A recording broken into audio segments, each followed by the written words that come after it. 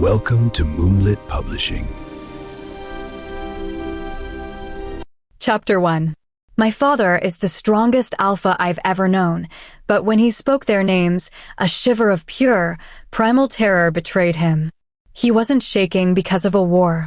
He was shaking because the monsters coming for us weren't looking for a fight, they were looking for me. You'll need to be on your best behavior, he warned. Exhaustion clung to him like a second skin.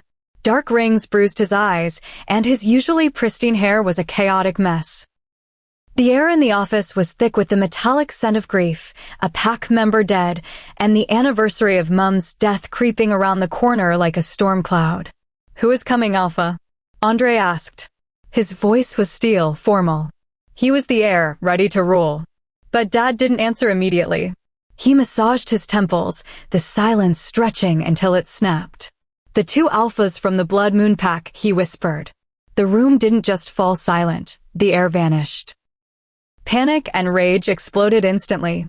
My brothers were shouting, a cacophony of fear. "They will slaughter us all." Harrison gasped, the color draining from his face. "No," Andre's voice cut through the noise, radiating lethal power. "If the two alphas want a war, then war is what we'll give them." I watched my father. He wasn't posturing. He wasn't planning an attack. He just looked, defeated. He stood up, and the air pressure in the room dropped. "Quiet." The alpha roar hit us like a physical blow. We froze. "They are not coming here to start a war," he growled, his voice trembling with a terrifying truth. "They are coming here to find their mate." What? My mind fractured. My heart slammed against my ribs. No, not them. Anyone but them. "I hope they're ours." Emmeline, my wolf, chirped in my head, drunk on the instinctual joy of a mating bond. I slammed the mental door shut. I didn't share her enthusiasm. I didn't want to mate. I didn't want to be controlled, owned, or worse, rejected. My brothers instantly formed a wall of muscle around me. "We won't let them touch you," Dane bowed. "We'll hide her," Andre schemed, his eyes losing focus as he plotted. "In the city. Tonight." Hope flared in my chest. Yes, I could run. "Stop." Dad's command pinned us to the floor. The hope died instantly. He looked at me, tears brimming in his tired eyes. "The alphas know I have a daughter. If you run, they will destroy the pack to find you." My stomach bottomed out. I saw it, the fire, the bodies, my family slaughtered because of my cowardice. "They aren't going to be my mates," I lied, trying to steady my shaking hands. The moon goddess wouldn't be that cruel. My brothers nodded, but the fear etched on their faces told a different story. As I walked out of that office, the shadows seemed to lengthen, and one terrifying thought clawed at the edge of my sanity. What if the moon goddess did pair me with the monsters? Chapter 2. After the meeting, I immediately headed toward Kylon's house. At this moment, he was the only person who could truly comfort me and calm my fears. Kylon and I had been best friends since we were 10. A year ago, when I turned 16, I had secretly hoped that Kylon would be my mate, but my hopes were quickly crushed when Emmeline didn't recognize him as ours. I shook my head, removing the sad thought as I quickly dodged past some kids laughing while running through the pack. It brought a small smile to my face, but unhappily reminded me that one day I would need to leave all this behind for a mate. I paused for a moment, wondering if I had woken the sleeping dragon, or in this case, Emmeline inside of me, but she stayed quiet, ignoring my previous statement. This pack was different from others. It wasn't focused on turning kids into weapons at the age of 1. It allowed the children to grow up, explore, and have some freedom before they started their training at the age of 16. Since I was the alpha's daughter, I had begun training at 14, but that was still considered lucky compared to our neighboring pack, the Crystal Moon. That pack forced its young wolves to start training at the young age of 7. Their lives revolved completely around training, orders, and discipline. I'd heard that many wolves envied our easy way of life. Continuing my walk, I lifted my hand to the sky, embracing the warm autumn sun. It was just shy of winter, and already the trees surrounding the pack had lost most of their leaves. I personally had a strong dislike for the winter season. It was such a pain having to strip off all the heavy winter clothing when you wanted to shift, and it was torturously cold when you needed to shift back. Passing a group of adults talking, I froze when I heard one of them mention the two alphas.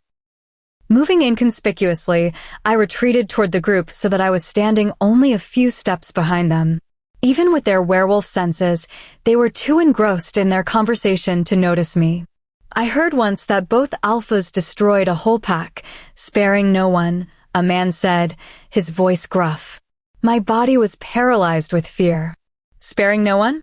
How heartless were these alphas?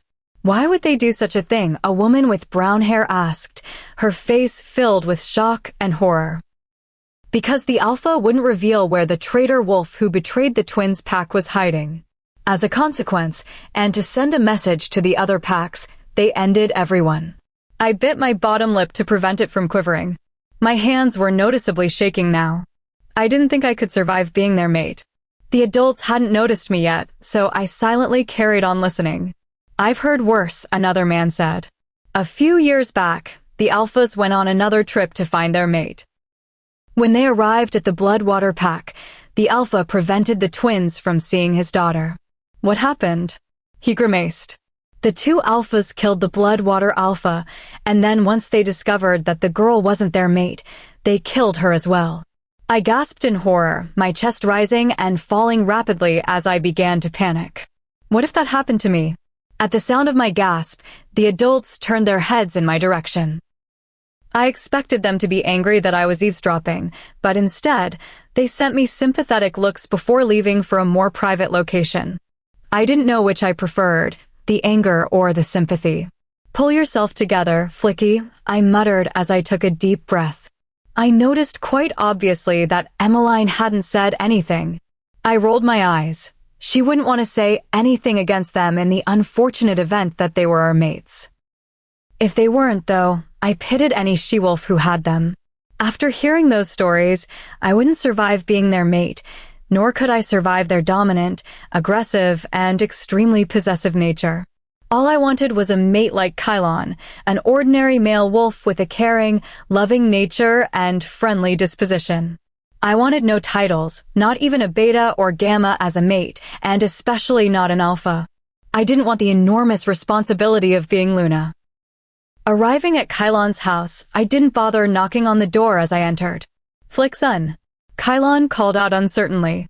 Yep, it's me, I said tiredly, walking toward the sound of his voice.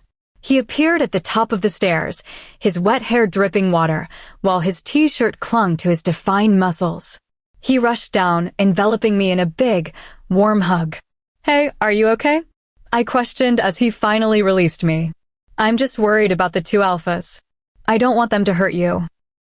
His expression was soft and kind, but not sympathetic and pitiful compared to other people in the pack, another reason why I loved him so much. They won't touch me, and before you comment, they won't be my mates. I turned my back on him as I made my way to the kitchen, hoping that he didn't smell my fear or uncertainty. You're beautiful, Flickson. Strong, confident, and a fighter. I blushed at his comment. As much as I hate to say it, they might be your mates, but with these stories circulating around the pack, I would rather spend eternity in hell than let you go with them. Stop, please stop. I turned to face him. Similar to my brother's, his face was etched with worry and concern. Promise me, please promise me if they're my mates, you won't do anything stupid. I pleaded, but it appeared to fall on deaf ears. You're not my mate, Flicky, but I love you and your brothers, and I have discovered a way to escape if the twins are your mates. Hope rose inside of me, but it was soon squashed by the thought of how the alphas would retaliate. They would attack the pack. I can't leave. He turned and gave me another comforting hug. They wouldn't dare attack the pack, not when the pack members are their Luna's family. I pulled back and saw Kylon grinning madly as if he had just discovered the alpha's weakness, but the word Luna played on repeat in my mind. Was I really strong enough to become Luna? Noticing my worried expression, he hugged me again. Don't stress, Flicky. You have nothing to worry about, he said, trying to reassure me. Leading me away from the kitchen and toward the couch, he turned on the TV to a random channel and took a seat next to me, allowing me to lean my head on his shoulder. Feeling safe and at home for the first time since I heard the news, I allowed myself to fall into a blissful sleep. Chapter 3. The bright afternoon sun streamed in through the window, alerting me to the time that had passed. Lifting my head, I glanced next to me where Kylon should have been. The seat was cold and empty. He must have left a few hours ago. I smiled at the fleecy blanket he had placed on top of me. I sighed. Why couldn't he be my mate? Because our mate will be better than Kylon, Emmeline said. Sure, I muttered to myself, noticing how it was only now that she decided to speak up. Lifting the blanket off, I stretched my relaxed muscles. Now would be the perfect time to go for a run. Exiting the house, I transformed into my wolf. Emmeline was pure white, quite a rare color. The majority of the wolves had brown coats, like my brothers and my dad, but I inherited the beautiful silk white color from my mom. Being in my wolf form, all my senses were enhanced. Everything became clearer, and my favorite part was that I was able to see further into the distance. Where are we heading? Emmeline asked excitedly as I began to sprint through the forest, creating my own path. Compared to other wolves, Emmeline and I had a very good relationship, but I was beginning to become concerned that the mate issue would place a strain on it. She didn't care who we had as a mate. She just wanted him right now. I just wanted my freedom and independence to last for a little longer. Another year would be nice, but deep inside, I knew that my freedom would be curtailed sooner than I wanted. The afternoon was always my favorite time to go running. The forest was devoid of all wolves. My dad, the alpha, had warned all the female pack members that it was too dangerous and unsafe to go out at night, in case there was ever a rogue that slipped through our carefully guarded perimeter. Naturally, everyone listened to him, but it wasn't an alpha command, and the guards didn't arrive at the perimeter until later, so I had the whole forest to myself. This made Emmeline and me extremely happy. Dad, my brothers, and Kylon always assumed that I was in the dining hall eating dinner, resulting in most nights sneaking food into my room, but the empty forest was always worth it. The setting sun shone brightly through the trees in its final attempt to provide light. Relinquishing control over my body, I happily allowed Emmeline to take over. She darted in and out of the trees, pushing herself to maximum speed. Emmeline slowed down as she neared the small pond full of water, and I used this moment to take back control of my form. Drinking from the water, I quickly replenished my energy, eager to run again. Glancing up at the sky, I was shocked at how much time had passed. The sky was sprinkled with tiny stars scattered across the horizon. Sighing, as much as I wanted to run, I knew that I needed to head back to the pack. My dad and overprotective brothers would be fuming if they discovered I spent my evenings running through the forest. When my mom was killed by rogues a few years ago, Dad fell into a state of depression. The first few months were the worst. He sat frozen in his room, blaming himself entirely for her death. Andre was 14 at the time and was forced to take on the alpha responsibilities as Dad slowly recovered. Those months were the hardest of my entire life. After Dad healed, he promised that he would protect me to the best of his ability, which is why he had guards patrolling the outskirts of the pack every night. As I slowly headed back, I came across the irresistible scent of vanilla and fresh rain. Deciding to follow the scent, I moved away from the pack house and toward a small clearing east of the village. The delicious scents became stronger, and by the time I entered the clearing, they were overpowering. The moon provided ample light to scout the clearing, and my eyes fell upon two pitch-black wolves in the distance. "They're our mates," Emmeline screamed in my head. A stream of panic instantly washed over me. With their pitch-black coats and large forms, it suddenly dawned on me that these were the twin alphas. Taking a breath to calm my racing heart and stop my panicking, I tried to think of an escape plan, but everything ended with the pack in danger as a result. Slowly taking a step back, my first plan of action was to head quietly back to the safety of the pack without being seen. "What are you doing?" "They're our mates. Run to them." Emmeline yelled, but I ignored her, concentrating on the task at hand. Emmeline continued her endless rant, screaming at me until I felt a small headache forming at the back of my mind. I began to think as I neared the forest, Why would the moon goddess pair me with these two alpha twins? Why would she be so cruel? I hadn't done anything to deserve them. My paw accidentally stepped on a twig, snapping it immediately and alerting the twin alphas. I froze in place as they turned toward me, meeting my gaze. Emmeline howled with joy as she tried to connect with their wolves, but I wasn't going to let that happen. With a burst of speed, I turned around and raced back to the pack. I was the daughter of the alpha. With this head start, I should be able to easily outrun them. But I heard the lie in my thoughts. I was halfway to the pack house, my safe haven, when my ears pricked up at the sound of oncoming paws. I tried desperately to run faster, but my efforts were futile. The scent of fresh rain collided with me as one of the alphas leaped, blocking my path. His eyes were pitch black, indicating that his wolf was entirely in control. "Mate," he growled low in his throat, but I refused to look at him, showing hesitation. Maybe they would reject me, I thought. Hope momentarily filled me at the idea. Maybe they would find another she-wolf who desperately wanted to become Luna. Emmeline began whining melancholically inside my head at my thoughts, but I continued to ignore her. I didn't want the responsibility of being Luna. At my hesitation, the alpha stepped closer, and I lowered my head. He quickly stepped back, giving me space. I got up but continued to remain in a guarded position with my head bowed. Years ago, I heard a rumor that the alphas were old-fashioned. Apparently, they strongly believed that their Luna was beneath them, not equal in status. If this rumor were true, I wouldn't survive being their mate. "Shift," the other alpha ordered, watching me with scrutiny. The one that smelled like vanilla continued talking. "Go behind a tree. I'll find you a shirt." Walking behind the tree, I sneaked a look at the alphas shifting. In their human forms, they were strikingly handsome, both with strong physiques. They began searching the trees for clothing. It was customary for each pack to place clothing in the trunks of the trees for when we shifted. Taking another glance, Emmeline began to speak up. "They're ours," she coaxed, and I could imagine her tail wagging. "Please give them a chance." "I'm sorry. I just can't."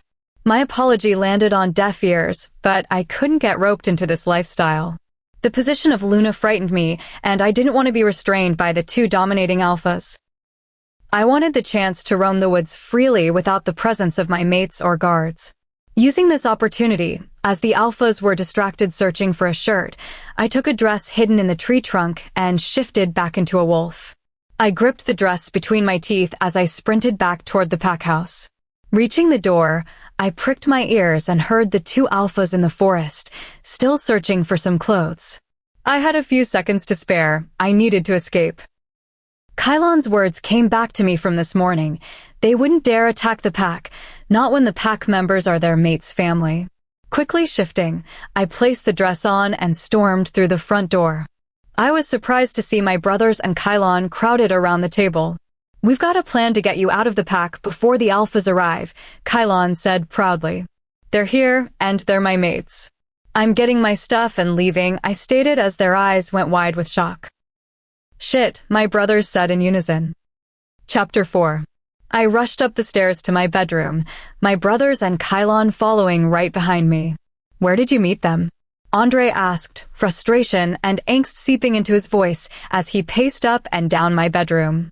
"In the forest." I turned my back to them as I haphazardly threw clothes into the suitcase, waiting for their outburst.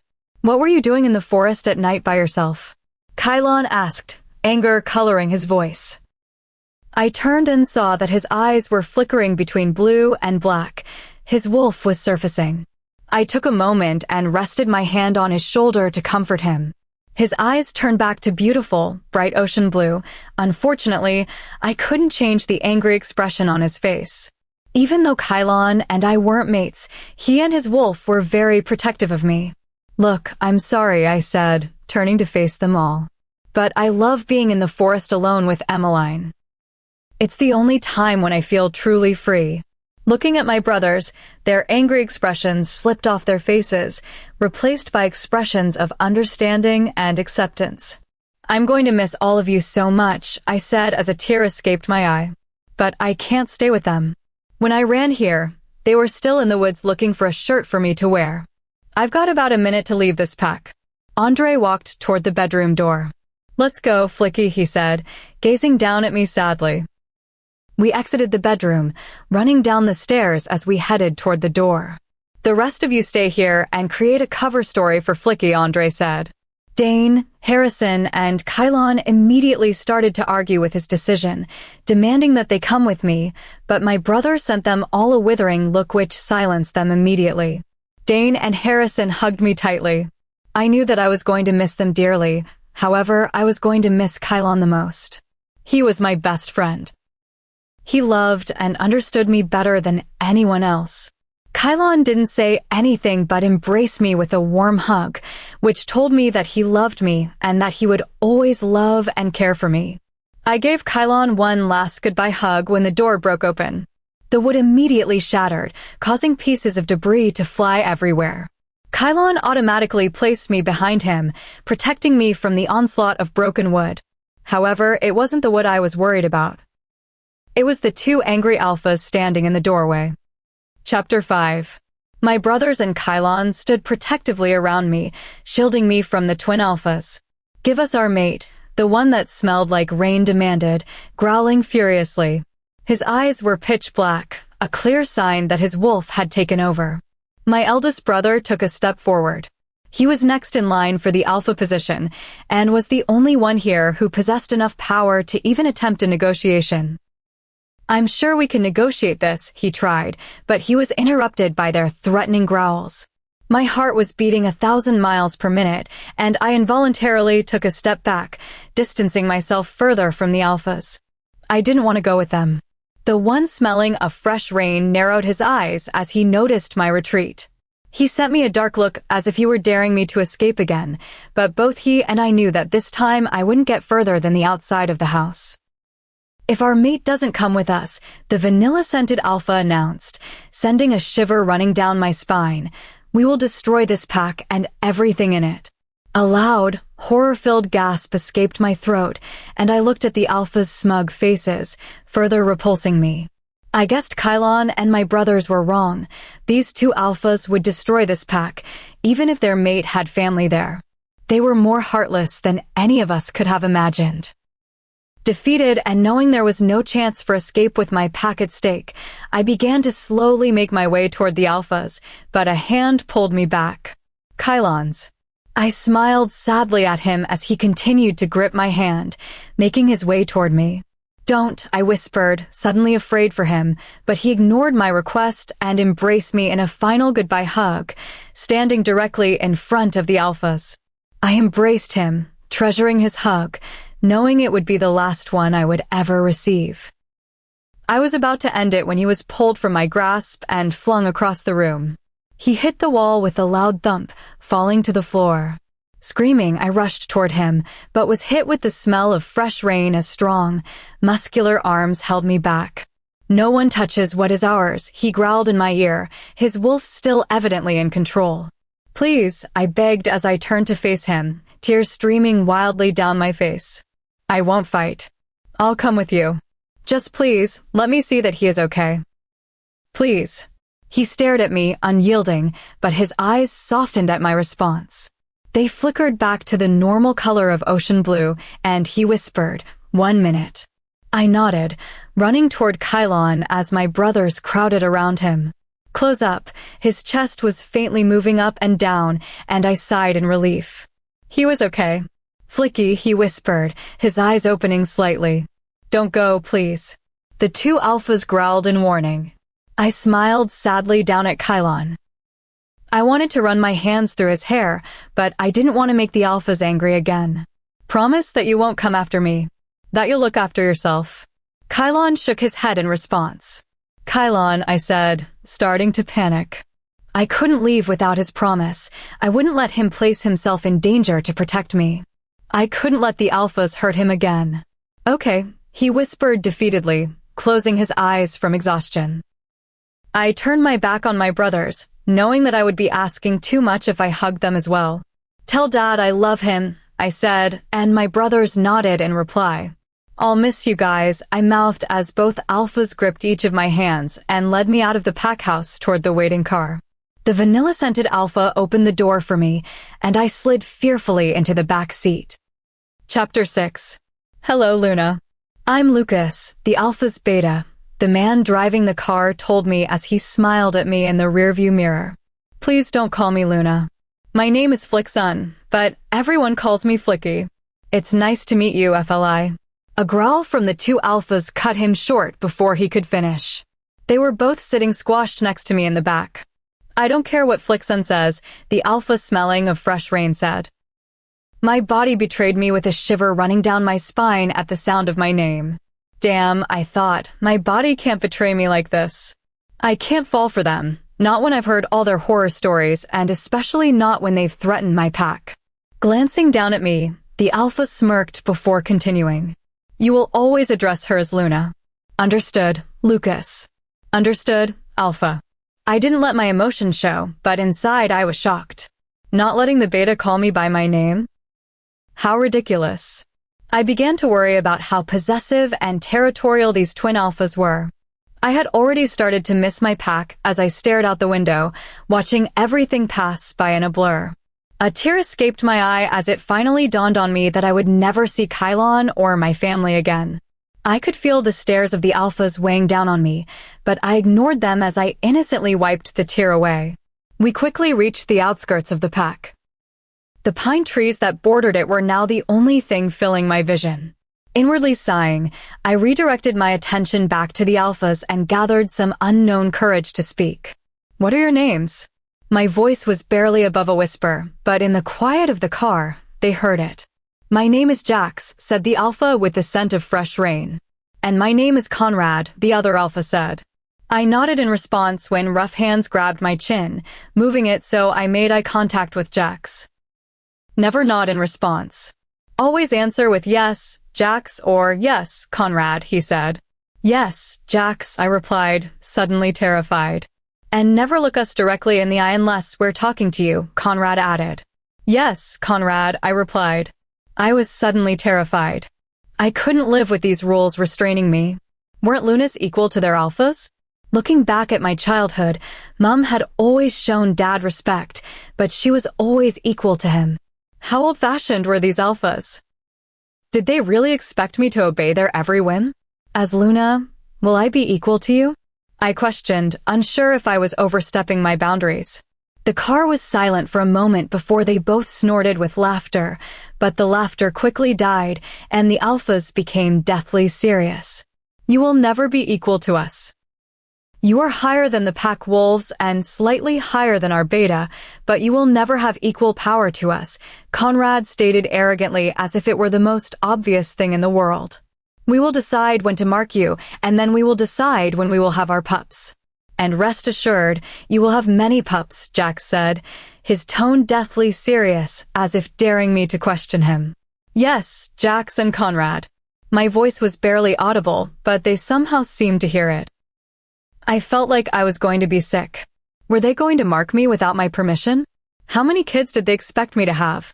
Childbirth was very dangerous for she-wolves, and even more dangerous for Lunas. My hands began to shake slightly in fear, and I quickly tucked them under my legs, hiding them before the alphas could see. I couldn't let them know how scared I was. Emmeline, help me, I pleaded. She had been silent the whole car trip, and I wanted to know her opinion. They're going to mate with us. I'm so excited. Do you think it will happen soon? Emmeline said, and I realized for the first time that I was all alone. What about their behavior? According to Jax and Conrad, they think that we're inferior to them. There was a long pause, and I knew that Emmeline didn't like this either. It's not them, it's their wolves. They're both really territorial and possessive. They strongly believe we're inferior to them. It's what's driving Jax and Conrad to think this way. Emmeline would never reveal this to me, but I knew that this was upsetting her. Can we do anything? I asked in hope, but deep down, I knew my efforts would be futile if I attempted anything. I'm trying to reason with their wolves, but they're ganging up on me. Don't do anything to agitate them in your human form. I've got to go. Their wolves are starting to get angry. Emmeline, wait. But I didn't get any response. She needed to be careful. These were two powerful alphas she was arguing with. I discreetly flicked my eyes toward Jax and Conrad. They were both distracted, talking to their wolves. I continued watching when their eyes began to flick sun, changing between human and wolf. Shit, what was Emmeline saying to them? Menacing growls cut me from my thoughts, and I looked up to face two furious wolves alone. You will never leave us, or there will be consequences. Understood? I slowly looked up to see Jax's whole face contorted with anger. Taking a gulp, I suddenly wished that I could sit up front with the beta, or, even better, pretend that this was just a really horrible dream. Yes, Jax, I replied, looking into his pitch-black eyes. My name's not Jax. It's Rylan. I bowed my head. I apologize, Rylan. I sensed him nodding his head in satisfaction with the response. I was about to take a deep breath of relief when Rylan unlocked my seatbelt and forcibly brought me onto his lap, his arms wrapping around me, preventing me from jumping out of the car. You still smell of that other wolf, he remarked, disgust evident in his voice as he pulled me against his chest, placing his scent on me. You're ours, Flicksun. The moon goddess granted us a mate to be by our side. Don't ever try to leave. With the disrespect your wolf gave us, I feel like you should be disciplined, but because you're our mate, we'll give you another chance, Conrad told me. I glanced up, and by the pitch blackness of his eyes, I realized that his wolf was still in control. Yes, I'm sorry, I don't know your name. My head was bowed in a position of respect, but I couldn't help the goosebumps creeping up my arm. A hand cupped my chin so that I was eye level with Conrad. His eyes had returned to their emerald green color. My wolf's name is Zachary, he said softly, trying to soothe me. He moved closer to me, taking up my original seat. I sighed inwardly. I guessed I would be sitting on Jax's lap for the rest of the car trip. Please don't be afraid of us, Conrad added, his voice soft and melodic. But our wolves are very possessive and very powerful. Please, for your sake, listen to them, Jax cut in. We do try to control them, but if we don't listen to them, they become really angry, and then we lose control altogether. I listened attentively as I discovered this newfound information, replying when necessary with yes, Jax, or yes, Conrad. As I listened to them, I began to notice that Jax's voice was an octave lower than Conrad's. He also seemed to be more stern and dominant than his brother. Conrad cupped my hands, sending sparks flying down my arms. Please, Flicksun, it is essential that you respect us. Any disrespect, and we or our wolves will have to step in. Understand? I turned to look at him, providing Conrad with my full attention. The two alphas fell silent, giving me time to think. Even with this revelation, I still didn't understand how I was going to survive living with them or being Luna. The human side of them seemed okay, but I was unsure about their wolves, and because they were alphas, their wolves would always have a lot of control over them. The car stopped suddenly, and I watched as the beta stepped out. What's happening? I asked, quite confused, but the alphas didn't respond, and I started to worry. The beta opened the trunk door, and I heard him grab something before closing it. He opened the left door, and I saw the object. It was a syringe. He handed it to Conrad, glancing at me sympathetically before shutting the door and returning to the front. What are you doing? I whispered, my voice laced with fear and panic. After your wolf threatened to leave us, we've had to take further precautions to make sure you never leave. This unfortunately means that we need to sedate you, just so you don't know the location of the pack and have no knowledge of how to leave or enter. I tried to squirm out of Jax's arms, but they were as strong as steel bars. He didn't budge at all. Panic began to rise inside me as Conrad advanced forward. I hated needles. It was the one thing I truly detested, and I needed to know how to get out of the pack. Please, I begged as I desperately tried to squirm out of Jax's grasp. I won't leave. Just please don't use the needle on me. Tears were streaming wildly down my face, falling onto Jax's arm. I never knew where this phobia of needles came from, and it probably made me look weak, but in this moment, I really didn't care. Conrad halted his attempt to inject the serum. Do you promise? Conrad asked. I took a moment to mull this over in my head. In the werewolf world, promises were sacred. To break one was greatly frowned upon and, in my situation, would probably result in me being punished by the two alphas. Conrad took my reluctance as a no, while Jack started to tighten his grip on my shoulder. But I hadn't given up. Thankfully, the beta had started driving again, leaving me with the perfect opportunity. Just as the needle was about to pierce my skin, I screamed, "Look, there's a rogue." The car swerved as the beta tried to search for the rogue. Everyone was focused on looking for the threat, so they forgot about me momentarily, and as a result, Jax's grip on my arm loosened considerably. Using my only opportunity, I unlocked the door and jumped out, instantly readying myself for the landing, but before I even reached the ground, strong arms wrapped around my waist, pulling me back into the car. "Shit," I muttered. If I thought the alphas were angry before, it was nothing compared to how they looked now. They were absolutely livid. "What the hell were you thinking?" Jack screamed at me as he moved me into the middle seat.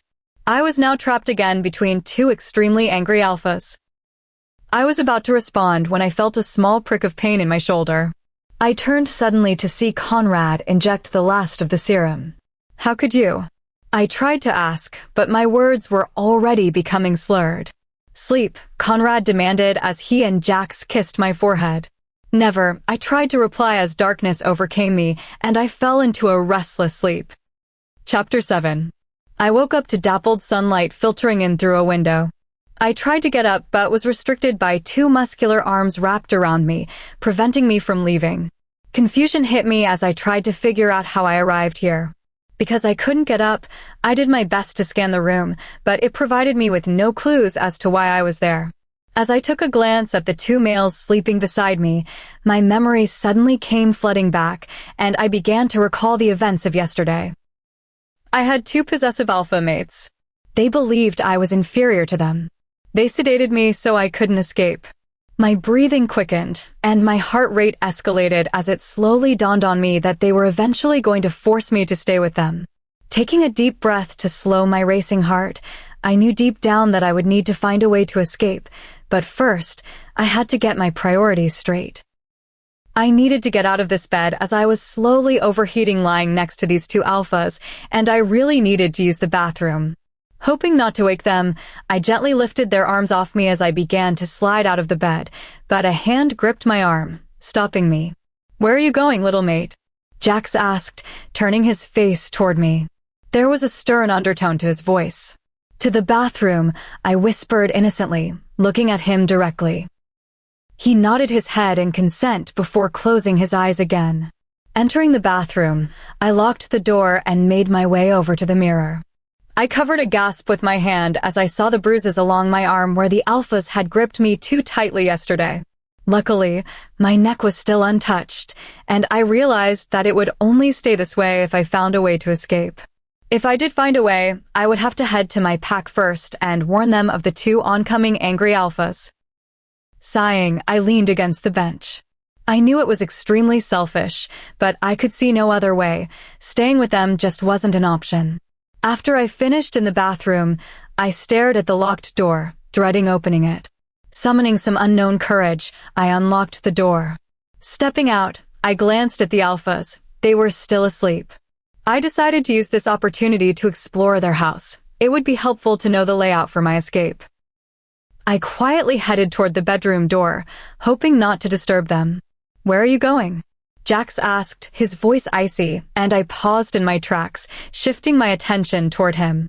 They were both awake, sitting upright in bed, bare-chested. I had trouble averting my eyes. "You wouldn't be sneaking out to leave, would you?" Conrad asked, his intense gaze on me.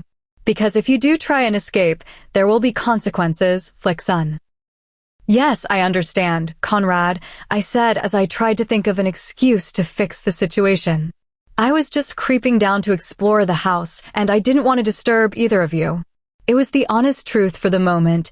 Later, I would try to escape. With a pleading look on my face, they finally accepted my excuse. "Well, you can't go downstairs dressed in those clothes." I peered down, thankful that I was still wearing my old clothes from yesterday.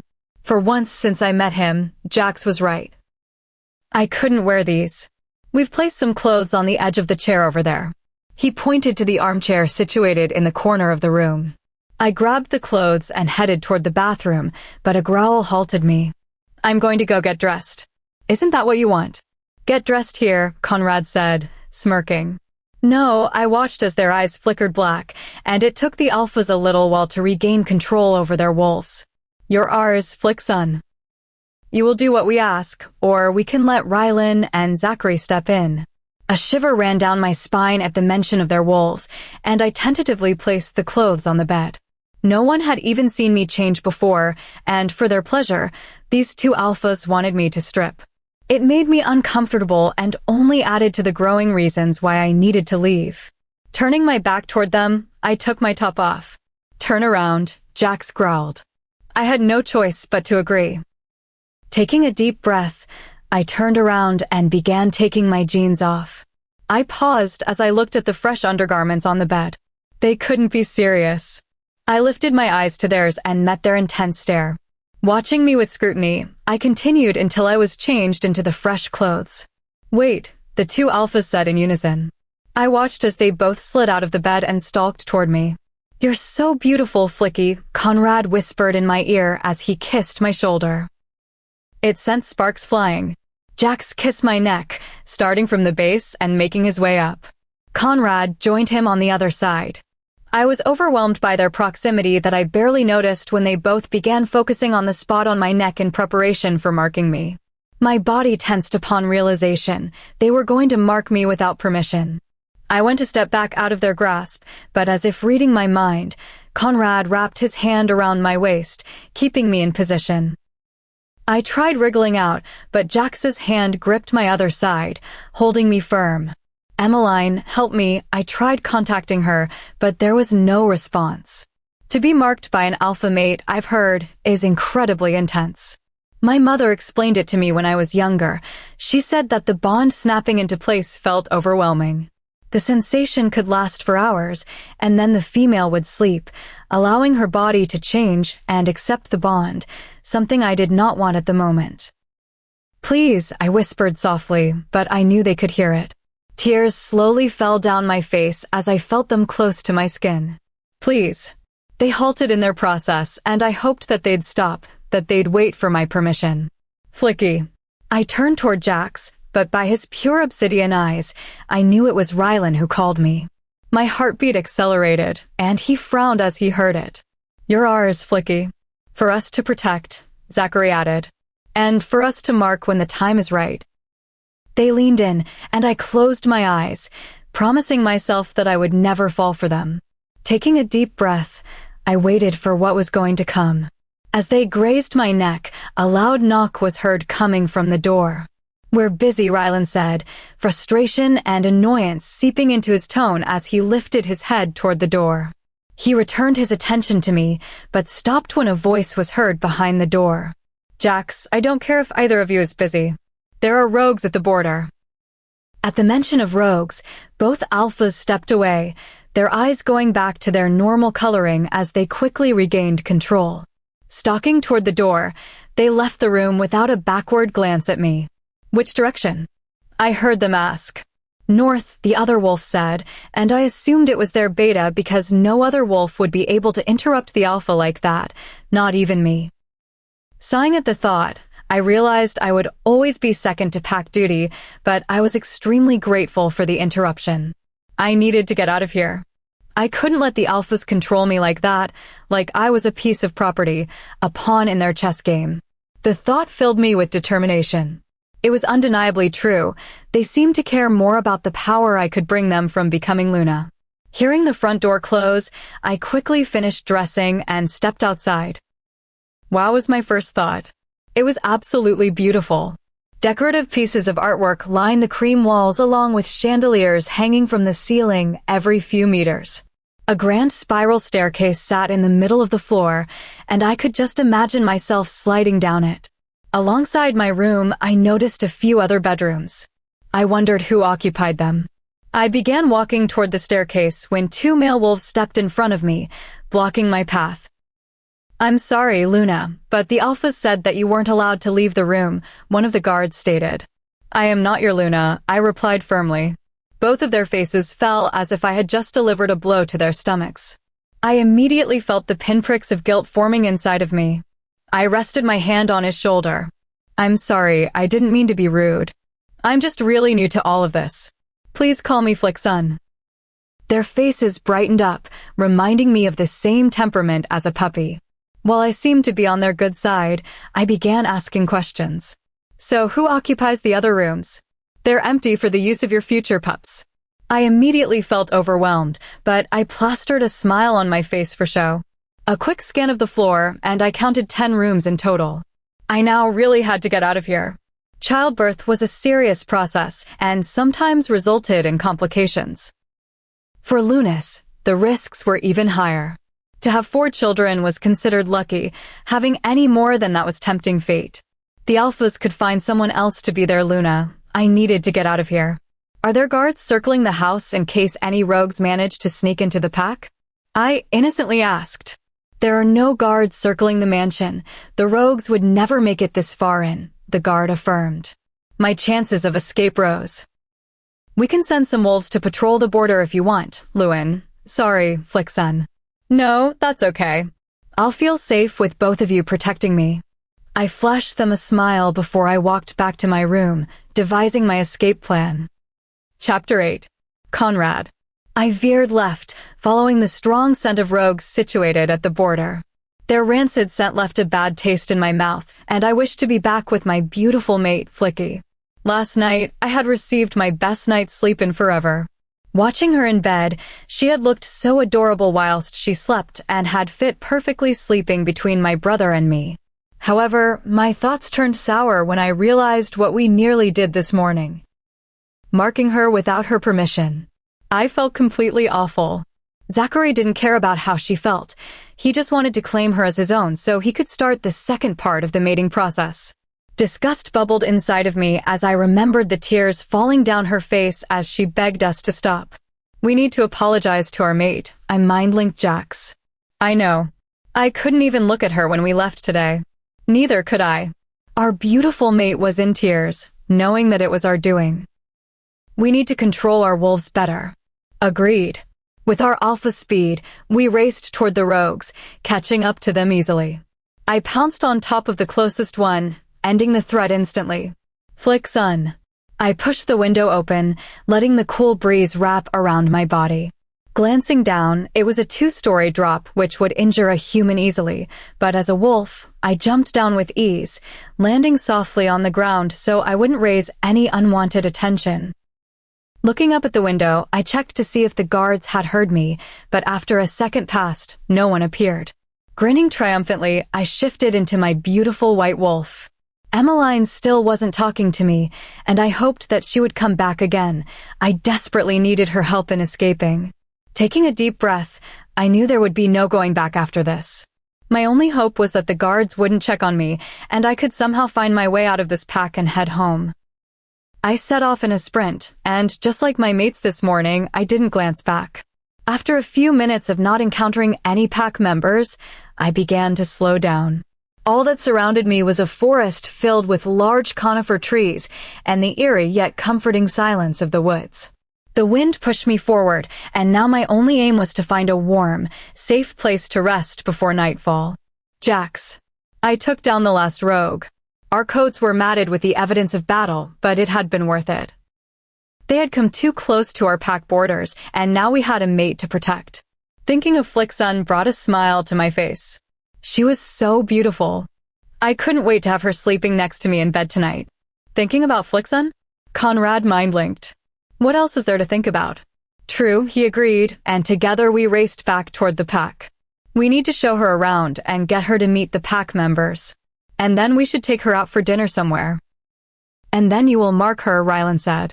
I'll see. In truth, I wouldn't have the patience to wait any longer.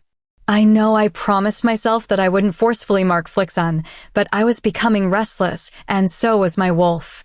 Flicksun belonged with us as her mates and alphas. We felt the responsibility to decide when to mark her. Soon it would be the full moon, and Rylan would be in full control. If I didn't mark her before, Rylan would. I glanced at Conrad and noticed that he was arguing with his wolf. He gave out a vicious snarl and met my gaze. We need to mark Flickson. I know what I said before, but we can't be seen to have a soft demeanor. Other packs need to understand that we're strong, powerful alphas who can guide their Luna. And our wolves are going to forcefully claim her if we don't, Conrad added. He was right. When someone became an alpha, their wolves became more powerful. They could sometimes take control of the person. Our wolves were desperate to mate with Flickson because once mated, the bond would heighten our alpha powers significantly. Don't forget she is ours. We control the situation, I reminded him. She belongs with us. We were halfway to the pack when the wind changed direction, and with it blew Flickson's scent heading away from the pack house. I heard Conrad's growl before I could start with my own. I just checked with the wolves guarding her. They said she's left the room, jumped out of the window. I was shocked. What made her think she could leave me? Flickson belonged to us. There will be consequences for this, I said. Certainly. She needs to learn that, as her mates, we are the ones in charge. Changing direction, Conrad and I let our wolves take control as they followed Flickson's scent. I heard Rylan trying to communicate with Emmeline, but somehow Flickson had blocked him out. This only made him more furious. As a result, his anger began to grow, and for once, I was happy to relinquish control and let Rylan deal with Flickson.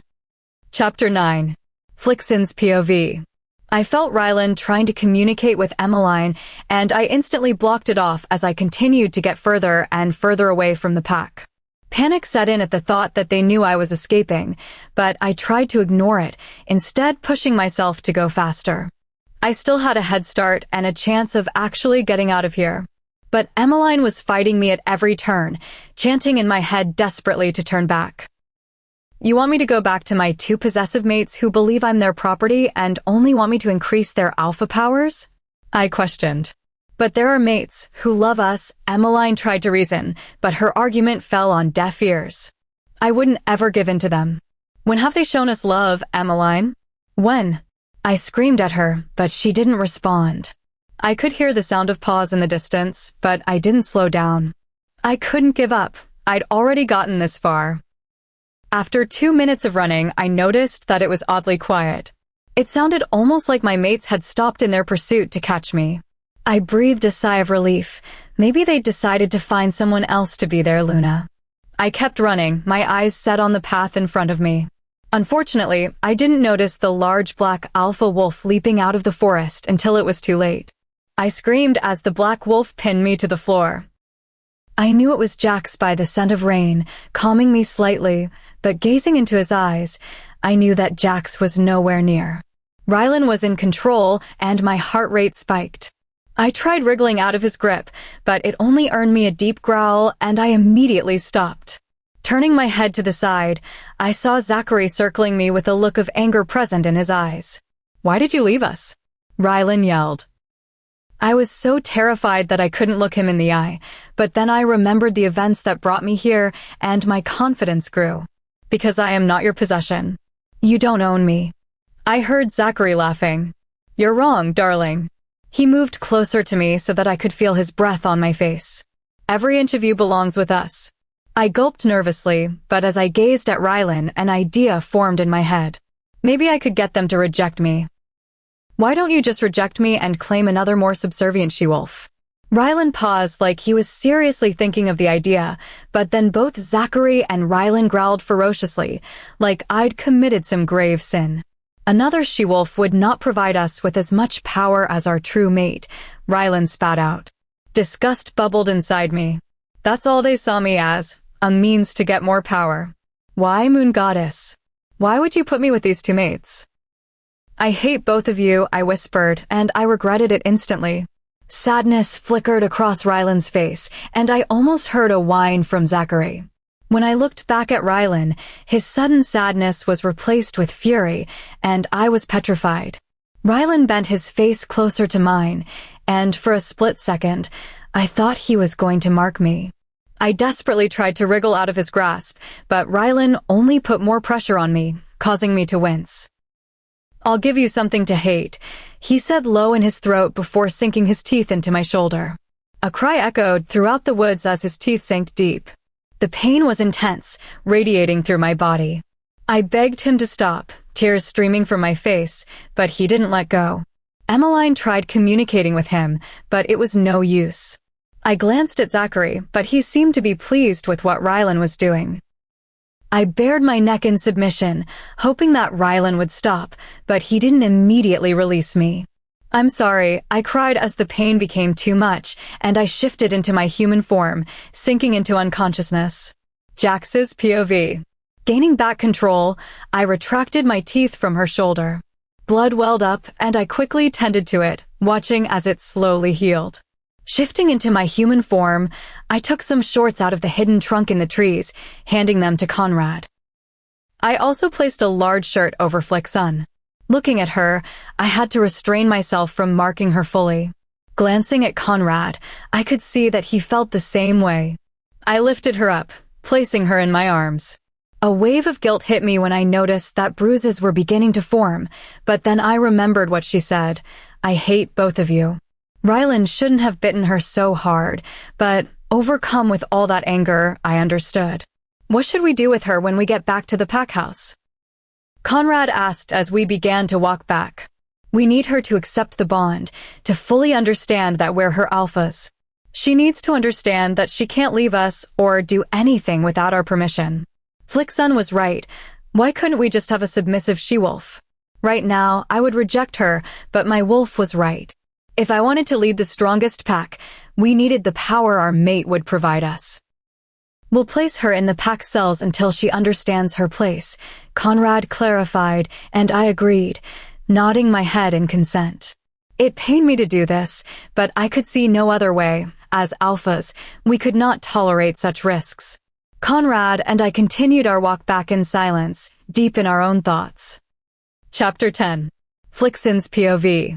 My eyes slowly fluttered open to the sight of the evergreen pine trees surrounding the pack. I watched as the last rays of sunlight streamed through the trees, warming my skin, but the temperature quickly plummeted as an unwanted breeze swept through, causing me to shiver. Taking a deep breath, I surprisingly felt content, safe, and protected. The icy breeze arrived again, raking my body.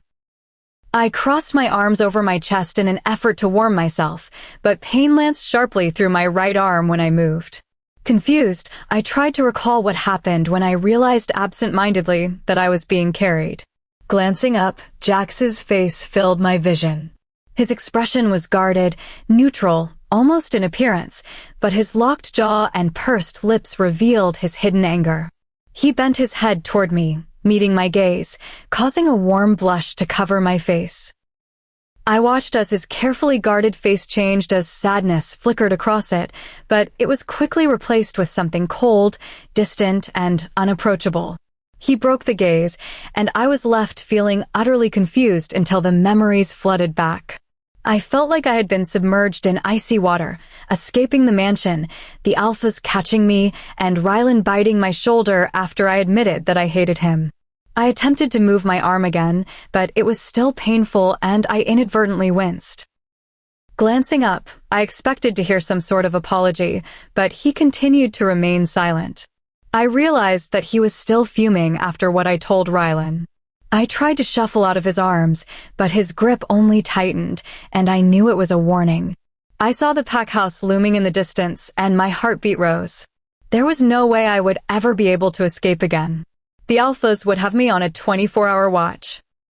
After everything that had happened, I knew that I couldn't stay here, not when the alphas had no respect for me and only wanted me as their mate for the power I would provide them with.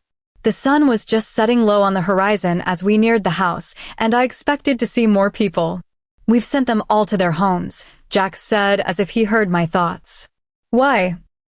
I asked, and I was beginning to feel confused as Jax carried me past the extravagant mansion, a place that I would never call home. "Because you need to understand your place," Conrad said, his voice hard and cold, and I was beginning to become worried. They carried me toward the edge of the pack, and my breathing halted as it suddenly sank in where we were going, the pack jail. They wouldn't do that to their mate, would they? I asked Emmeline, but she didn't respond, probably still angry and frustrated about the mess I'd gotten us in. They continued to walk in its direction, the scent of dirt and decay becoming stronger, and my fears were confirmed. They were going to lock me up.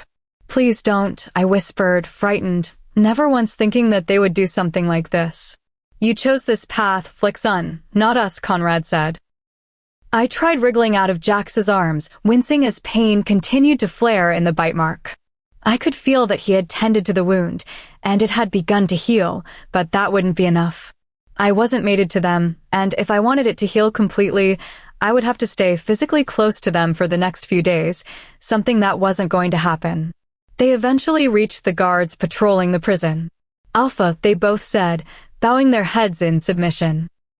"Take her down to the cells," Jax said, setting me down on the floor. "But Alpha, she's the Luna," one of the guards said.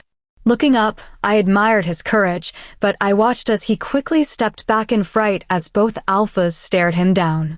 "And she will stay there until she accepts the bond." "I won't ever accept it," I shouted. The Alphas only growled in response, their eyes beginning to flick sun-black.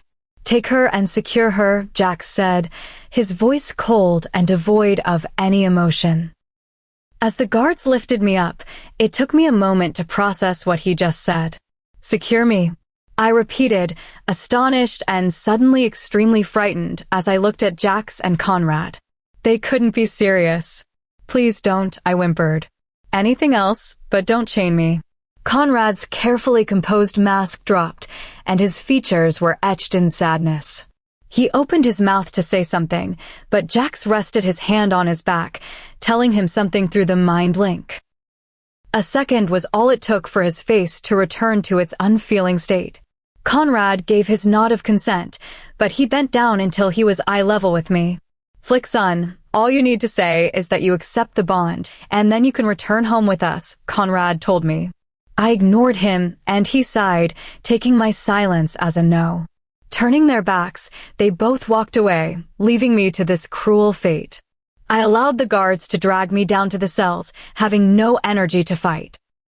I felt betrayed and hurt. How could they do this to their mate? It was in this moment that I truly realized the rumors were true. They were monsters, and I was never going to open my heart to them. The cells were empty. I was currently their only prisoner. The guards carefully placed me in my cell.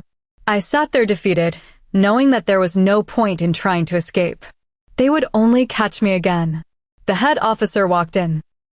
His eyes were full of sadness as he held the metal cuff with gloved hands. "I'm sorry, Luna," he whispered. "You don't deserve this, no matter what you've done." He looked like he was about to cry. I placed my hands out, wincing as the metal chains finally touched my skin. A stinging sensation filled the air as my skin reacted to the metal. Tears were streaming down my face, and I was unable to stop them. Once he attached my wrists and my ankles, I was basically immobile, unable to move without causing myself more discomfort. I felt my wolf trying to communicate with their wolves. She had already submitted, begging for their forgiveness, asking for a second chance, promising that she'd never leave. But what sort of life was that? No freedom, always inferior and subservient to them, always expected to obey. They believed the beta had more power than I. "If you accept the bond, they'll let us go," Emmeline said, but she sounded disappointed, already knowing what my answer would be. "No, I don't want that sort of life. I'd rather stay here than be forced to submit." Emmeline didn't respond, but at the back of my mind, I could hear her begging their wolves to have these chains taken off. The head officer walked back in again, this time holding a chain around my neck. The world stopped for a minute. They wouldn't place that on me. Pure fear washed over me. The other marks would heal eventually, but for some she-wolves, the emotional scars caused by a neck cuff could be permanent. "Please, no," I whimpered, trying to move away, but it only brought more unwanted pain to my body. He didn't say anything as he attached the neck cuff, and all I could think was, what had I truly done to deserve this? Chapter 11. Conrad's POV. As I turned away, all I could see was my mate's beautiful face filled with sadness. It was already burned into my memory, forever haunting me until she decided to accept the bond. Sighing out loud, it took all my willpower not to turn back and embrace her in my arms, soothing her while I whispered comforting words. It wouldn't change anything. She would still challenge our authority, something that couldn't happen. She brought this on herself, Jax reminded me, glancing my way. I met his gaze and noticed his eyes were hooded with guilt. I knew that underneath his cold and icy exterior, he cared for Flick's son. We gave her the choice to submit, and she refused it. I nodded. It would only be a few days, I reminded myself. She wouldn't stay down there forever. Please, we're sorry. Don't chain us up. Please, I'm your mate, a gift from the moon goddess. Don't chain me up. Emmeline's voice cut into my thoughts, destroying most of my willpower, but I pushed on, ignoring her. I allowed my wolf to come to the surface, answering her call. Inside, pain began to emanate at what I was doing to my beautiful mate, but she needed to learn that we were the leaders, the ones in charge. Tell the human side to accept the bond, Zachary said emotionlessly. I still couldn't understand how this wasn't affecting him. She needs to submit to us, regardless of the pain the human or Emmeline has to go through. He answered my question, and I was able to notice that he said Emmeline's name with sadness, indicating that he did care for her. I'm sorry, please don't. Emmeline's voice stopped, and it was replaced with a loud and mournful whimper. I couldn't feel her pain yet, but her painful whimper felt like someone shot an arrow into my heart. I'm so sorry, my beautiful Emmeline. Please get your human to submit to us. Please, Zachary said sorrowfully. I was surprised that Zachary was apologizing. I had never heard him say sorry to anyone. Emmeline was affecting him more than I thought. Soon after, Zachary cut off the connection, blocking any more thoughts coming from Emmeline. Both deep in our thoughts, Jax and I continued walking toward the pack house, trying desperately to forget what we had just left behind. Flixen's POV. It had been 2 extremely long and torturous weeks since the Alphas sent me to the pack prison. They hadn't bothered to check up on me, revealing how little they actually cared for me. Once a day, one of the pack members arrived at my cell asking if I was ready to submit. Every day, it was the same monotonous answer, no. Here in the pack prison, they'd provided me with the full experience of being a prisoner. The food was served to me once every 3 days if I was lucky, and half the time it wasn't even appetizing. Sometimes I thought that the Alpha's plan was to just wait for me to pass away, then the moon goddess might grant them another mate. I'd lost weight since I came, and I was constantly weak due to the silver chains wrapped around my wrists, ankles, and neck. The pain was still intense, but somehow I'd become accustomed to it, a reminder at the back of my mind that I would never forgive the 2 Alphas. However, even with the pain and feeling uselessly weak, I still wasn't worried about myself. It was Emmeline I was concerned about. If I didn't shift soon, she would eventually become too weak and tired and would disappear forever. The werewolf side of a person could only survive as long as their human form shifted constantly. Alphas could last the longest time without shifting, then it was Lunas and Betas, and so on, continuing down the rank of werewolves. Since I hadn't claimed the Luna position, Emmeline sadly wouldn't be able to survive much longer. I still had alpha blood, but it wouldn't be enough, not with the additional silver sapping me of my energy. Worse still was that she hadn't been talking to me, either too weak or too angry to submit to our mates. What Emmeline didn't understand is that I would never submit to them if it were just my life I was responsible for. However, I was also responsible for hers. To keep her alive, I would have to consider submitting to the 2 Alphas. She was my best friend and confidant in a place full of strangers. The imminent problem was that I had never imagined the 2 Alphas would keep me contained for so long. I was waiting for them to come down and say, well, I hope you've learned your lesson, but they were just as stubborn as I was. My stomach grumbled with hunger, but I ignored it, like I'd been doing for the past week. As a result of the mate bond, I'd also been having difficulty sleeping.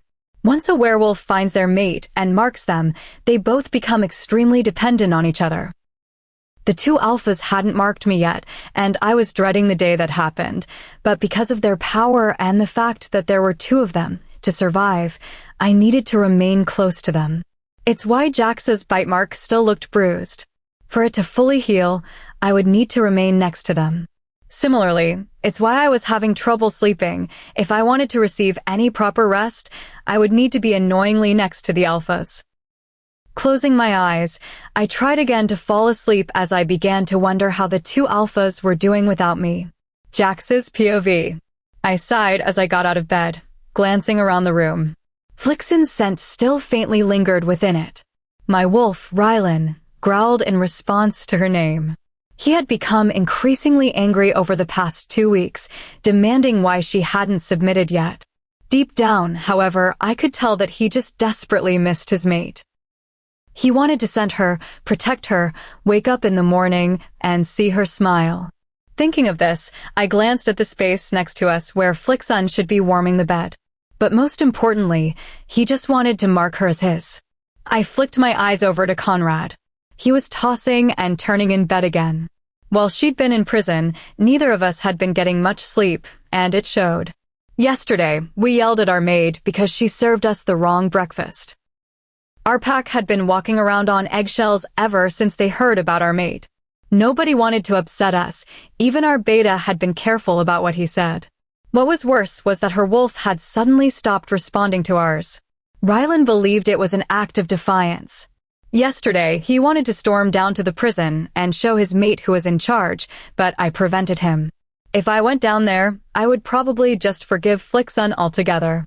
Sighing, I placed my head in my hands. Why was this so difficult? Why couldn't she just submit to us, Moon Goddess? Why? Chapter 12. Flixen's POV. Another 3 painful weeks have passed without a word from the alphas. It seems they were content to keep me locked up here until I submit or even die. Sighing, I gaze outside the cell into the looming darkness. No guards were stationed there since they hadn't deemed me a threat to the pack. However, it would have been nice to know that I wasn't completely alone, that someone else still knew that I existed. How are you feeling? I ask Emmeline, the only person who still knows that I'm alive. I wait for her response, but it's silent in my head. I can still feel her faint presence, but every day she's been growing weaker. I take a deep breath, trying to calm my worried and erratic heart. She hadn't been responding all week, and I'm becoming increasingly worried. I can't lose her. I'd rather submit to the dominating alphas than lose my best friend. I wonder what they're thinking. Do they know that my wolf is fading, or do they just think that it's an act of defiance that she's not responding to their calls? Every morning, I hear the angry calls from their wolves, demanding that I submit, demanding that Flixen respond. Can't they feel her pain? Don't they know how weak she is? Unless we've completed the mating bond, they can't feel my pain. They assume that I'm blocking them out, Emmeline whispers. Emmeline, I rasp, happy to hear her voice. It meant that she was okay. Well, they're obviously stupid if they think you're blocking them.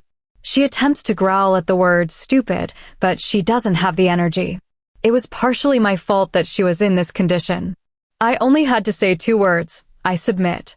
But those 2 words meant so much to me. I would always be secondary to my mates, never have the freedom to go places. I would always need to heed their command, and most importantly, I would never be their equal. Being equal was something both Emmeline and I wanted. However, she loves the alphas so much that she would be okay with giving it up. Flixen, she whispers, and it's so faint that I have to concentrate to hear her. You need to submit. Please, for me. I can't survive much longer. My heart stops beating, my body freezes in fear. Those were the words I dreaded, can't survive. It circles around in my mind like an annoying song on repeat. I can still feel Emmeline, but her presence is growing fainter. If I don't do anything soon, she will fade away. Taking a deep breath, I close my eyes. I've realized something from being down here for the past 5 weeks. In order to survive with my 2 alphas, I would need to become a submissive she-wolf. This meant that I couldn't voice my opinion or contradict what they commanded. I wouldn't have any freedom, but I would do it for Emmeline to keep her alive. This is all for you, Emmeline, I murmur as I open my mouth and shout. Guards! Guards! I call. My voice is raspy, but by the sound of their footsteps walking down the hallway, I know that they've heard me. The head guard who locked me up and another guard arrived immediately, bowing in front of my cell. I found it surprising that they still granted me such respect when I was locked up like a traitor to the pack. Yes, Luna, the head guard says, looking at me with such sadness. Please tell the alphas that I submit. He looks at me in disbelief, which quickly changes to joy. He whispers something to the guard next to him, who quickly runs in the direction of the exit, eager to alert the alphas that I am now theirs. As soon as they give their permission, I'll take the chains off you and take you to the pack doctor. I nod, agreeing. The other guard swiftly arrives back, but by the dismal look on his face, I know something has gone terribly wrong. They won't unchain you until your wolf starts communicating with theirs. They believe it's a sign of defiance. My breathing quickens. Didn't they know that Emmeline was dying? That she's too weak to submit? Tell them that my wolf is dying. Please tell them that she's unable to communicate. The guard bows his head mournfully. I'm sorry, Luna. They ordered me not to return. They didn't want to hear your excuses. As soon as their footsteps disappeared down the hall, I burst into tears. I'm so sorry, Emmeline. So sorry that I've gotten us into this awful situation. I promise that if we do get out, I'll obey them completely, be the perfect submissive mate that they want. I promise you I won't ever put us in this situation again. She doesn't respond, and I don't expect her to. She needs to save all her energy for staying alive. I rest my head against the stone wall. Closing my eyes, I hope for the 100th time since I arrived here that this is all just a horrible nightmare. Chapter 13. Conrad's POV. I stared out the window, watching as the sun's radiant gaze crept furtively into the room. Rubbing my eyes, I got out of bed. I hadn't received many hours of sleep last night or since the night she entered the pack cells. I spent most of them thinking of Flicksun. I still couldn't believe that she had enough strength to continue playing games with us. When the guard unexpectedly burst into our office yesterday, alerting us that Flicksun had given in, we were both ecstatic. We had waited so long for this day, and finally, it had arrived. She had submitted. We ran out of the office, nearly shifting into our wolves just because we would arrive there quicker. Derek, our third in command, even asked if we were okay. Apparently, we looked happy. But we didn't even reach halfway before Zachary stopped me. Apparently, her wolf wasn't responding, a clear sign of her defiance. I felt completely heartbroken. Sighing, I tried to forget yesterday as I looked for some clothes to wear. I realized now that it was all a game to her. It would always be in her nature to defy us. Conrad growled fiercely at my thoughts, my heart beginning to harden. At this moment, I was beginning not to care if she loved us or not. We would still mark her as our mate, and she would still provide us with the extra alpha power. Right now, that was all that I was concerned with. Jax also had the same view as I. However, deep inside, I still held on to that glimpse of hope that she would eventually learn to love us. As I found my clothes, my gaze fell on her things, which arrived yesterday. Pain tugged at my heart, but I ignored it. Taking a deep breath, I knew that her wolf would eventually submit. They wouldn't be able to survive much longer. Jax was already at the breakfast bar when I arrived downstairs. His cheeks were flushed, and sweat coated his body. He'd gone for a run this morning to try to take his mind off Flicksun, but by the distant look on his face, it obviously hadn't worked. We'll get her back soon, I said, but we both heard the lie. He glanced up at me, his eyes filled with sadness, but before I could say anything, Jax shook his head, clearing his thoughts. The sadness in his eyes immediately transformed into something cold and distant. Good morning, boys, our mother said as she entered the kitchen, grabbing a plate from the cupboard. I haven't seen your mate. The young guard said that she was released yesterday. Jax growled, and I had difficulty suppressing mine. Mum didn't appreciate it when we growled at her, but we had made that guard promise not to disclose any information. I locked eyes with my brother. He will be punished later. He nodded in agreement. She was going to be released. Jax's tone was cold and clipped. But her wolf wasn't responding.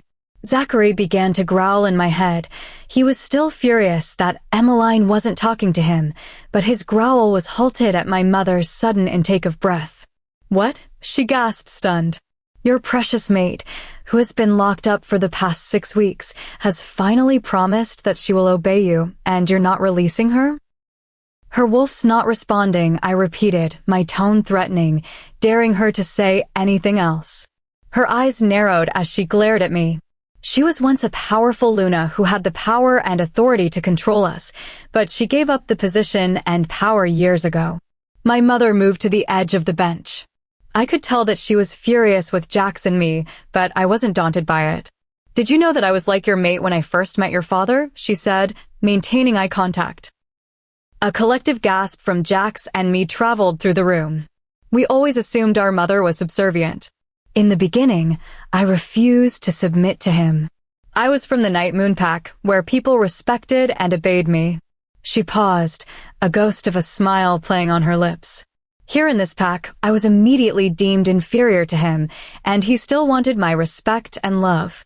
She laughed, remembering her youth, but then she stopped, her face turning serious, her lips moving into a grim line. "But he didn't deserve it." "What?" Jax shouted. He jumped off the bench stool, so he was now towering over her. Luckily, she was standing on the opposite side of the bench. His eyes were flickering between black and blue. My wolf had also perked up, demanding that my mother be reminded of her place. She turned to face Jax. Looking him in the eye, she stated, "I know you're angry, Rylan. You believe she is inferior to you, that she should obey your every whim." "Yes," he growled, unwavering. "And you will understand in time that a mate who challenges you is good. It means that she is fierce and strong, that she will stand for what she believes in." She took a deep breath and then continued. "If an enemy pack attacks, you want a mate who will fight to the end for this pack and its members. Not a weak pup who will surrender easily." Time froze for a moment as I mulled over the thought. I wanted Flicksun to submit and obey us, but I also expected her to be a strong and fearless Luna at the same time. I realized now that I couldn't have both. "Look." She paused, and I noticed that it was becoming difficult for her to speak. "I'm telling you both this to give you a different perspective and to inform you about what happened in the past between your father and me." Her face fell, and she took a deep breath before starting.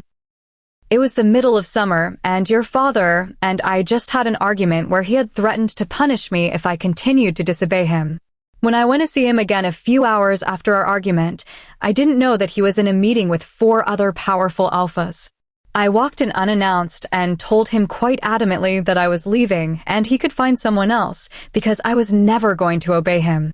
She closed her eyes, taking a breath.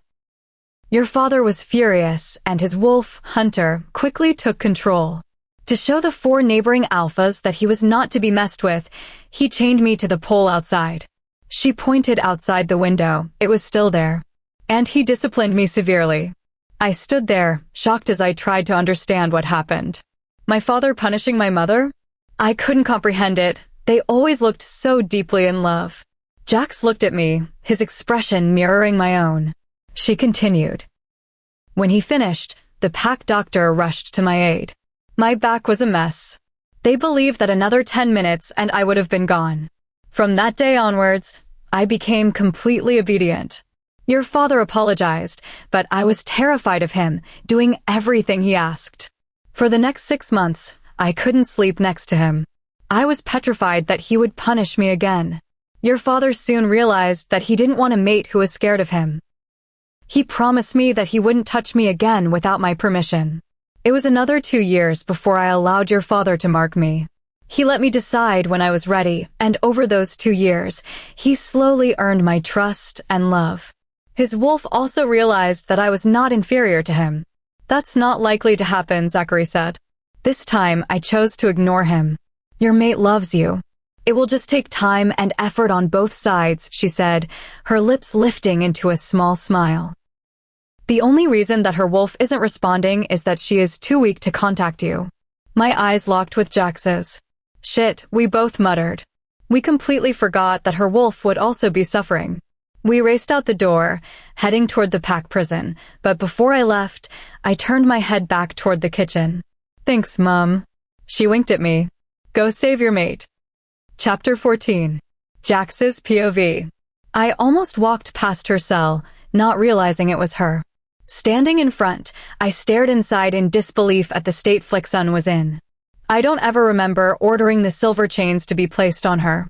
Conrad appeared next to me. He was also frozen in place, staring wordlessly at Flicksun. I was horrified at what I saw. I never imagined it would be this bad. Flicksun was lying at the back of the cell, her head leaning against the stone wall, eyes closed in pain. A shiver racked her body, but she didn't open her eyes. She was still in the old top that Conrad placed over her all those weeks ago. Staring at her, she was almost unrecognizable, looking more like a shadow of the beautiful woman we had met all those weeks ago. What had we done? I couldn't stifle the large growl that echoed throughout the cell, expressing my anger and guilt. We never should have let it get this far. We should have intervened weeks ago. At the sound of the growl, her eyes fluttered open. She looked around the cell before her gaze landed on us. A frightened look automatically covered her face. Conrad growled in response, causing her to shrink further back into the wall, away from us. My mother's words echoed in my head. I was terrified of him. I couldn't believe that history was yet again repeating itself. I grabbed the keys, opening the door. I needed to take her to the pack doctor. She needed to be healed urgently. "Please," she whispered, barely audible. "Please, just leave me alone." "Never," I whispered. "I'm not going to hurt you," I said softly as I slowly approached her. "I'm just going to take these off," I informed her, nodding to her chains. She put her hand out, causing the metal to burn her skin even further. "Don't, you'll hurt yourself," she rasped, and I was taken aback by her desire to protect us. It was only a little while ago that she hated us. "Get the gloves." I shook my head, ignoring her plea. It would take too long. I ignored the burning sensation and pushed the key into the lock, twisting it sharply. I gently pulled the chains off, not wanting to hurt her even more. I gasped, horrified when I saw the damage we'd caused. The silver chains had marred all her perfectly porcelain skin. Now it was covered in angry red marks. There were patches of dried blood covering her neck, while her wrists and ankles were raw. Guilt quickly consumed me, but like every other strong emotion I have, I shoved it down, leaving me to deal with it later. My mother was right. My beautiful mate was strong. I couldn't imagine any other she-wolf enduring this pain for so long or behaving so stubbornly. She tried getting up, her legs wobbling, but before she took her first steps, I gently lifted her into my arms. Shit, she was so light. Cradling Flicksun, I took solace in the feel of her in my arms.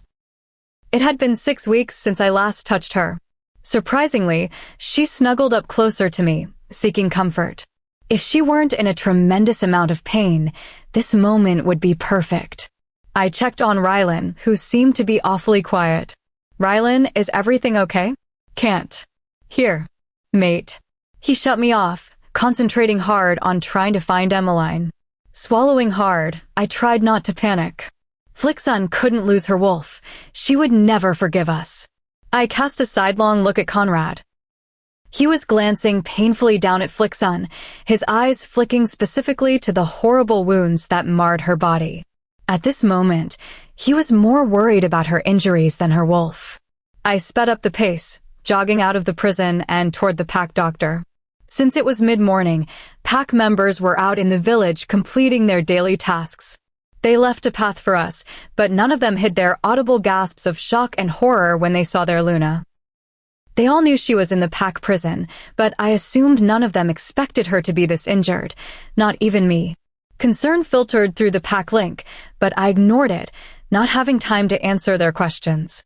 Flicksun was more important. Reaching the surgery, the door was already open, leading us straight into the medical room. I hadn't even told the pack doctor that we needed to see him, but as usual, gossip in this pack spread like wildfire. I gently placed Flicksun on the bed as the pack doctor entered. I turned to stand against the foot of the bed, but Flicksun gripped my arm, tightening her hold on me. She looked at me with pleading eyes, begging me to stay. Surprised and warmed by her new attitude, I edged closer to her. Using her other hand, she gripped Conrad's arm as well. I glanced at the pack doctor, who was smiling warmly at the three of us. When he noticed me staring, he quickly shifted into doctor mode. Approaching the bed, he stated, "Staying close to your mate will help you and your wolf's healing process, but for the moment, you need to release their hands so I can examine you fully." His words were directed to Flicksun, and she immediately released our hands like she was touching poison. From her reaction and the doctor's words, doubt began to creep into my mind. Did she only want us close so she could heal, or did she actually feel something for us? I don't care for her reasons. Stay close to your mate. Wolf needs to heal. My wolf was right, but the comment still stung. The doctor began checking her wounds for signs of infection. Conrad and I automatically growled when he pressed his fingers against Flicksun's wounds, causing her to wince in pain. He ignored our warning growl and continued checking her before finishing with a deflated sigh. My head whipped toward the doctor, along with Flicksun's and Conrad's, but the doctor's stoic face revealed nothing. My heart beat rapidly as I began to worry that something irreversible had happened to my mate. "When was the last time you communicated with your wolf?" he asked Flicksun. I watched as sadness washed over her. She swallowed deeply, refusing to meet our gaze. Tears began forming at the corners of her eyes, but she quickly wiped them away with her hand. I wanted to comfort her, but it wouldn't be right, not when we were the ones who caused this. 2 days. Okay, the doctor said. He sat on the bed and grabbed Flicksun's hand, comforting her. For the first time in my whole existence, I envied him. When you're fully healed, your wolf will slowly come back to you. He paused for a moment, and I waited for him to reveal the bad news. But because your wolf is weak, it will take you longer to heal, and you will also feel lethargic at times. But she will come back, won't she? Her voice was soft and filled with doubt and worry. She looked up at him pleadingly. Yes. Don't worry, Luna, your wolf will definitely return to you. Flicksun nodded with appreciation. She closed her eyes and leaned her head back on the pillow, letting a sigh escape. Standing up, the doctor faced me. Alphas, you will need to continually stay close to Flicksun to allow her to heal efficiently. Thanks, Doc, Conrad said. He moved to Flicksun's side, standing protectively over her. Anything else, Doctor? I mind-linked him. Any touching of the skin, like holding hands, will speed up her healing process. Look after our Luna. I didn't think Flicksun would let us hold her anytime soon. When I glanced at Flicksun, she had fallen asleep on the bed, and guilt punched through me again. When was the last time she'd received a decent sleep? Conrad gently lifted her into his arms. Opening the door for him, we both walked in silence toward our house, deep with thoughts concerning our precious mate. Chapter 15. Flicksun's POV. Warm, soft, silky sheets pressed against my skin as I cautiously opened my eyes. Dappled morning sunlight streamed in through the window, bathing the room in a beautiful, soft orange glow. 6 weeks ago, I had looked at this room and felt disgust, hatred, and trapped. Now I still felt trapped, but I had accepted my situation. I was never going to leave here. The thought depressed me. Being trapped and giving up went against every fiber of my being, but I promised Emmeline. Never again would I place us in a situation where she could fade away. I wouldn't do anything that could land me back in the pack prison. Just the thought of the pack prison forced an unwanted shiver to crawl down my spine. I glanced down at my wrists.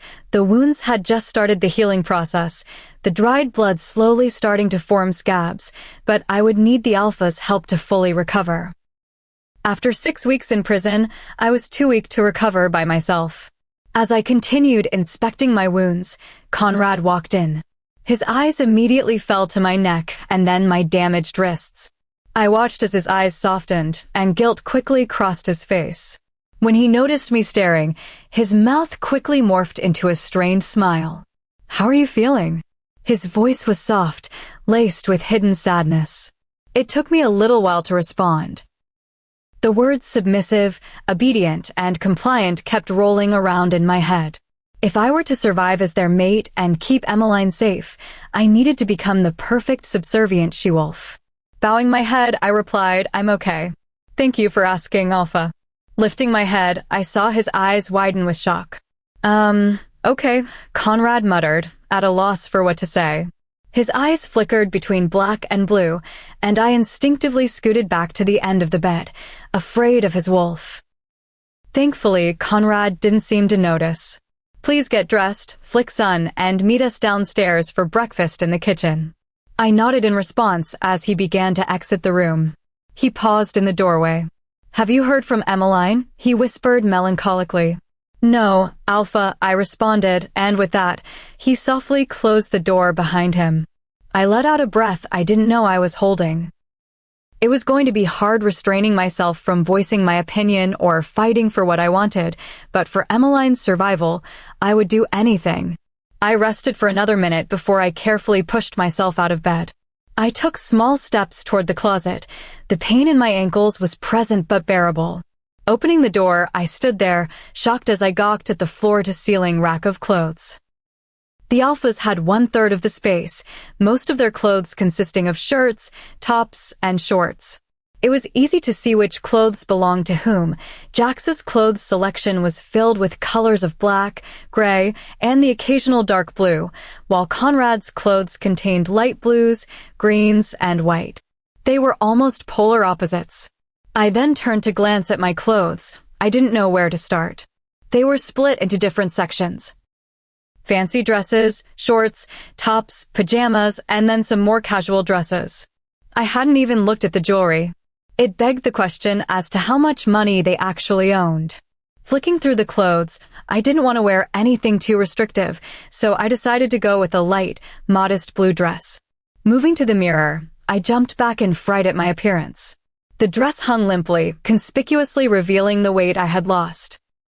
My cheekbones were protruding while my face had a sallow tinge, hiding the blush that everyone loved to see. The wound on my neck was still a nasty red, and I knew that it wouldn't completely heal until I fully mated with the 2 alphas.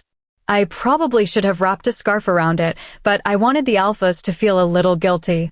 However, it mainly served as a reminder for me of what would happen if I were ever disobedient. I stepped back, my frail and feeble appearance repulsing me. It looked like I had just stepped into a skeleton costume for Halloween. Trying to forget my appearance, I moved toward the door.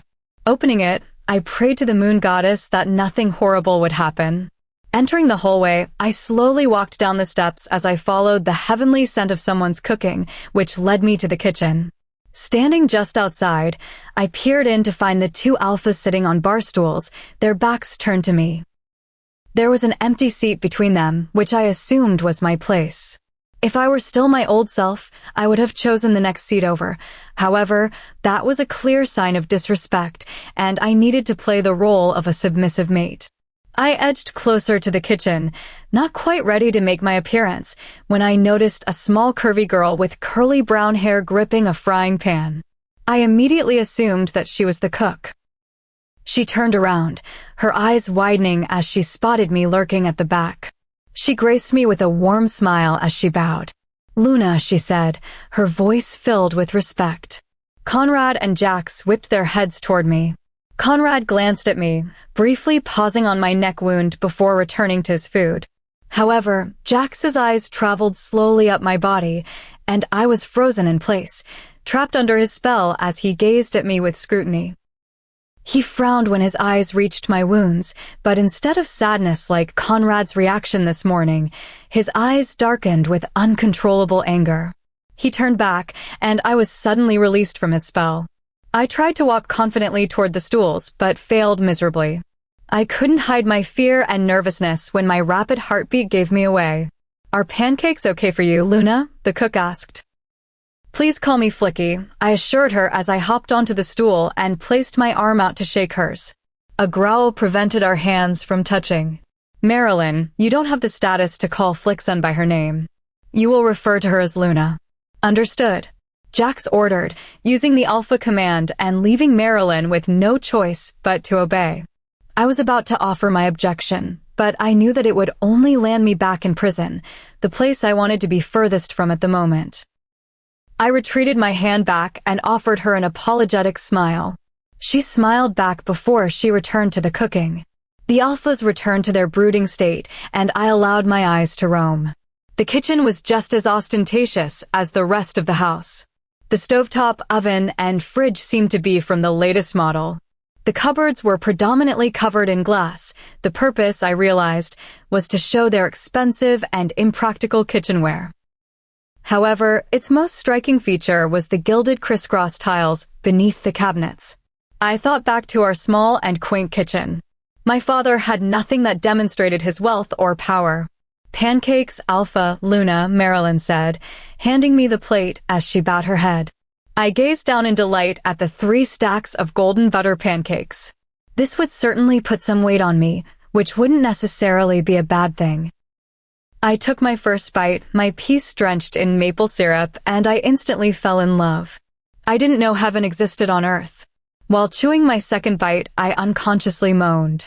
I instantly froze, knowing that I was currently swimming in dangerous waters. I could feel the Alpha's eyes on me, darkened with intense desire. My heart rate increased as I tried to decide what to do next. The air was heavy with tension. Marilyn suddenly re-entered the room, and I couldn't be more thankful.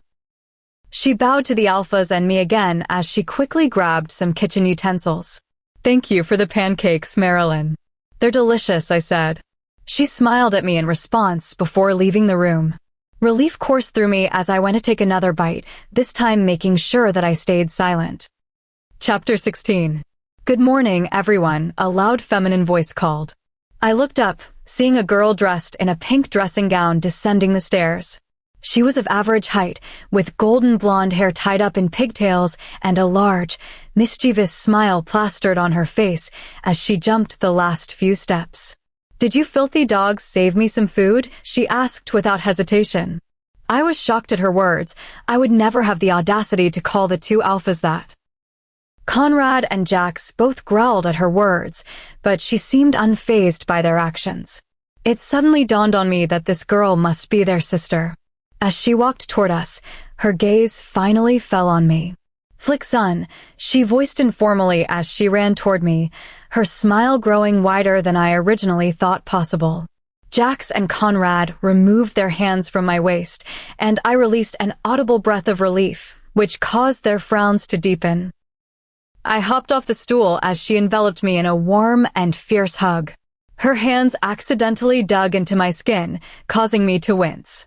"Oops, sorry," she said as she released me, her gaze traveling from the wounds on my ankles to my neck. "Wow, my brothers really did hurt you," she said indifferently as she walked around the bench to get food. Jax's hand reached out, grabbing her arm and keeping her in place. "Cassandra, you may be our sister, but you don't have the power to disrespect us. We are your Alphas." His voice was strained, and I noticed that Jax was struggling to stay in control, his eyes flickering between black and blue. I watched, fascinated by their interaction and terrified for Cassandra's fate. Her wolf was also present, fighting fiercely for control. Finally, she bowed her head, defeated. Jax gave a nod of approval and released her hand. The room was cast into an uncomfortable silence. Hopping back onto the stool, I kept my eyes downcast as I continued to eat my pancakes, which were now stone cold. "Flickson, are you free today?" Cassandra said as she scavenged the cupboards for food. I was about to respond when she opened her mouth again. "Of course you're free," she laughed. "Today I'm going to take you around the village, introduce you to the pack members." It sounded like a good idea. If I were staying here indefinitely, I might as well start meeting the pack members. "Absolutely not," Conrad said, his voice loud and clear. "Flickson, you need to rest. You need to stay in the house until you have fully recovered." His voice was soft, but I still felt disappointed. "I understand, Alpha." My voice was detached and emotionless. I sensed that Conrad and Jax were using the pack link to communicate with each other about my new attitude. I waited for their comment about it, but surprisingly, they kept quiet. "Cassandra, after breakfast, Mother wanted your help." She said something to do with training the pups, Jax informed her. She let out a long, exasperated sigh while rolling her eyes. "Cassandra," Conrad said sternly, his eyebrows raised in warning. Yes. I know, my attitude is not appreciated. I'm leaving now." She walked out of the room, taking all the happiness and joy with her. I continued staring down at my breakfast, waiting in a submissive position for the alpha's next order. "Flick son," Conrad said, lifting my chin so it was level with his eyes. "We've got some pack business to deal with. We expect you to be resting while we're away." "Understood." But, I said, stopping when Jax's eyes narrowed. "We just want you to rest, Flick son. We need you to get better." "I know I need to rest, but for me to get better, you need to stay close to me, not finish off pack business," I thought. However, instead of externalizing my thoughts, I bowed my head and bared my neck in a symbol of respect. There would be no point in talking. They wouldn't listen anyway. I hopped off the stool as Jax headed toward the door, but Conrad lingered close to me. I could feel his gaze on me. Out of the corner of my eye, I watched as Conrad's head slowly leaned in toward mine. As he got closer, my body became paralyzed with fear as I realized that he wanted to kiss me. My hands began to shake slightly. I didn't want him to kiss me. I didn't love him. I could feel his breath fanning my cheek, but at the last second, he caught Jax's small shake of his head and immediately backed away, heading toward the door. "We'll be back at 6 o'clock, Flick son." Jax paused for a moment, his body halfway out the door. "Don't leave the house," he said before closing the door shut. My whole body relaxed as I released a breath I didn't know I was holding. My hands began to massage my forehead as I tried to think of a way to keep myself occupied for the next few hours. I didn't know how long it was going to take me to fall into this position of being completely inferior to them. Was I always going to be this terrified? I glanced around the kitchen, surprisingly feeling lonely with no one to talk to.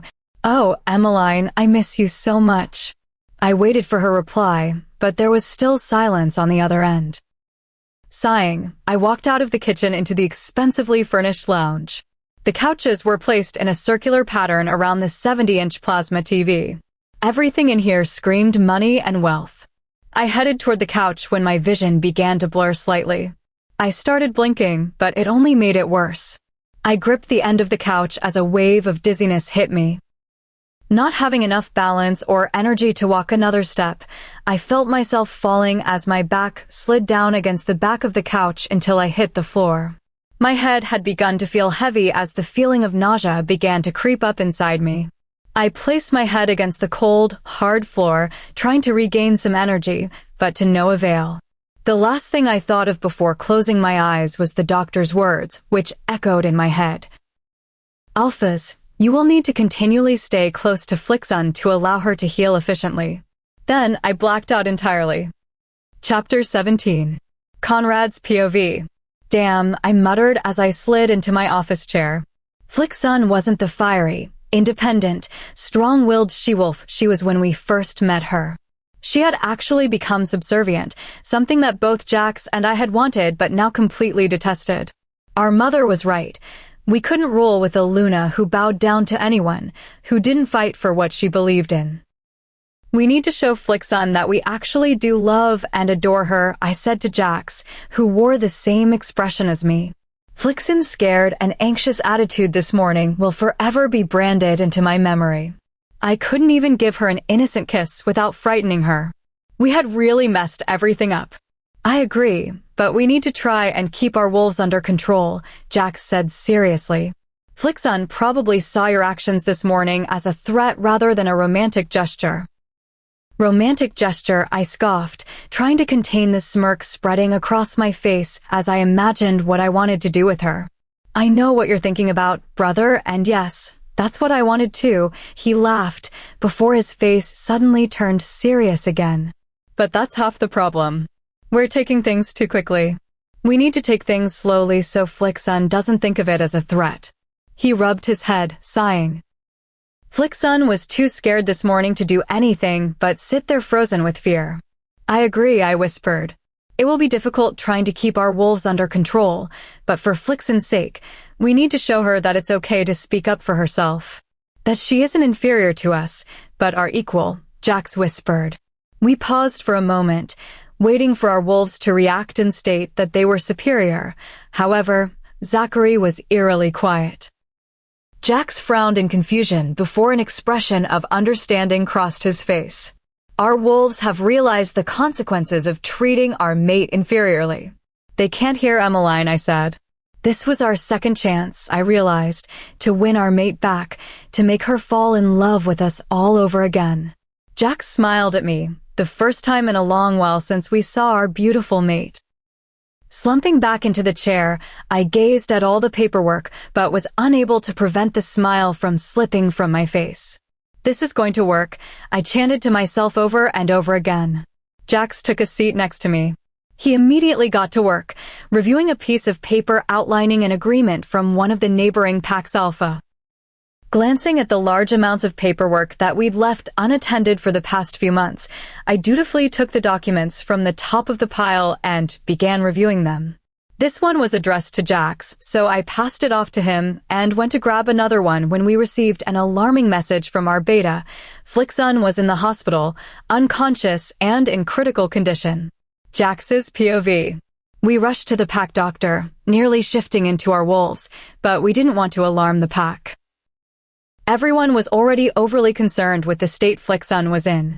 How could this have happened? She was perfectly fine when we left her this morning. She still looked sickly, but it wasn't enough for her to be in critical condition at the pack hospital. I began to worry as my thoughts drifted to possible scenarios. Had someone attacked her? No, there were pack members guarding the house. Or had she attempted to run again? My anger began to rise at the last possibility, but I knew deep down that she wouldn't dare pull a stunt like that, not after what happened last time.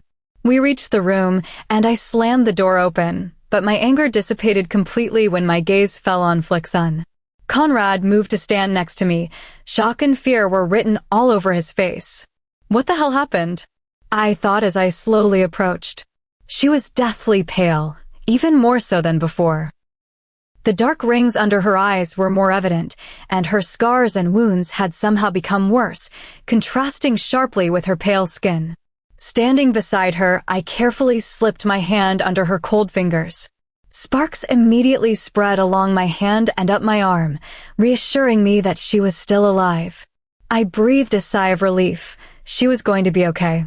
I heard the door open, and I glanced up to see the pack doctor. I expected his usual serene, calm face, but instead, his face was twisted in an expression full of anger and frustration, directed toward us. I stepped out of his way as he walked briskly toward Flixon and began checking on her. I glanced at my brother, and he wore the same confused and slightly angry expression. How dare he disrespect us? I didn't care if he was the pack doctor.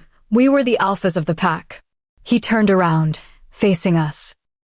My brother and I stood up fully, towering over him, daring him to disrespect us again. I noticed the fear in his eyes, but his face still remained angry. How dare you leave our Luna alone? I told you that she needed to be close to you, and what happens? He paused in his yelling, and I was sure the whole pack had heard him. He dropped his voice to a whisper. You leave her to go do pack business. I was too stunned to respond. I should have been furious that he was blatantly disrespecting us, but I realized he was right. Guilt ripped through me. This was all my fault. The doctor took a step forward. Flixon is hanging on by a thread. She is in critical condition at the moment. For the next week, you'll need to stay close to her, or else she could. He didn't say the word, but he didn't need to. The message was clear. In that moment, I realized that I had failed as a mate. For the rest of eternity, I would try to make it up to her. For the next week and longer, I would never leave her side. I nodded in understanding, and I heard the doctor's breath of relief. This could have gone a lot differently if our wolves weren't silent. She was trying to tell us this morning, Conrad muttered to me. Tell us what? That we needed to stay with her so she could get better. It suddenly all made sense. This morning, Flixon wasn't asking to go explore the pack. She had been asking for us to stay with her. I suddenly felt even worse. I had completely dismissed her. The pack doctor left the room, and I knelt next to Flixon, grabbing her hand. I promise, Flixon. I promise that I'll try to be a better mate. Please just give me a chance, I whispered, but she didn't wake up, and I didn't expect her to. Releasing her hand, I took a seat next to Conrad, knowing that we would sit here for the rest of eternity if it took her that long to wake. I would never leave her again. Chapter 18. Flixen's POV. I opened my eyes, slowly blinking as I became adjusted to my surroundings. The room smelled strongly of antiseptic, and I instantly realized that I was in the doctor's surgery, again. My gaze fell on the two alphas. They were sitting on the chairs, sleeping, their heads resting on their shoulders. They almost looked cute sleeping like that. Stop, what the hell is wrong with me? I can't think like that, I thought. I won't fall for them. What's the point when they don't even love me? I kept repeating this, hoping to reassure myself. They only wanted me for the power I would give them. Sighing, I again asked the moon goddess why she decided to pair me with these two dominant alphas. I took another sweep of the room as I tried to recall the events that brought me here. It only took a short while as I quickly remembered how the alphas had left me alone in the house to complete pack business, which led to me feeling weak and collapsing. One of the guards must have found me and rushed me to the hospital. As I sifted through the events, I realized that it was their fault that I was in the hospital. If they had only listened this morning, it could have all been avoided. Sighing inwardly, I knew that they would never admit to their mistake. I was inferior to them. Deep in thought, I didn't realize that the two alphas had moved until they were standing at the edge of my bed. Glancing up, I was surprised to see sadness etched on their faces, especially Jax's. It was silent for a moment, and I was unsure what to say. Flixen, Conrad whispered as he gripped my pale arm. It immediately sent a wave of sparks through my body. We're so sorry. I know you probably hate us. He paused for a moment, and Jax took over. But we will try and make it up to you. We will try to be better mates. You're not inferior to us anymore. My eyes widened in shock. I was speechless. At first, I thought it was a cruel joke. It was very uncharacteristic of them to say these things. But by their concerned and sympathetic expressions, I knew they were being serious. I paused for a moment, letting the words sink in. I'm not inferior anymore. I began to feel really confused. What in the world caused them to change their entire attitude? I went to contact Emmeline for help, but realized sadly that she was still not there. Flixen, Conrad whispered, bringing me out of my thoughts. I know you're confused, but please trust us. I looked up at them, and for the first time since I arrived, I decided to give them a chance. Okay, I whispered. The alphas stood there, shocked, before a grin spread across Conrad's face, while Jax sent me a small smile. For once, they actually looked their age. I'm glad to see you're awake, Flixen. The doctor walked in, shattering the peaceful moment between the alphas and me. He gently grabbed my arm, checking my pulse, and then placed his stethoscope over my heart. Unnecessary, really. I was sure he could easily hear my calm pace. How are you feeling, Flixen? He asked. I paused for a moment. The two alphas standing beside my bed seemed suddenly intimidating again. I know I promised to trust them, but I would still leave if I were ever given the chance. I'm okay, I replied. It was all I could say for the moment. I couldn't reveal that I was still frightened by the alphas or that I was still in pain. My wounds were a constant reminder of the power the alphas wielded over me and what would happen if I ever disobeyed them. I could never forget that. I shivered at the thought. Flixen, are you cold? Jax said. He leaned in closer to me, and I flinched away before realizing that he was just helping to lift the blankets higher. Pain flickered across his face, and I instantly felt remorse. I'm sorry, Alpha, I thought. I know what you thought. He cut me off, his voice gruff, hiding his emotions. He moved away from the bed and leaned against the wall, looking out the window. For a few minutes, there was a tense silence before Conrad spoke. Doc, can we take her home now? Yes, please take her home, he said, eager to get me out of here and away from the unpredictable alphas. Remember, Flixen, you'll need to stay close to the alphas to recover, he said to me, but he was looking at the alphas when he spoke. Conrad didn't respond, but I could tell that he knew the question was directed toward him. I went to slide out of bed when a wave of dizziness hit me and the room started to blur. I grabbed onto Conrad's arm, the closest thing to me, and my vision instantly cleared. Sparks ran up my arm while a feeling of happiness began to grow inside me as a result of his touch. I wanted to relish the feeling, but I reluctantly let go of his arm. I couldn't let the alphas in that easily. Deep down, I was still afraid of them. Conrad didn't let the sadness show on his face, keeping his expression neutral. I watched curiously as he bent down and lifted me into his arms. "You don't have to carry me. I can walk myself," I told him, but he just gave me a pointed look. Sighing, knowing that I couldn't realistically walk by myself, I ignored my previous thoughts and sought comfort in his arms, leaning my head against his chest. I wished Emmeline were here. She would be ecstatic that we were this close to her mate. I didn't look, but I knew Conrad was smiling. Jax trailed behind us as we stepped outside the doctor's office. I couldn't believe how much time I'd lost today, I thought, watching as the sun sank into the horizon. Conrad led me through one of the pack villages, but it seemed to be abandoned. Where were the pack members? Where are all the pack members? I asked, looking at Conrad. "We sent them out," he said vaguely. Now my curiosity was piqued. Why would he send them out?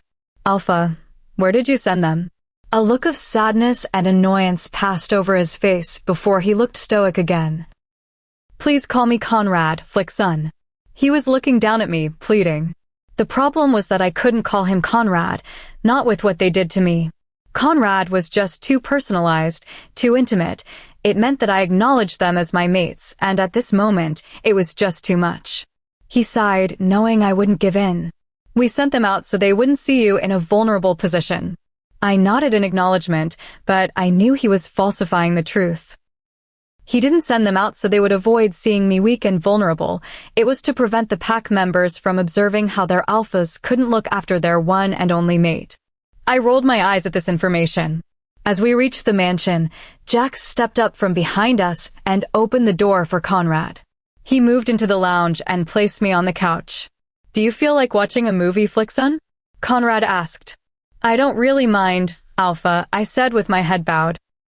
I heard Conrad's obvious sigh, but he continued to look through the DVD drawer. I was surprised when Jax took a seat close to me. All my nerves were on edge, and I wanted to move over, but that would be a clear sign of disrespect. I could feel his dark eyes on me, but I didn't acknowledge him until he called my name. "Flickson," he said. I glanced up at him nervously. He gently gripped my hands, creating a feeling of warmth as sparks spread throughout my body. "You're equal to us. I know we didn't treat you right at the beginning, but we're trying. For now, our wolves are silent as they try to connect to your wolf." I nodded in agreement. "You still and will always belong with us. You're our mate, and we lo." He paused for a moment, and I knew it was really difficult for him to say these things. "And we love you. We will always love you. Please understand that." "I will, Alpha." A look of disappointment flashed across his face at the word Alpha, but it quickly disappeared. It was going to take time. Grand declarations of love weren't going to change my whole attitude in a split second, but eventually, one day, if they treated me right, I might just fall for them. "I'll go get some food," Jax said, getting off the couch and leaving me with a sudden feeling of emptiness. Sighing, I watched as Conrad opened a drawer and started searching for a DVD to watch.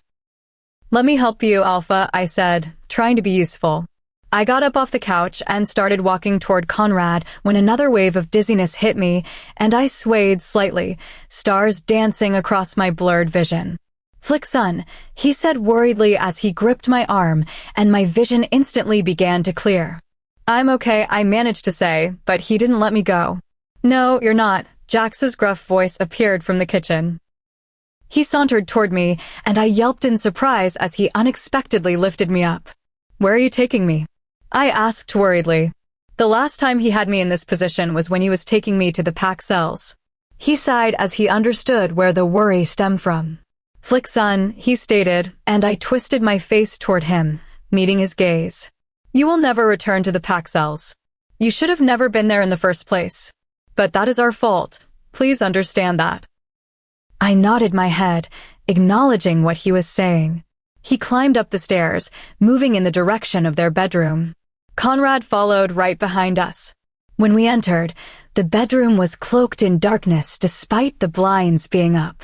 The comforting sun's gaze had now fully disappeared, replaced by the encroaching and hostile storm clouds. Jax gently placed me into bed while they both began to strip off their shirts. Even though I was still scared of them, I couldn't help but stare at their chiseled, naked chests. If only Emmeline were here now, I'm sure she would be excited. They slipped into bed, lying incredibly close so that their heat almost overwhelmed me, but after weeks in the stone-cold cell, I relished their warmth. Sleeping next to them, I could feel my strength growing as my wounds began the healing process. Sighing as there was no place for my head to rest, I consciously placed it on Conrad's chest. Even though my eyes were shut, I could feel the smile growing on his face. Chapter 19. Flixen's POV. The sound of footsteps echoed through the dungeon, and I groaned internally. The alphas had come to visit me. Using my last remaining energy, I pulled myself off the filthy ground. I would not look weak in front of them. I ignored the pain that lanced through my body as I stood behind the bars. The pain had become a comfort over these past few months. It was a reminder that I was still alive, still living despite everything I'd endured. The sound of a high-pitched laugh joined their footsteps, and I realized that the alphas had also brought their plaything down to the dungeons. The alphas arrived at the cell with the blonde woman attached to them. Conrad grinned at me sadistically while he grabbed her hand and kissed it. I wanted to regurgitate, but I still felt jealous. Stupid mate bond, I muttered. Conrad chuckled and just continued to kiss her. My attention slid to Jax. He was still the scarier one between the two alphas. He met my gaze, his lip curling into a sinister smile. I lowered my eyes, frightened, as I took an involuntary step back, my entire body shuddering. Conrad smiled again while Jax smirked at me. They hadn't even said anything, and I was already petrified. I'm bored. When are we leaving? The blonde whined. Very soon, love. We just need to talk to. Conrad paused for a moment as he tried to find something to call me. Your mate, I responded, stepping closer to the bars. No matter how much they hated me for disobeying them, I was still their mate, a gift from the moon goddess. We didn't give you permission to speak, Jax sneered. He stepped in close enough to the bars that I could spit on him. He seemed to read my thoughts and moved away. If he ever came close again, I wouldn't just spit. I would scratch his eyes out. Emmeline would be appalled if she were still alive. They could have saved her, but by the time they arrived to let me out of the cell all those months ago, Emmeline was too far gone. After that, they left me in the cell to rot, waiting for my imminent death. Now I spend all my spare time planning my revenge. We took your advice, Flixen, Jack smirked. My forehead creased with confusion as my eyes narrowed. What game was he playing? We decided to pick a new Luna for the pack. This is Samara. I took another glance at Samara. Surely they were joking, her as Luna? The whole pack would be in trouble in no time. But then another thought crossed my mind. If they had their Luna, surely they could let me go. Hope rose in me, I could be free. Don't think you're leaving the cell, Flixen, Conrad stated sardonically. We still need your power, so we will still complete the bond with you, Jack stated blandly as if you were reading from a school textbook. I took another step back, shaking my head. Tears began to escape from my eyes. No, this can't happen. You can't do this. I screamed at them, suddenly becoming hysterical. Jax walked up to the bars, a deadly smile on his face. Oh, Flixen, Jax taunted. We can, and we will do this. Don't worry, once you have a few of our pups, we promise that we'll leave you to fade away in peace. I hate you. Sure you do, Jax said, laughing it off. And then I said the one thing that no mate should ever say. I wish the moon goddess never mated me with you. I heard the sudden intake of breath from Conrad, but I continued to study Jax. His carefully composed mask cracked, and for once, I saw raw pain etched on his face. I stepped away from them, heading toward the back of the cell. I was tired of being terrified of them. If I was going to die, I might as well die fighting.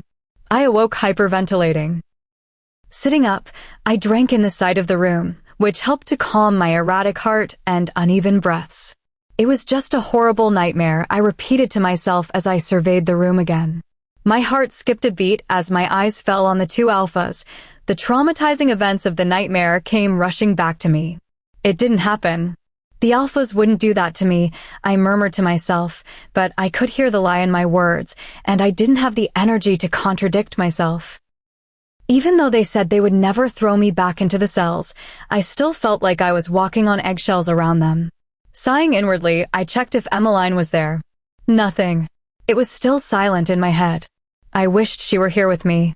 Tilting my head, I looked out the window. It was still pitch black outside. I sat still for a moment before I made the rash decision to get up.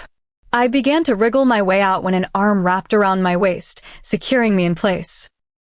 My breathing heightened as images flooded into my mind of times when I'd been trapped by the alphas.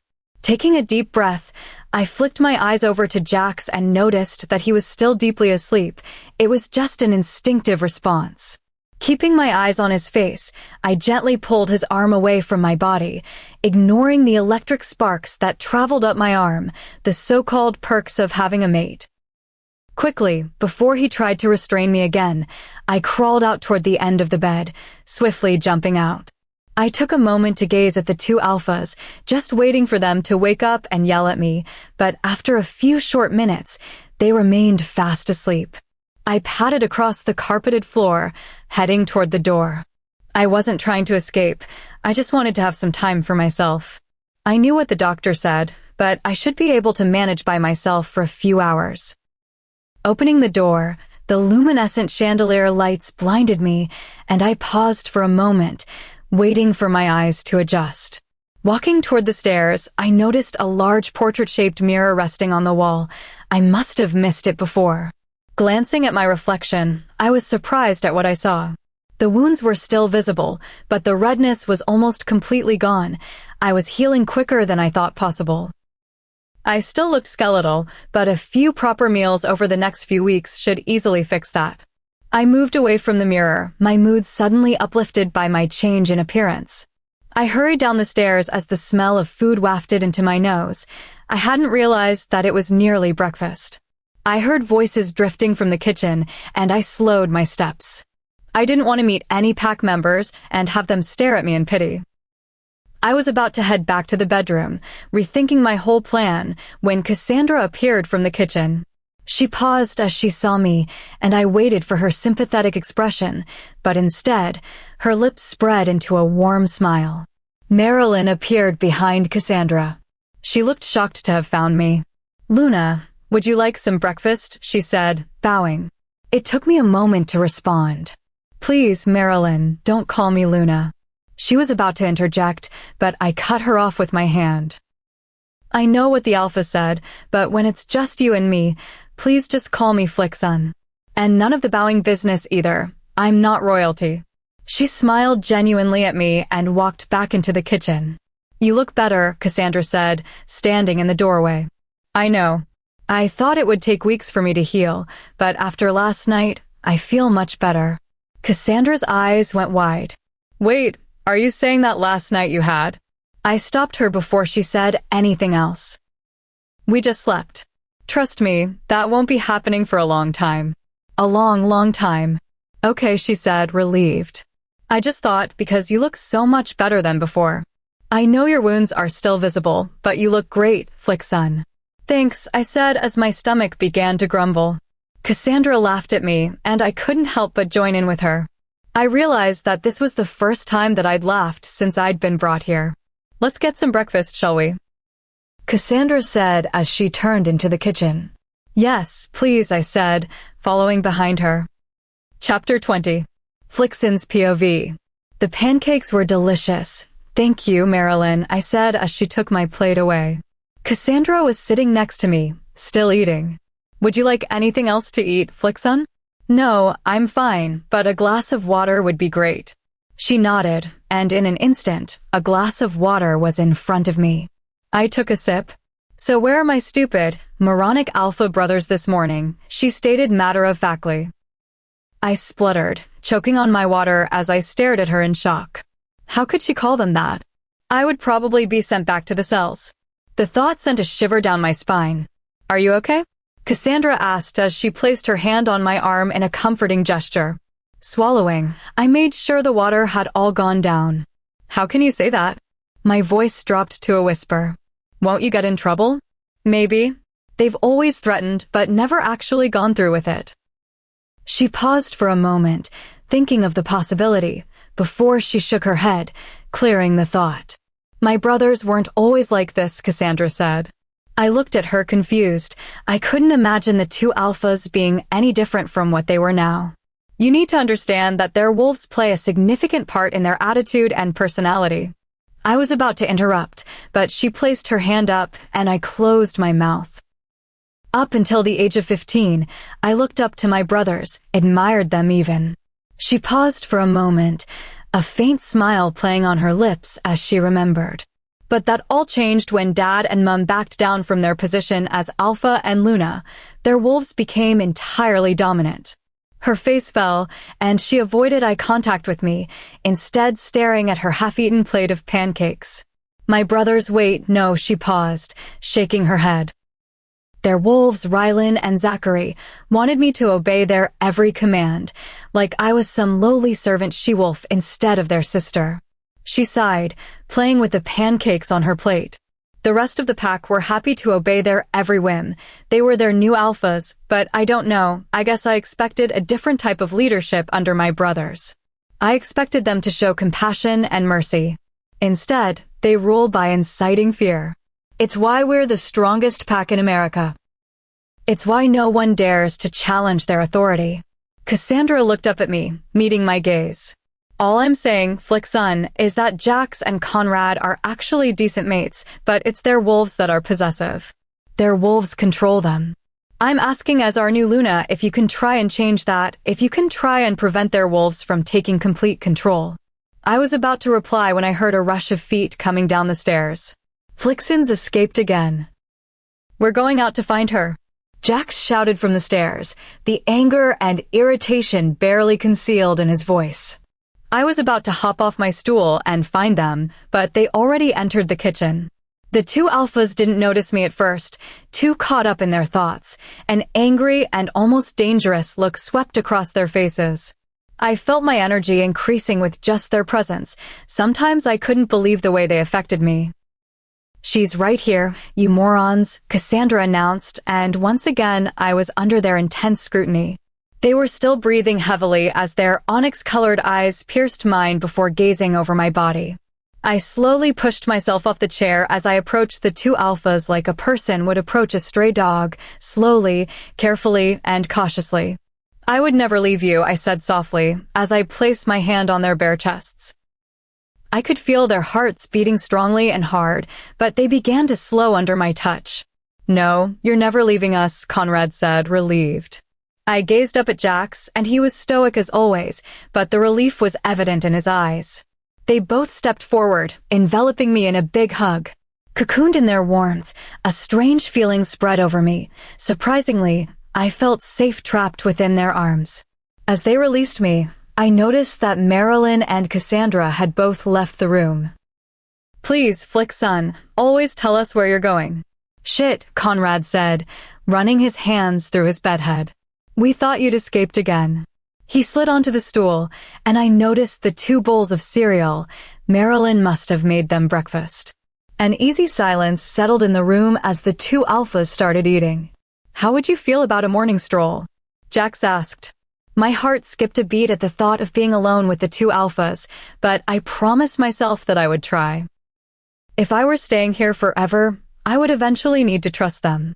That would be lovely, thank you, Alpha, I replied cordially. Flickson, Jax said, gripping my hand. I froze, suddenly petrified as I willed my heart to slow down.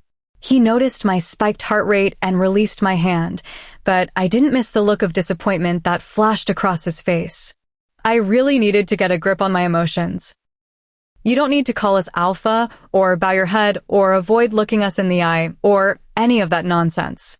We were wrong before to treat you like that, to demand that of you. We are. Stop. Please just stop. I interrupted him.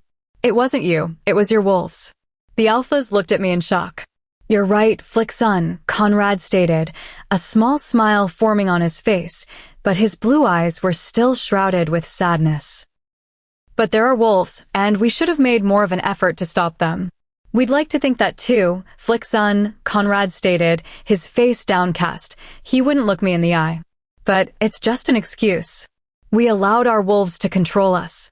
Conrad took my hand between his two. He finally looked at me with his eyes still clouded with such sadness. We're just as responsible for what happened, Flickson. We're so sorry. I raised my other hand, telling Conrad to stop, but he just ignored it. We will both, he quickly glanced at Jax, who nodded in return, both be apologizing until one day we earn your forgiveness and trust. I was struck speechless. I didn't expect this sudden outburst or change of heart. My conscience told me that they were playing with me, that this was all part of some elaborate game to make me fall for them so they could hurt me again, but Conrad seemed so genuine, so regretful and guilty of his mistakes. I didn't think they were using me, but until I knew for sure, I would need to guard my heart. Thank you, but if you truly respect me, please let me call you Alpha. I would feel more comfortable. This was the second time they'd both apologized to me. I was finding it more and more difficult to find things to hate about them. Okay, Flickson, Jack said, and I turned to look at him. He didn't seem saddened by my request, but I wasn't sure. He was good at hiding his emotions. The kitchen descended into silence again, and once again I began to feel strangely at ease with the two alphas. Before it began to get awkward, I jumped off my stool. How about that walk then? We had only been walking for a few minutes, and I was already feeling tired despite having the two alphas close to me. However, I refused to tell them. We'd be back home in a heartbeat with me resting on the couch for the rest of the day. I was enjoying myself out here. It was nice to be away from the house. So tell us about your childhood, Conrad asked me out of the blue. Why do you want to know? I questioned. We just want to know everything about our precious mate. Is that a problem? Jax asked. Even though the question was phrased innocently, I could still hear the underlying intensity in his words. I was about to start explaining when Jax stopped. He gently pulled my hands into his. I'm sorry, Flickson, I didn't mean it like that. You don't have to tell us if you don't want to. He released my hand, and I strangely felt bereft at the loss of contact. We started walking again, and I was only plunged into more confusion. Jax's mood changed so quickly, from demanding to soft and caring. I didn't understand it, but it only proved that they were trying to change for me. There's not much to tell, I said, surprising the two alphas. I have 3 overprotective brothers, Andre, Dane, and Harrison. They're really overprotective. I couldn't go anywhere without any one of them tailing me. I'm glad, Conrad said. No harm should come to our mate. I rolled my eyes, but froze in fear when Conrad caught me.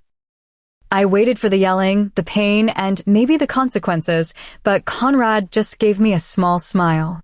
He grabbed my hand, pulling me along. He leaned in and whispered in my ear, Flickson, we will never hurt you again. His breath sent goosebumps down my arm. I almost didn't want him to pull away. So you were telling us about your brothers? What about your parents? Conrad carried on as if nothing happened. My father is still the alpha of the pack, but I expect him to give the position to Andre in a few years. And your mother? Jax pressed. I didn't respond immediately. I couldn't. I wouldn't break down in front of the alphas. I really needed Emmeline to help me explain this. My mother was killed by rogues a few years ago. Oh, Flickson, I'm so sorry, Conrad said, placing a comforting hand on my shoulder. Life was never the same again. My dad fell into depression, security increased, and no one was allowed out of the pack. Dad went out month after month, ending every rogue in sight. The only person who got me through it was Kai. I stopped myself before I blurted out his name. It wouldn't end well if I said his name. I knew that they promised that they wouldn't hurt me, but jealousy did weird things to people. They never promised not to hurt Kylon. Who helped you, Flickson? Jax asked. His voice was not laced with anger or jealousy, but I didn't want to risk it. Nobody. Jax sent me a look, and I knew that they would continue to interrogate me unless I provided them with the name. Conrad started to say something, but I quickly interrupted. I'm sorry, I'm feeling really tired.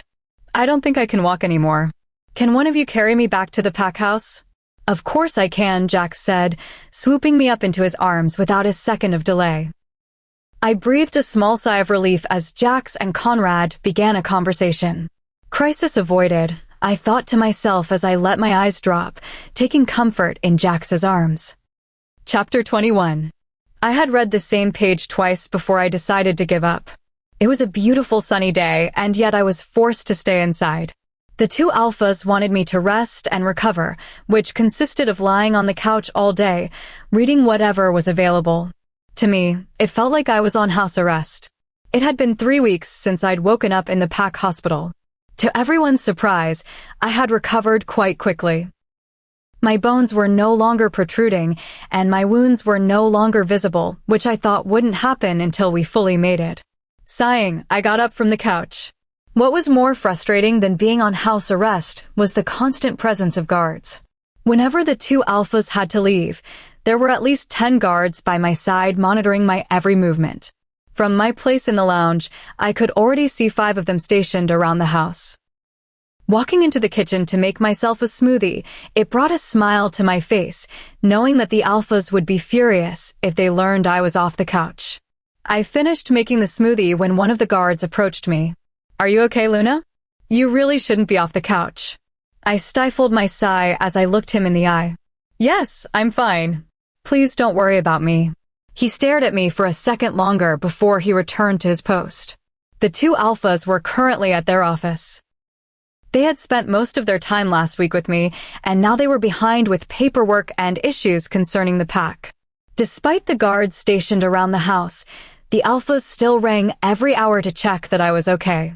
During these past few weeks, I was quite surprised at how their whole demeanor had changed.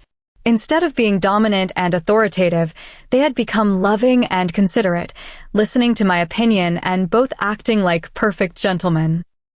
However, they were still quite possessive and slightly controlling, but I wasn't terrified of them anymore. My heart didn't skip a beat when they walked into the room. But my biggest fear was that this side of them would disappear once their wolves returned. Despite the constant attention from the alphas, I still sometimes felt so alone without Emmeline. I missed chatting with her and transforming into my wolf form. I gazed out the window, thinking back to last week. Cassandra had persuaded her 2 brothers to let me meet the PAC members. I was beyond excited despite the conditions the 2 alphas had set. Number 1, as soon as I became tired, we'd need to leave. And number 2, I'd need to stay with either them or Cassandra throughout the visit. Despite knowing that they were the largest and strongest PAC in America, I was still quite shocked at the number of people the PAC contained. Cassandra immediately dragged me off to meet the other females in the PAC, and it surprised me how quickly they welcomed me into their little circle. However, my biggest shock was observing the 2 alphas. From my spot with the girls, I watched as the alphas interacted with their members of the PAC. Jax was having a deep discussion with one of the PAC elders, whilst Conrad was running around and giggling with the little ones. Whilst watching them, I finally understood why they were the strongest PAC in America. It wasn't because of the twins' dominating and terrifying presence, but instead because they both respected and listened to their PAC members regardless of their age and role. During the visit, I also managed to meet the alpha's ex-girlfriend. Cassandra had been forced to leave after being asked to assist the little ones. Instead of obeying the rules and returning to the company of the 2 alphas, I decided to walk back to the PAC house alone. That's when she and her friends pounced. 1 week earlier. "So you think you're good enough to be the next Luna?" The tall blonde had emerged from behind one of the houses, 2 of her sidekicks flanked by her sides. I didn't respond. Instead, I kept walking, hoping that she would leave me alone, but she annoyingly stepped in front of me, blocking my path. Despite being the future Luna of this PAC, she still towered over me, and she had her wolf. Emmeline was still absent. "You look a bit small and scrawny. I don't know what the alphas see in you," she laughed before continuing her onslaught. "You know the alphas had actually promised me the Luna position before you arrived." A surge of jealousy rose inside of me, but I reminded myself that there was probably nothing but lust in their relationship. However, instead of ignoring her comment, I began my attack. "Really? They promised someone like you the Luna position?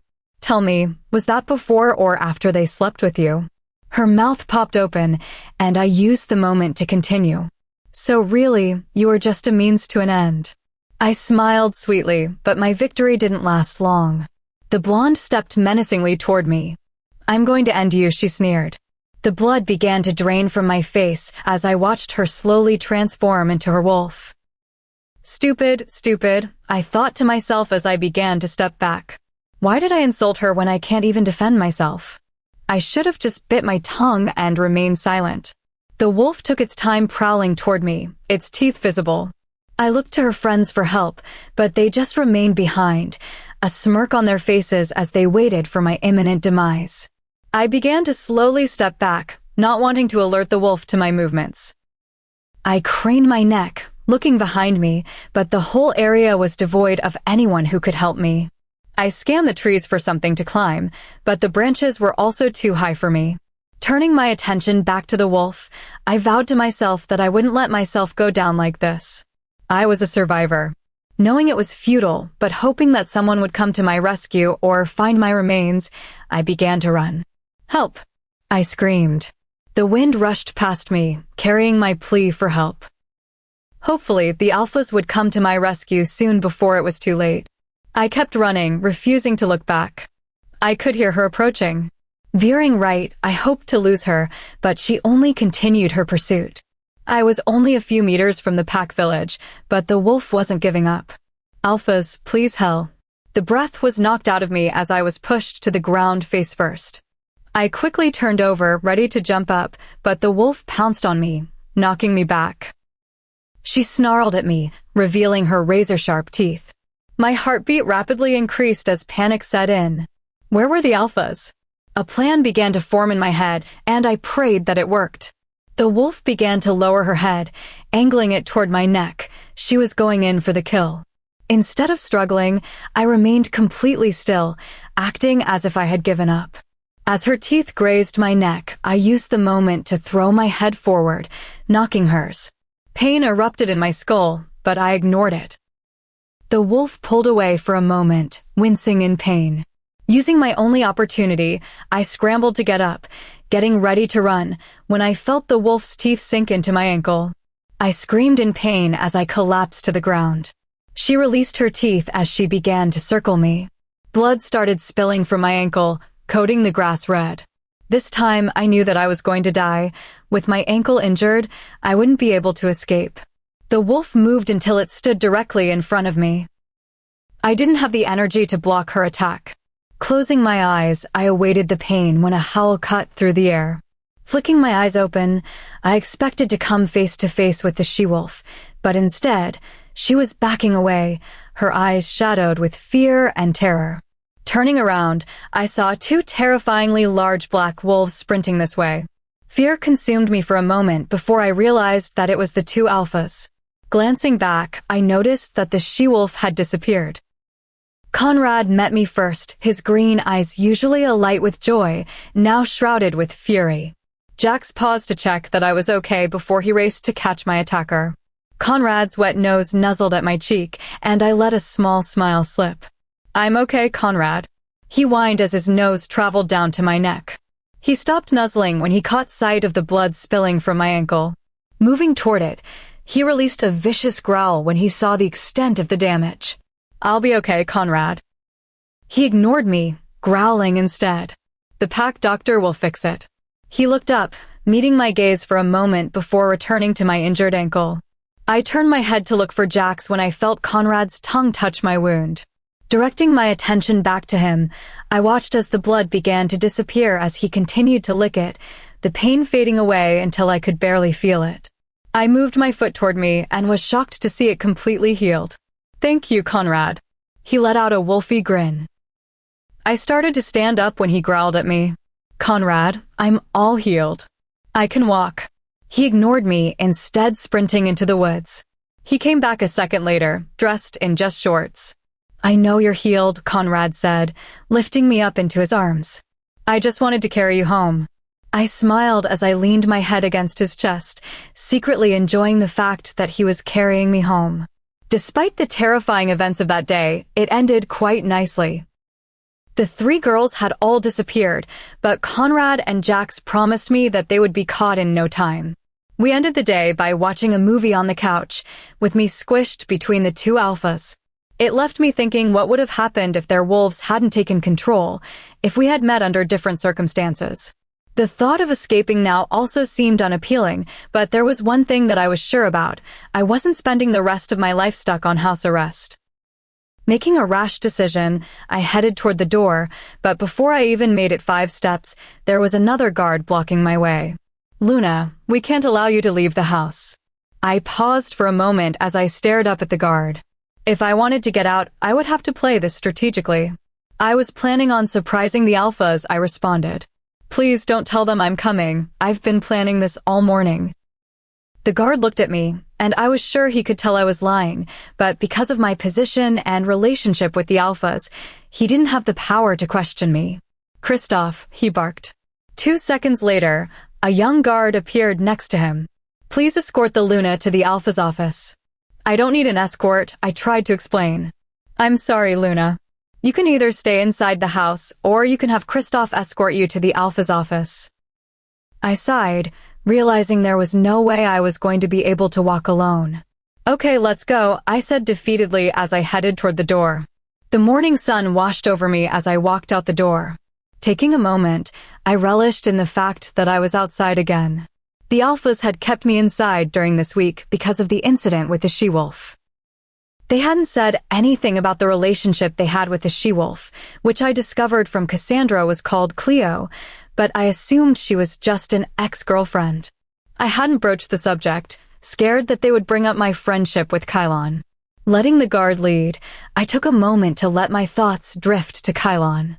Over these past few months, I had really missed my best friend, but there was little chance that I would see him again.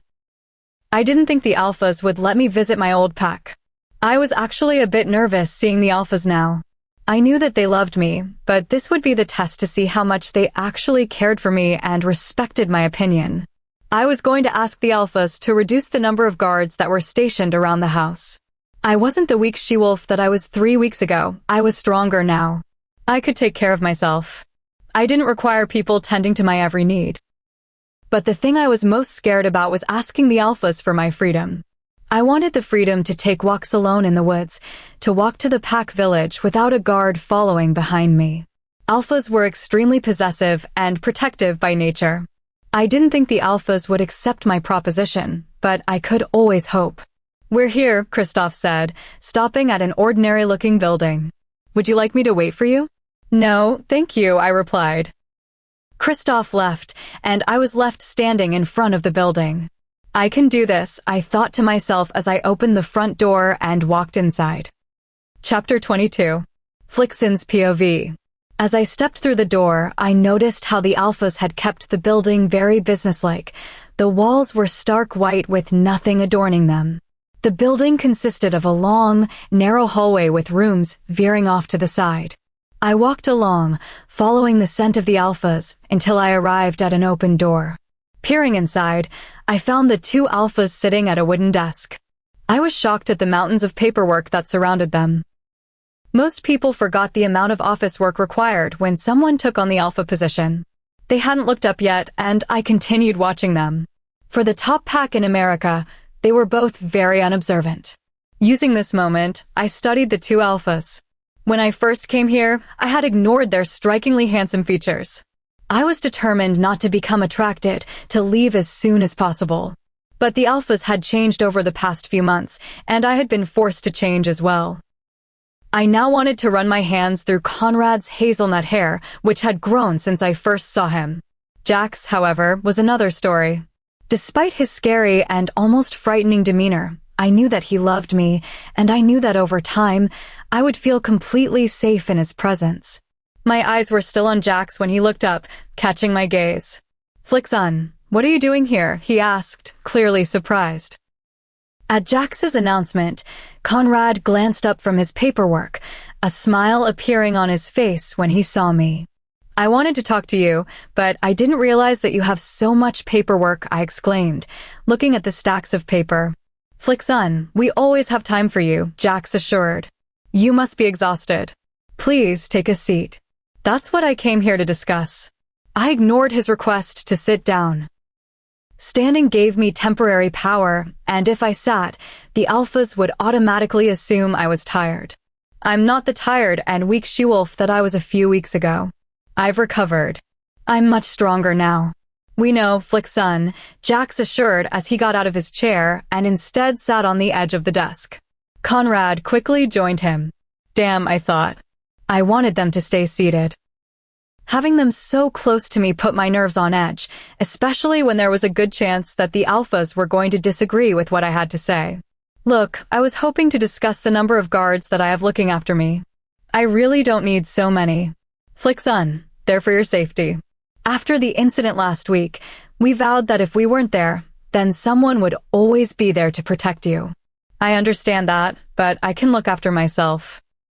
Jax laughed at me as he hopped off the desk. He stepped forward so that he now towered over me.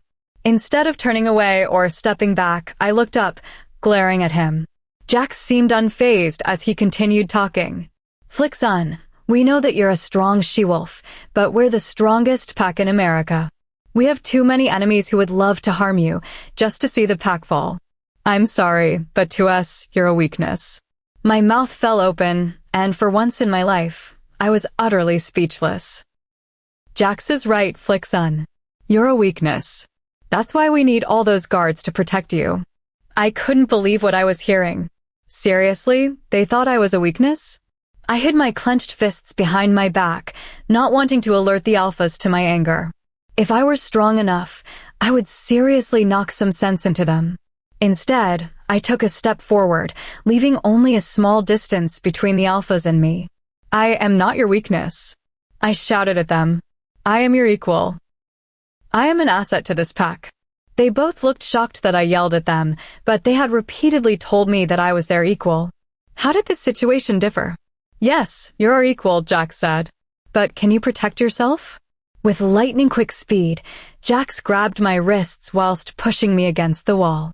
I tried moving my hands, but he had them pinned at my sides, his body pressed up against mine, keeping me in place. You were saying, Flickson, he smirked.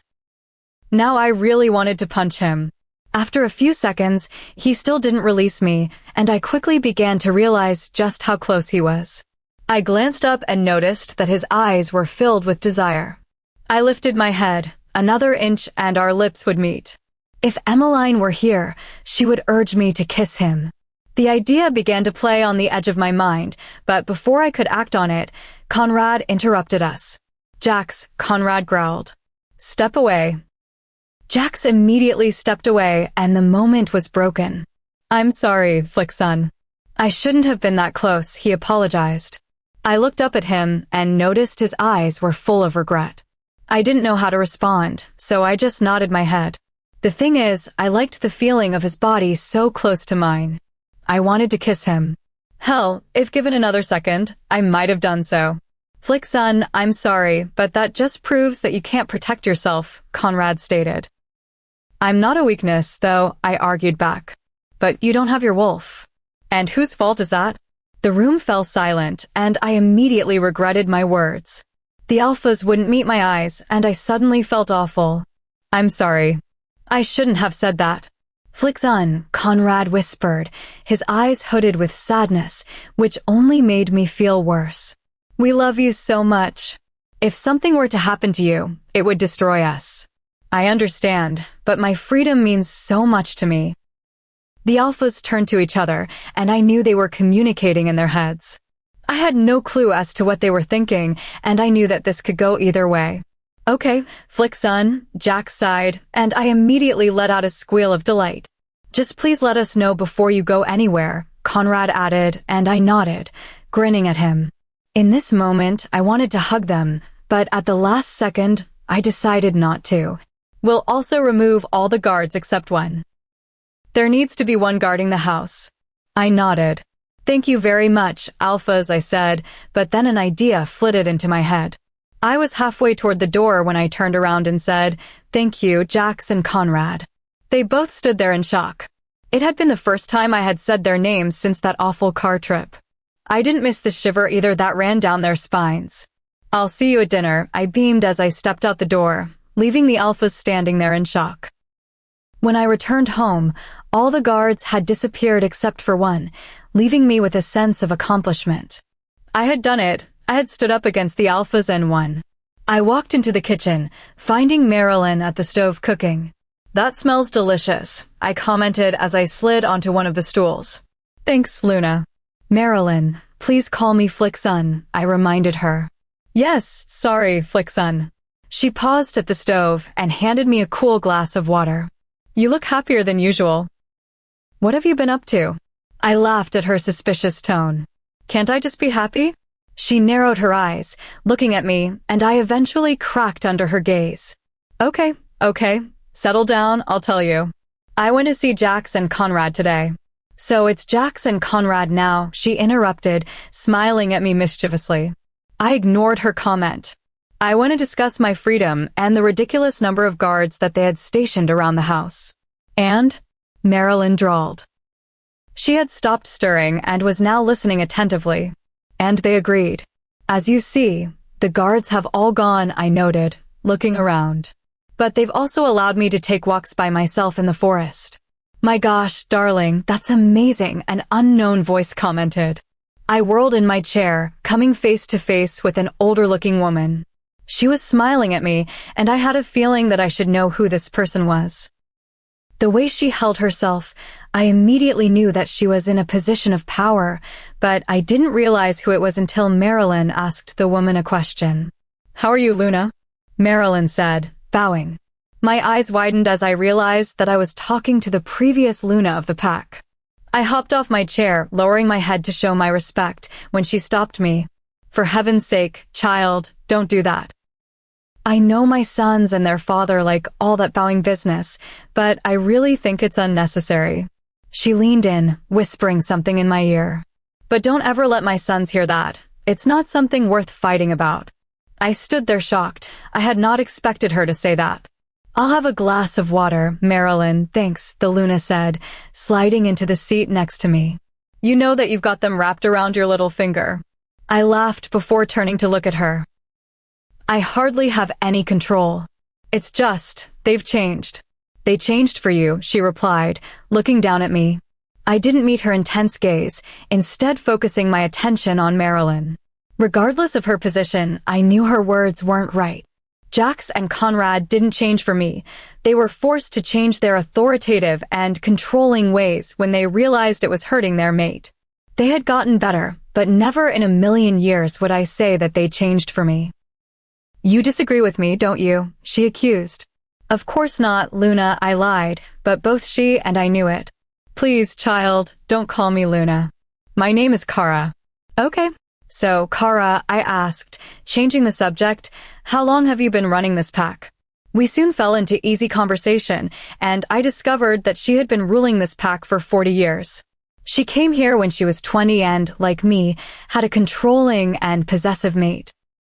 He now treats her with utmost respect, but she never did tell me why he changed his behavior. Kara was just about to leave when Jax and Conrad walked through the door. They smiled when they saw me, and heat rose to my cheeks. I looked away, scolding myself. I wasn't a 14-year-old teenager. Just one smile shouldn't have such an effect on me. "Mother, what are you doing here?" Jax inquired. I turned back to the conversation. "Just meeting your mate. You're very lucky to have her." "We know," Conrad said, winking at me, and I smiled back at him. "You should take her out on a date somewhere in the city," Kara suggested. My ears perked up at this. Outside pack territory? The thought never seemed possible. I just assumed I would be stuck within the confines of the pack for the rest of my life. "That's a good idea," Jack said, agreeing. "How about tomorrow night? What do you think, Flicksun?" I looked at him, shocked that he would ask for my opinion. "That would be lovely." "It's a date then," Conrad said, grinning happily. "And then maybe after your date, we could have a big family dinner." A shiver ran down my spine at what Kara suggested.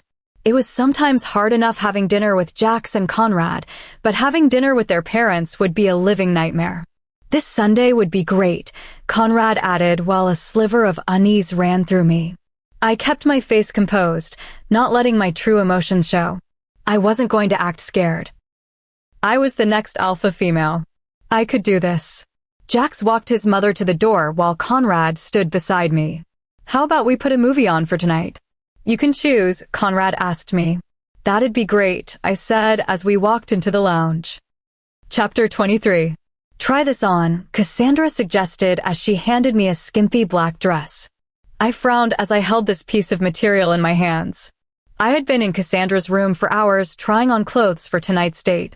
Butterflies were fluttering around in my stomach as I thought of spending time alone with Jax and Conrad. I shouldn't have been scared. I had spent loads of time with them alone in the house. God, I slept next to them each night, but this was different. Tonight they were taking me out for dinner. It was supposed to be romantic, but I wasn't sure. I was still so confused about both of them. I handed Cassandra back the dress. For tonight, I wanted something with a bit more coverage. I flicked through her closet, passing beautiful ball gowns and evening dresses that were too fancy for this event. What about this one? Cassandra asked, showing me a beautiful white dress. It was strapless, but still revealed nothing, falling just above my knees. I think we've found it, Cassandra said, smiling. I tried it on and it fit perfectly. Yep, this is it. Now you just need the shoes, Cassandra added as she handed me a pair of 6-inch stilettos. I can't wear these, I exclaimed, looking at the height of the heels. I'll fall over before I even reach the door. You'll be fine. I gave her a pointed look, which she ignored. I slipped into the shoes, and I only managed to stumble a few times. Cassandra did my makeup and hair, and by the time she was finished, I didn't even recognize the girl standing in front of me. She looked like someone who had everything under control, who knew exactly what she was doing. Glancing at the clock, I realized I was late. I was supposed to meet Jax and Conrad at 6 o'clock, and now it was 10 past. Thanks for your help, Cassandra. You're the absolute best. I know, she grinned. The boys were waiting at the bottom of the staircase, their eyes going wide when they gazed up, noticing me. I smiled, a blush spreading across my cheeks as I began my descent. For a moment, it felt like I had been swept into a fairy tale, and at the bottom of the stairs, a prince would be waiting for me.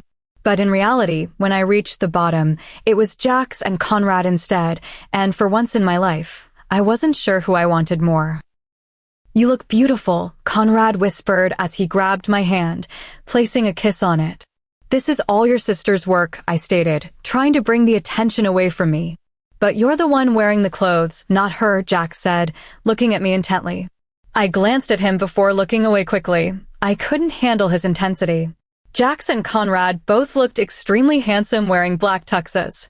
Butterflies continued to swirl in my stomach, but despite that, I was also a little excited.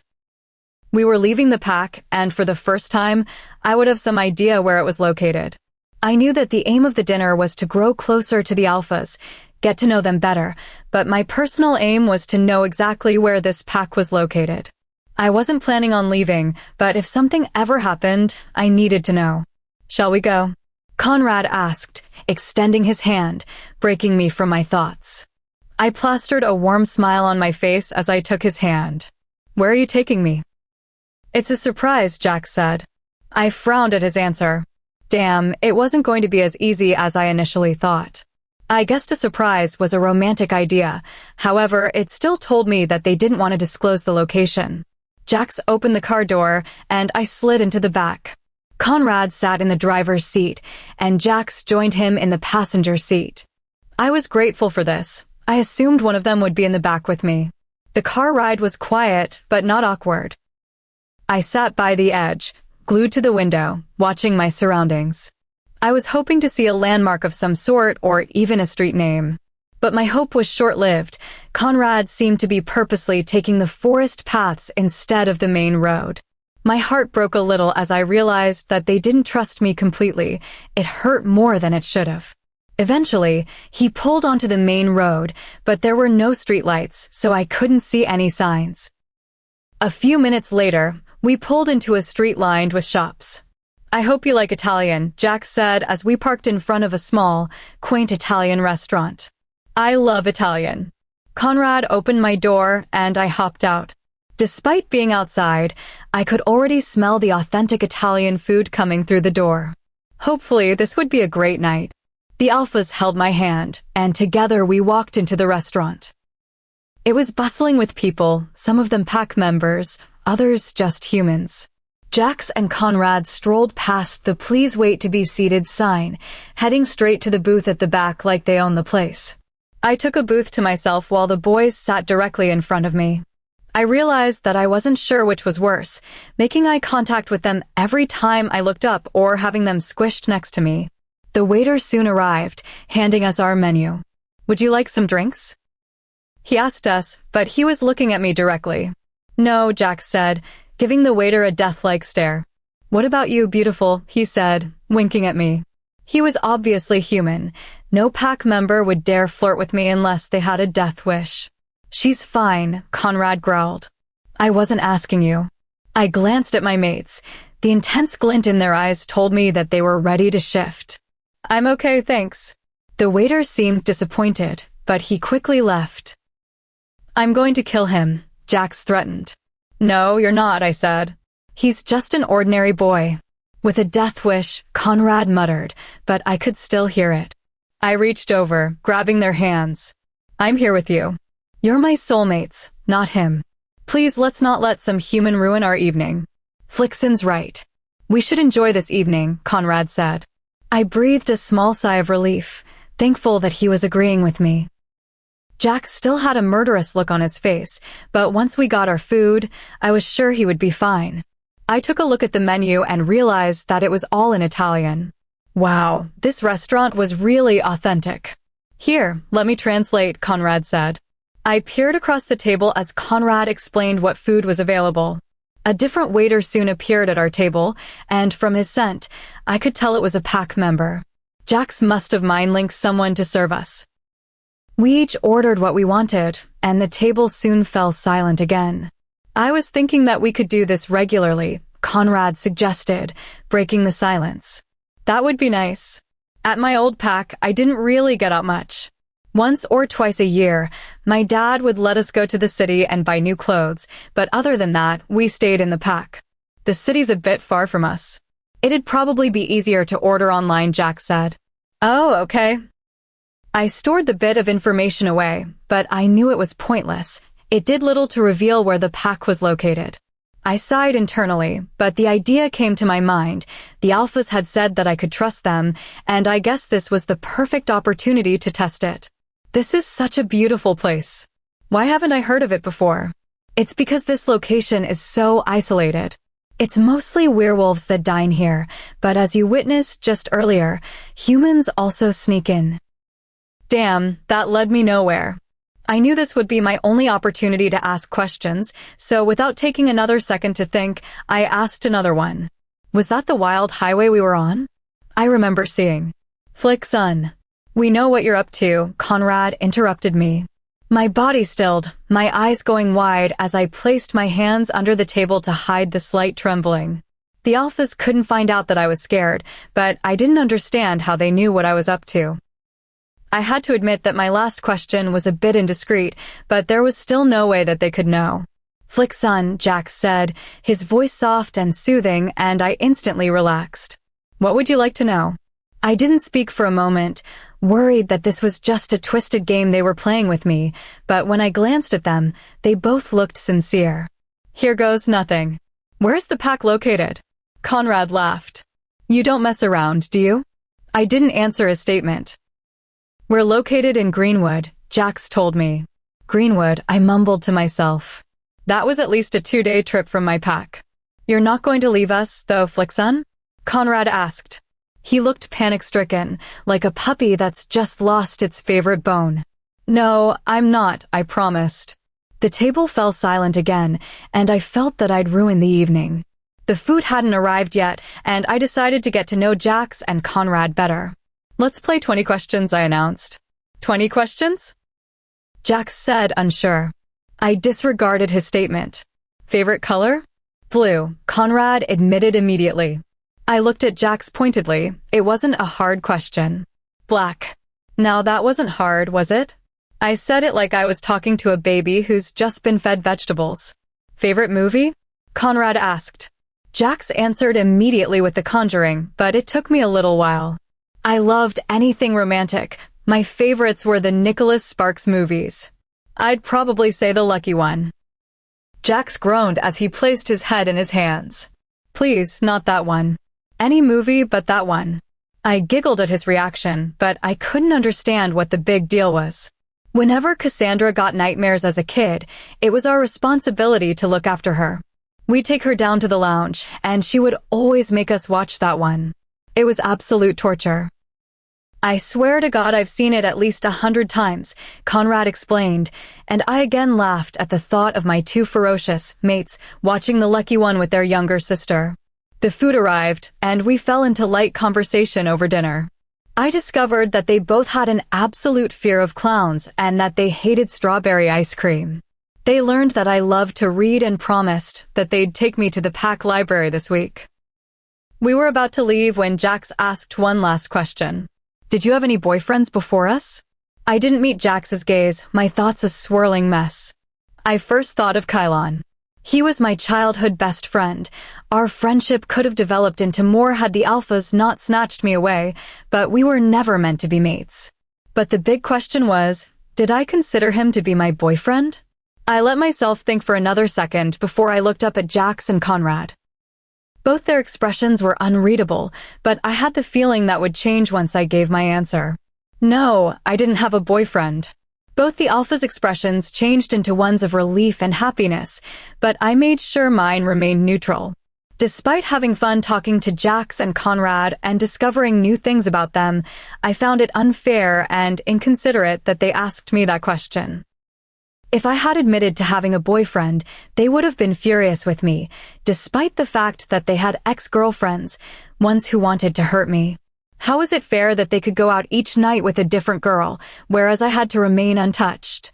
These thoughts distracted me the whole ride home, but as we reached the house, I realized that there was no point concerning myself with this information. It was all in the past and would hopefully remain that way. Conrad offered me the shower first, and I gratefully took it. I knew deep down that they would probably want to shower with me, but we weren't ready for that. Despite my previous worries, I surprisingly had fun tonight. It was nice to be able to talk with Jax and Conrad as an equal. My thoughts began to drift to the waiter who was flirting with me in the beginning. I wondered what had happened to him. I turned the water off and just stood in the steam. This week, sometime I was going to be meeting with Jax and Conrad's parents. The thought still sent a shiver down my spine, but hopefully it would be as easy as it was tonight. I got dressed in my pajamas and opened the door to see a topless Conrad. Hey, he said, grinning. Was the shower nice? I was spellbound for a moment, distracted by his bare, toned chest. Emmeline would be laughing at me right now if she were still in my head. Yeah, it was, I responded, looking up into his eyes. We were close enough to kiss, but despite my urge to do it, I knew deep down that it was too soon. Instead, I went up on my toes and placed a kiss on his cheek. He was momentarily stunned, as I just cast a spell on him. I smiled, glad that I had the same effect on him as he had on me. I walked around to the bed and gave a small kiss to Jax, who was sitting on the edge. Good night, I said before snuggling underneath the covers. They both said good night, and, before long, I was fast asleep. Chapter 24. Flicks on, a voice called. Go away, I grumbled. Opening my eyes slightly, I realized that it was too dark to get up, and I turned over, snuggling into the covers. Flicks on, the voice called again, this time more persistent. It's too early. Flicks on. I'm seriously going to kill my mates, I mumbled to myself as I sat up in bed. It was still completely dark, but with my werewolf eyesight, I could just make out my two mates completely asleep in bed. I frowned, confused as to who called me. My eyes swept the room, but there was no one there. You can be so stupid sometimes, you know that, right? The voice spoke again, and I scanned the room, but there was still nobody. I was about to wake Jax and Conrad when realization dawned on me. Emmeline. I whispered. Hey, Flicks on. Emmeline. I squealed, a massive smile spreading across my face. We'll wake the alphas, she said. I immediately quieted, but I couldn't stop feeling so happy. She was back. My best friend was back. God, I've missed you so much. What's not to miss? I rolled my eyes. So what's been happening? She asked. Nothing much, I muttered. Emmeline took a moment, flicking through my memories. You've done absolutely nothing, she admonished. I'm sleeping next to them. Yeah, but you haven't been with them. I rolled my eyes as she huffed her breath in annoyance, but in this moment, I really didn't care that she was annoyed with me. She was back. Do you want to go for a run? I didn't even answer her question.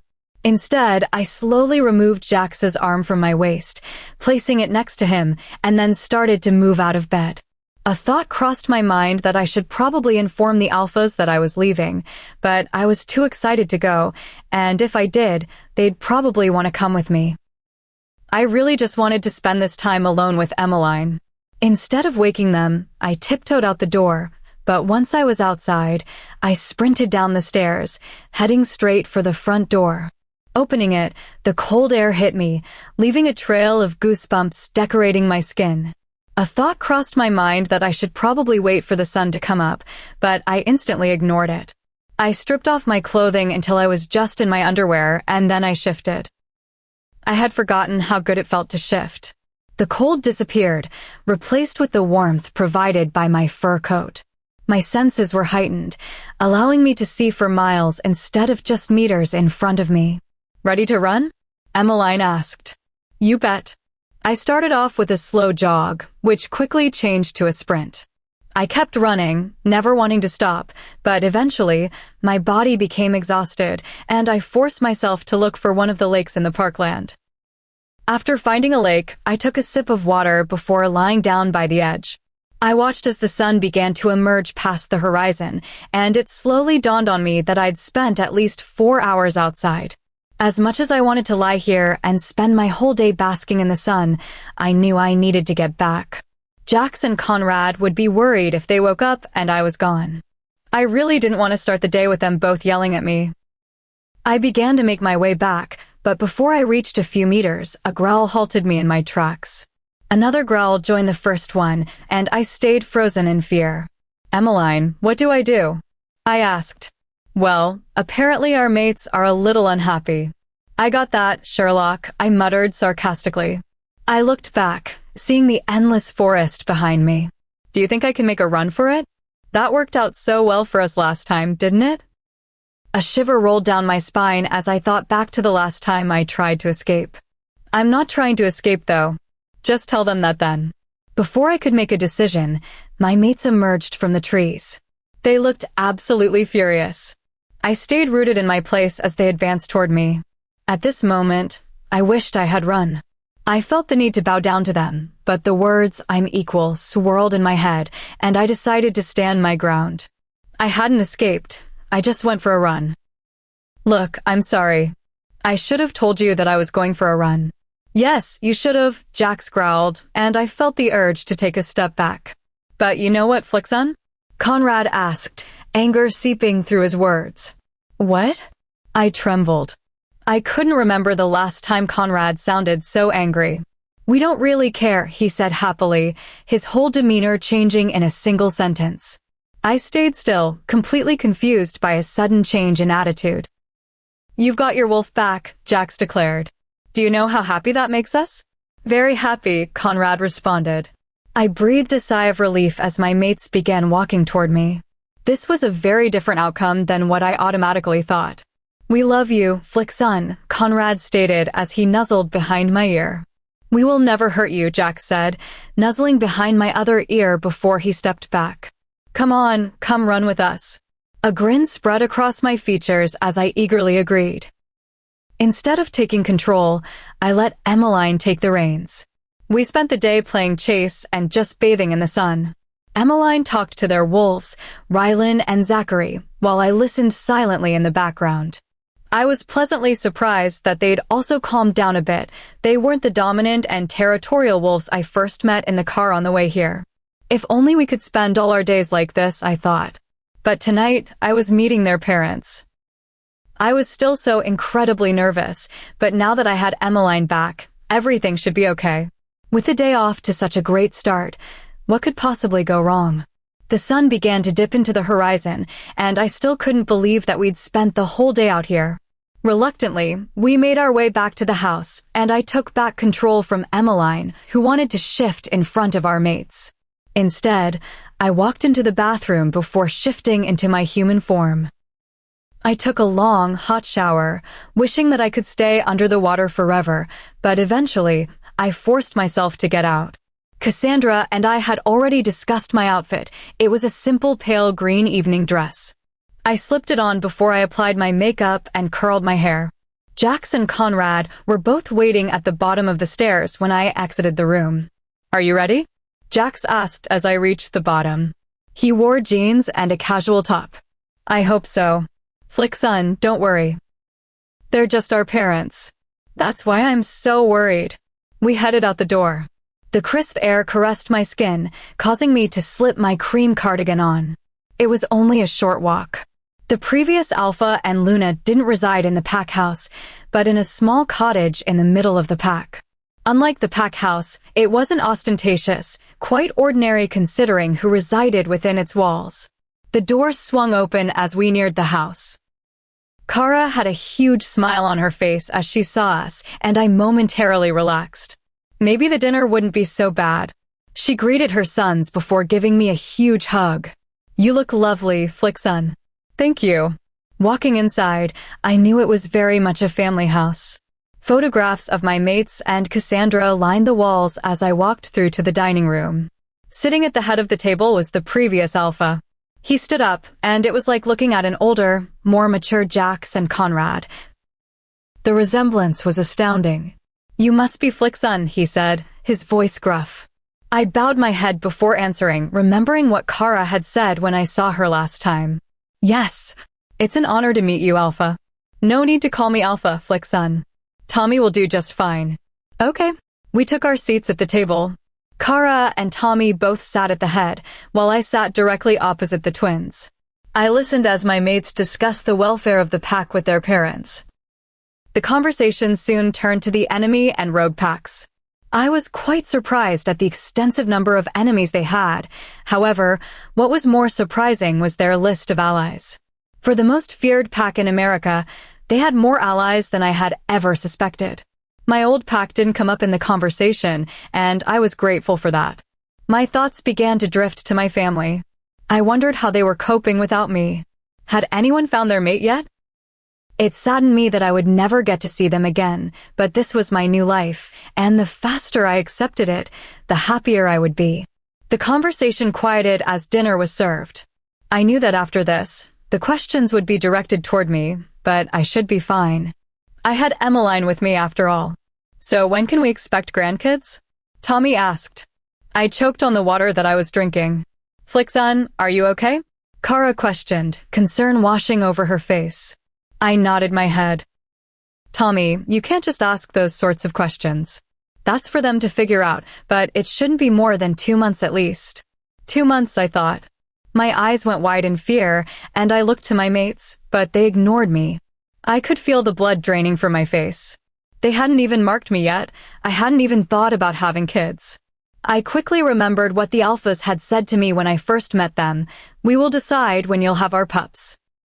But they had changed since then. They wouldn't force me to have children, would they? "No, it won't be long now," Conrad admitted. "You're right, Mother. It shouldn't be longer than 2 months." I blanched at his words. He couldn't possibly mean them. "And how many kids are you going to have?" Tommy asked Jax and Conrad, ignoring me like I was completely invisible. "At least 6, Jax said with certainty. I couldn't even look at Jax. Didn't he know childbirth was painful and dangerous, especially for a Luna? Did he really want to risk my life? "Emmeline, what do you think?" I asked, desperate for her to support me. "I don't know, Flicky. I don't want to anger their wolves." I grew mad at her words. This was my life, my body. I should decide what happens to it. "No," I muttered. "Flickson, don't," Emmeline said, warning me, but I ignored her words. "No, what, Flickson?" Jax asked, confused. I took a deep breath. After this, there was no going back. "I'm not having 6 kids, Jax," I said, his eyes going wide at my words. And I'm not falling pregnant within the next 2 months. I directed these words toward Kara. This is my body, and I'll choose what to do with it. I was breathing heavily, but I didn't stop. You said I was equal, but you keep making decisions for me. Don't you have any sort of respect for me? Flixon, please, Conrad tried to console me, but I interrupted him. Sliding out of my chair, I began to walk out the door. Flixon, you are not to leave this house. I scoffed at his words. What are you going to do? Send me down to the pack cells again, or maybe this time you should discipline me instead. Everybody's face paled at this, and I realized that I'd struck a nerve. Good. I'm sleeping in the guest room tonight. Don't come and see me. I walked out, slamming the door behind me. The air was freezing outside, but it helped me to think. They had no right to say that to me. No matter if they were the largest pack in America, it didn't give them the right to treat me like filth. I could feel Emmeline arguing with their wolves. For once, I was glad she was on my side. I made it back to the pack house alone, which I was glad for. I thought they might confront me on the way home, but they didn't. Walking into one of the guest rooms, I couldn't even be bothered to take the dress off before I slipped into bed. I didn't know what to expect tomorrow. Maybe an apology? I laughed at the thought. I fell asleep again, questioning why the moon goddess paired me with these mates. Chapter 25. I awoke slightly disoriented. Sitting up, it took me a moment to realize where I was. I groaned as realization began to sink in. Last night, the dinner, the fight. But regardless of what happened, I wouldn't ever regret standing up for myself. I decided to check in with Emmeline. She would be the only person to know how the alphas were doing. How are things with the alphas? I asked. There were numerous answers to this question, and at this moment, I really had no idea what the response was going to be. They miss you. They miss me, I said, surprised. I didn't expect that. I thought they would be furious with me, outraged even. They're truly sorry, Flixon. They know that they should have discussed the issue with you first. I scoffed at her words. Sorry's not going to fix anything. Last night, they deliberately ignored me. They say I'm their equal, but at dinner, they didn't even ask for my thoughts on the subject. God, I just wanted to punch something. Things were going so well that for the past few days, I had been thinking of letting them mark me, but now that was completely out the window. In the space of just a few hours, Conrad and Jax had destroyed any progress we had made. Don't take this out on me. I'm not your mates. I know, it's just frustrating. Have they said anything about the issue of children? It was silent in my head for a moment, and my suspicions were confirmed. They still wanted lots of children. It's not like that. Emmeline tried to defend them, but I couldn't listen to her. I knew that I would have to confront the twins about this issue, but I just didn't want to see them today. If they wanted to apologize for last night, I wasn't going to make it easy for them. They would need to seek me out. But my biggest worry was that as soon as they apologized, I'd forgive them immediately and probably end up somehow promising something I would regret. That could not happen. I glanced at the clock on the wall. It was only 8 o'clock. There was a chance that the alphas wouldn't be up yet, and I'd be able to sneak out of the house unnoticed. Slipping out of my dress, I had a quick 5-minute shower before changing into some casual clothes. My aim today was to avoid Jax and Conrad for as long as possible, so before wasting another second, I quietly slipped out of my room and walked down the staircase. This was the make or break point. If they were sleeping, then I could sneak out of the house fine, but if they were awake, then that was going to be a problem. Treading down, I glanced at their door, just waiting for them to walk out, but when I reached the bottom, it was still shut. Thank goodness, I muttered to myself. Flixon, what are you doing? I jumped out of my skin at the sound of Cassandra's voice. I was so focused on the alphas that I hadn't thought to pay attention to what could be in front of me. Cassandra, I said cautiously, turning around to face her. I wondered if she'd heard about last night, if she agreed with what I had said. At the moment, she was smiling, which was a good sign. I heard about last night, she started. And what do you think? That my brothers are idiots, she laughed. It's your life, Flixon, your body. You should have some say in what happens to it. I breathed a sigh of relief. It was nice to have someone on my side. If you were wondering where my brothers were, they're in the office. They left early this morning. I didn't know how to feel about that. I was thankful that they hadn't confronted me this morning, but did they really feel no regret for what happened last night? Going straight to their pack work meant that they had pushed what happened at dinner to the back of their minds. I know Emmeline said that they were apologetic, but how sorry did they really feel if they were so focused on their work? Look, Flickson, I need to tell you that my mom is also quite upset with herself about what happened last night. She truly feels guilty for causing the fight between the three of you and never meant to place any pressure on you for grandkids. I understand, I said, distracted, my thoughts still focused on the alphas and their early leave for work this morning. She would like to see you today sometime to apologize. She can come this afternoon. That's great. Also, Flickson, I'm sorry, Cassandra, I'm just a little busy at the moment. Can we talk later? I didn't wait for her response, instead pushing past her and heading straight for the front door. Deep down, I hated that I was rude, but I just had to get out of this house. I needed space to think. It was a beautiful sunny day, which clearly did not reflect my mood. Would it always be like this? I thought. Would we always end up fighting over problems, or could we ever sit down and discuss our issues like a normal couple? It's like we were on a never-ending roundabout with problem after problem. It was starting to exhaust me. I wanted kids, truly I did, but 6 just seemed too many. I really didn't want to spend half my life pregnant. I had wandered quite deep into the forest so that I was now close to what I assumed to be the border of the pack. The sun had shifted also, so it was now directly above me. Emmeline had informed their wolves where I was, so I could spend all day out here if I felt like it, but I knew eventually I would need to head home to discuss what happened last night. Kara was also coming around this afternoon, which I dreaded even worse than facing Jax and Conrad. I really didn't want to listen to her apologize all afternoon. A twig snapped in the distance, breaking me out of my thoughts. I first thought that it was a rogue. I was quite a fair distance away from the pack that one could have slipped in, but security in this pack was impeccable, so it was still highly unlikely. Emmeline was also on alert, ready to inform Rylan and Zachary if I ran into any trouble. The snapping of twigs turned into heavy footsteps, and I took a step back, preparing myself for whoever was going to approach me. I thought about transforming into my wolf, but the stranger was still in human form, so I discarded the idea. Let's just tell them now, Emmeline asked impatiently. Wait, I said. I really didn't want to call Jax and Conrad if it was just some guard on border patrol. But the man that emerged from the trees was the last person I'd ever thought I'd see. Kylon, I gasped, shocked. I ran toward him, immediately enveloping him in a massive hug. With my arms wrapped around him, my mind began to swirl with thoughts. Kylon, my best friend, was here, Kylon from my old pack. I was hugging another male that wasn't my mate, and most importantly, the alphas didn't know. I released him from the hug and just took a moment to stare at him. He had grown ruggedly handsome in the space of just a few months. His hair had grown longer, so it now framed his perfect face. His eyes were still that brilliant sapphire blue, which I had deeply missed.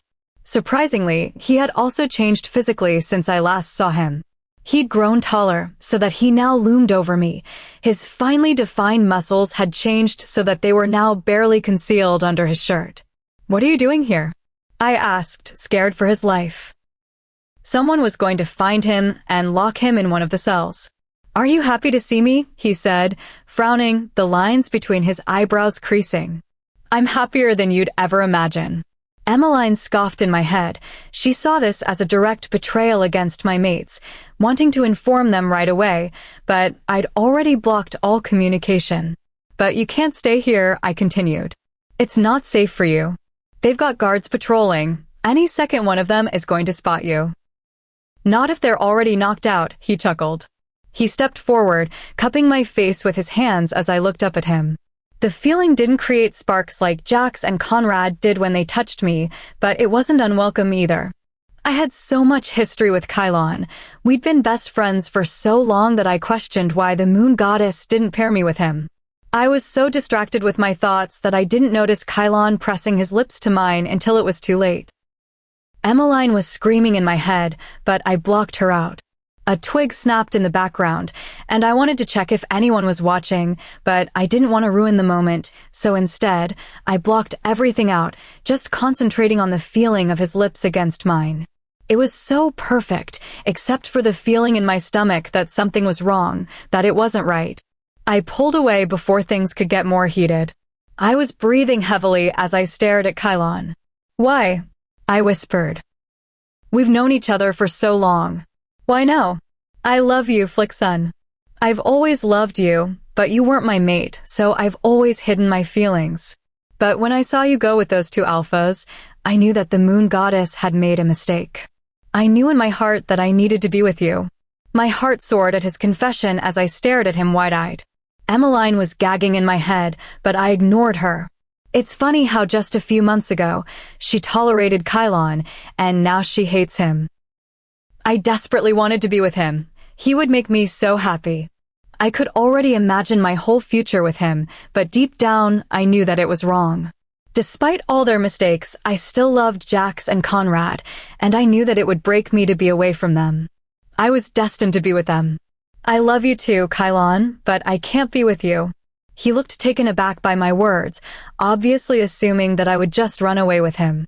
"Flickson," he said, gently grabbing my hand. "I know what they did to you.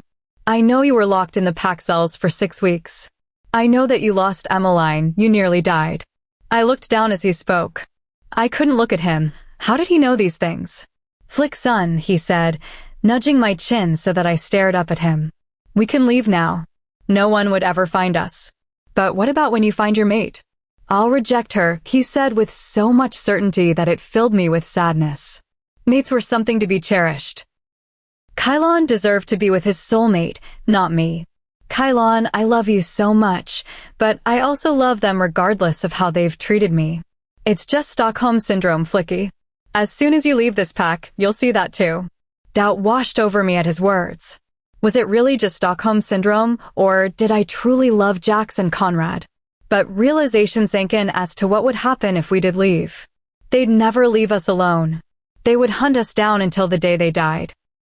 And once they found us, they'd harm you without a second thought, and I'd be left with your blood on my hands. But Kylon tried to think of an answer, another solution, but I knew there was none. It was time for Kylon to leave before he got caught. "It was nice seeing you, Kylon," I whispered as I went on my tiptoes, planting a small kiss on his cheek. "One day you're going to find the girl of your dreams, and you'll forget all about me."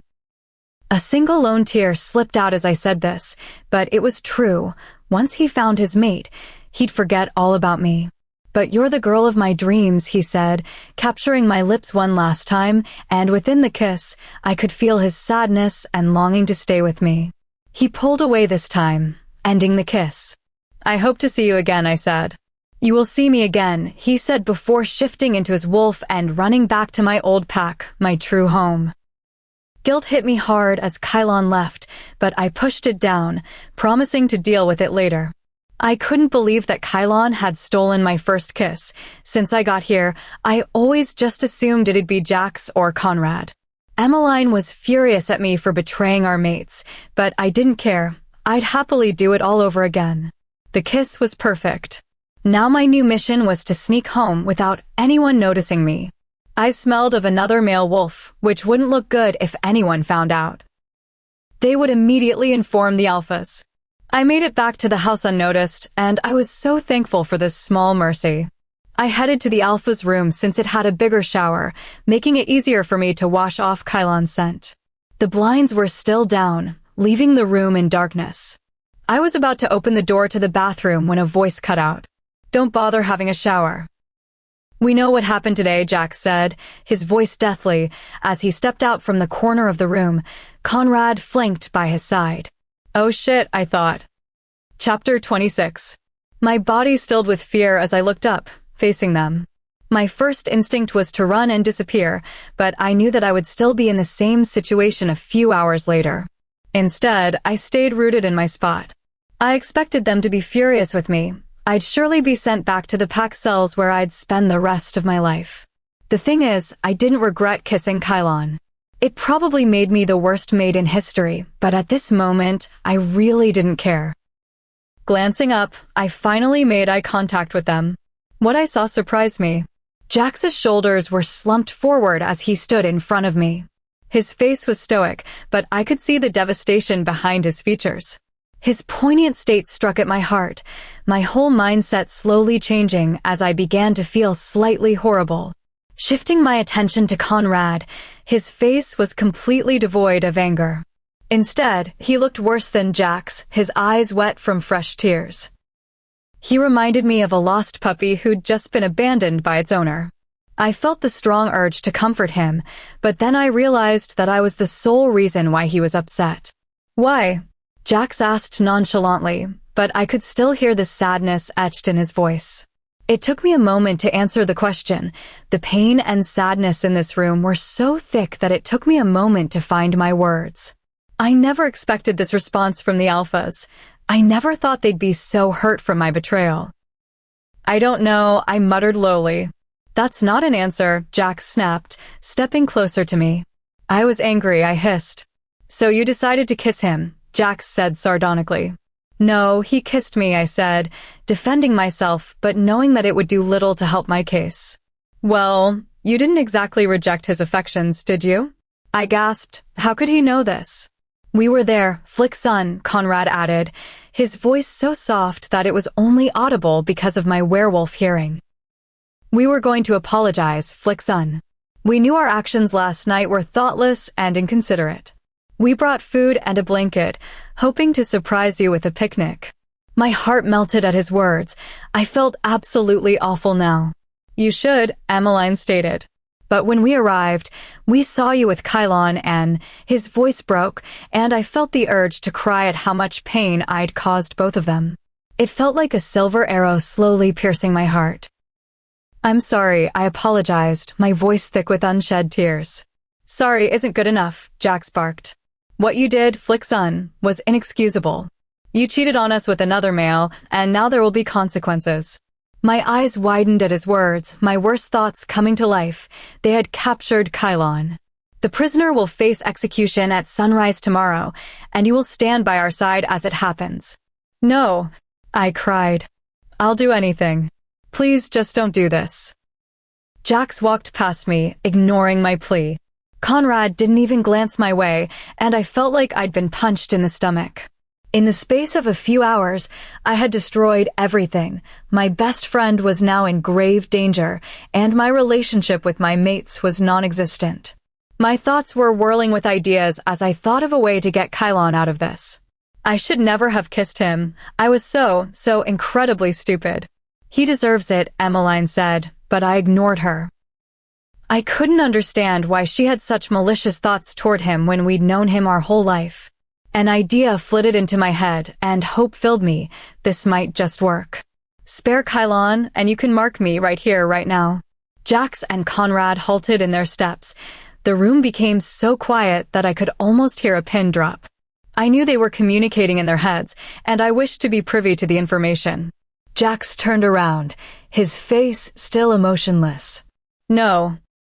We'll mark you when you truly want to be marked, when you actually love us, Flick-sun. Not because you're trying to save your boyfriend, he seethed. Conrad turned to face me, making eye contact with me for the first time today. His features were hard, unattached. I truly hated seeing him like this. Visit him before tomorrow, and he'll be disciplined before the execution. No, I whispered, my knees buckling beneath me as I fell to the floor. Please just let me see him before. There was no answer as they walked out, closing the door behind them, leaving me in the darkness of the room. What had I done? How could my whole world crumble so quickly? Tears streamed down my face as I began to cry over everything that had happened. I was never going to see Kylon again, never see him smile or laugh at my jokes. He was never going to find his mate or have kids of his own. Who knew that one kiss could destroy someone's whole life? Tears were still dripping from my face as I picked myself up from the carpet floor. Shuffling toward the window, I pulled the curtain up. The sun streamed in, momentarily blinding me.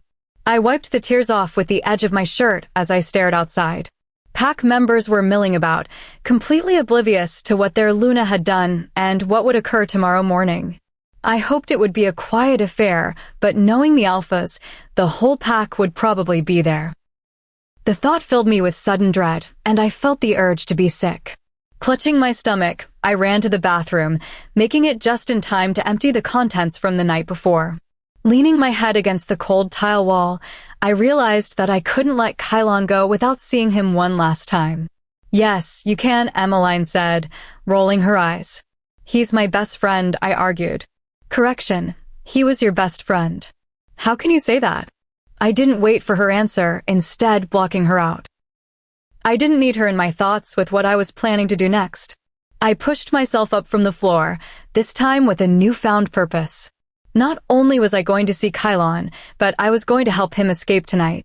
I had spent so long in the pack cells that I had a better chance than anyone at getting him out. Walking toward the window, I looked out again, but this time concentrating more specifically on the guards.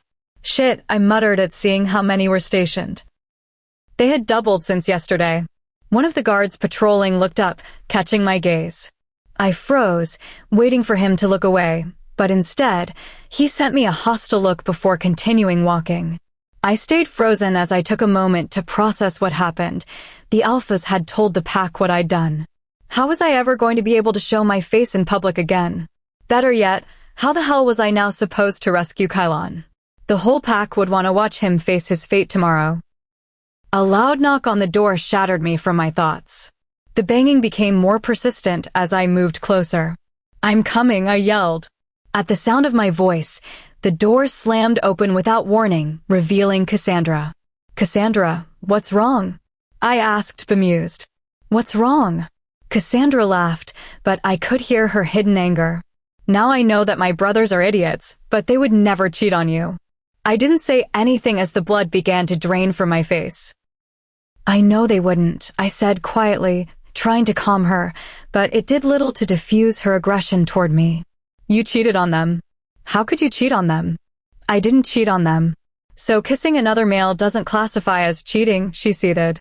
She was right, of course, she was right, but I wasn't going to tell her that. I had never planned on kissing Kylon. God, I never thought I'd see him again. "Guess I'm right," Cassandra said sardonically after I didn't say anything. She sat on the edge of my bed, the anger still evident, but it deflated a bit after her rant. "I thought you were my friend, Flick-son," she said sadly, looking up at me. "Of course, we're friends, Cassandra." I sat down on the bed next to her. "Then why did you purposely hurt my brothers?" "Flick-son, they're completely heartbroken by what you did." Again, I let the guilt seep through me, spreading until it reached my heart, crushing it completely. I knew earlier that I didn't regret what I did, but now I truly do. If I could start this day differently, I would have never gone into that forest. I would have slept in, spent the whole morning being angry at the alphas, and then they would have surprised me with that beautiful picnic, and everything might have been resolved. "I never meant to cheat on Jax and Conrad," I explained to Cassandra. Within the next 5 minutes, I informed her of my history with Kylon, everything from him being my best friend to wanting him to be my mate. She stayed quiet after I'd spoken. "So," I said, trying to draw out her thoughts, "you're not going to be able to save him, you know. My brothers have doubled the security around the prison. For the next 24 hours, they'll be alerted to anyone who steps into the prison, talks with the guards, or is within a quarter-mile radius." The truth of her words sank in, but I wasn't going to give up. My mother also decided to cancel her afternoon catch-up. "She's very disappointed with you, Flick-son." "Oh, God," I said as dread filled me. How was I going to face Kara again? "Look," Cassandra said, clutching my hand. "I understand why you kissed him. You have a long history with Kylon, but you have Jax and Conrad, and they're your soulmates. They may be upset at the moment, but they do love you, Flick-son, and they will forgive you." "I hope so," I murmured as tears began to form at the brink of my eyelids. "I gotta go," she said, hopping off the bed. "But I'll come to see you again after the execution." The word execution turned my blood cold.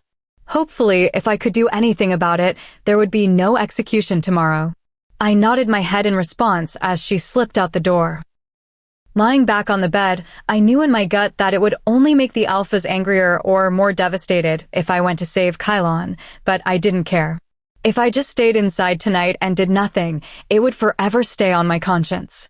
I couldn't imagine that the alphas would see me tonight, so once the world turned dark, I would slip out and hopefully save Kylon. My watch beeped 12 o'clock as I stepped out from the bathroom, dressed in black camouflaged clothes. The alphas hadn't entered the room, and I didn't think they were planning to. They were too busy planning the execu. Shaking my head, I removed the word from my head. I couldn't let myself think about what would happen if I didn't save Kylon tonight. Saving him was my only option. The rain pounded violently against the window, causing it to vibrate slightly. This weather was the perfect condition to hide my scent from the pack members and, more importantly, the pack guards. Despite lying in bed for the past few hours, I still hadn't thought of a plan. I was just hoping that an opportunity would present itself and I'd be able to rescue Kylon. The lights were dim as I slipped out of my bedroom and into the hallway. Thankfully, none of the guards were stationed in the house. They were all located outside. I took the stairs 2 at a time as I walked steadily toward the door. I can do this, I muttered to myself. I had snuck out of my bedroom so often at my old pack that this should be second nature. The rain streamed in as I opened the door, obscuring my vision slightly. Wiping the water out of my eyes, I let out a horrified gasp when I saw who was in front of me. Conrad and Jax were both standing outside the door, shirtless and dripping wet. They both wore the same livid look on their faces. Going somewhere, Flickson? Jax growled. Chapter 27. Where are you going? Jax demanded, staring down at me. Nowhere, I replied nonchalantly, but I refused to meet his gaze. Nowhere. Jax laughed. You seriously think we're going to fall for that?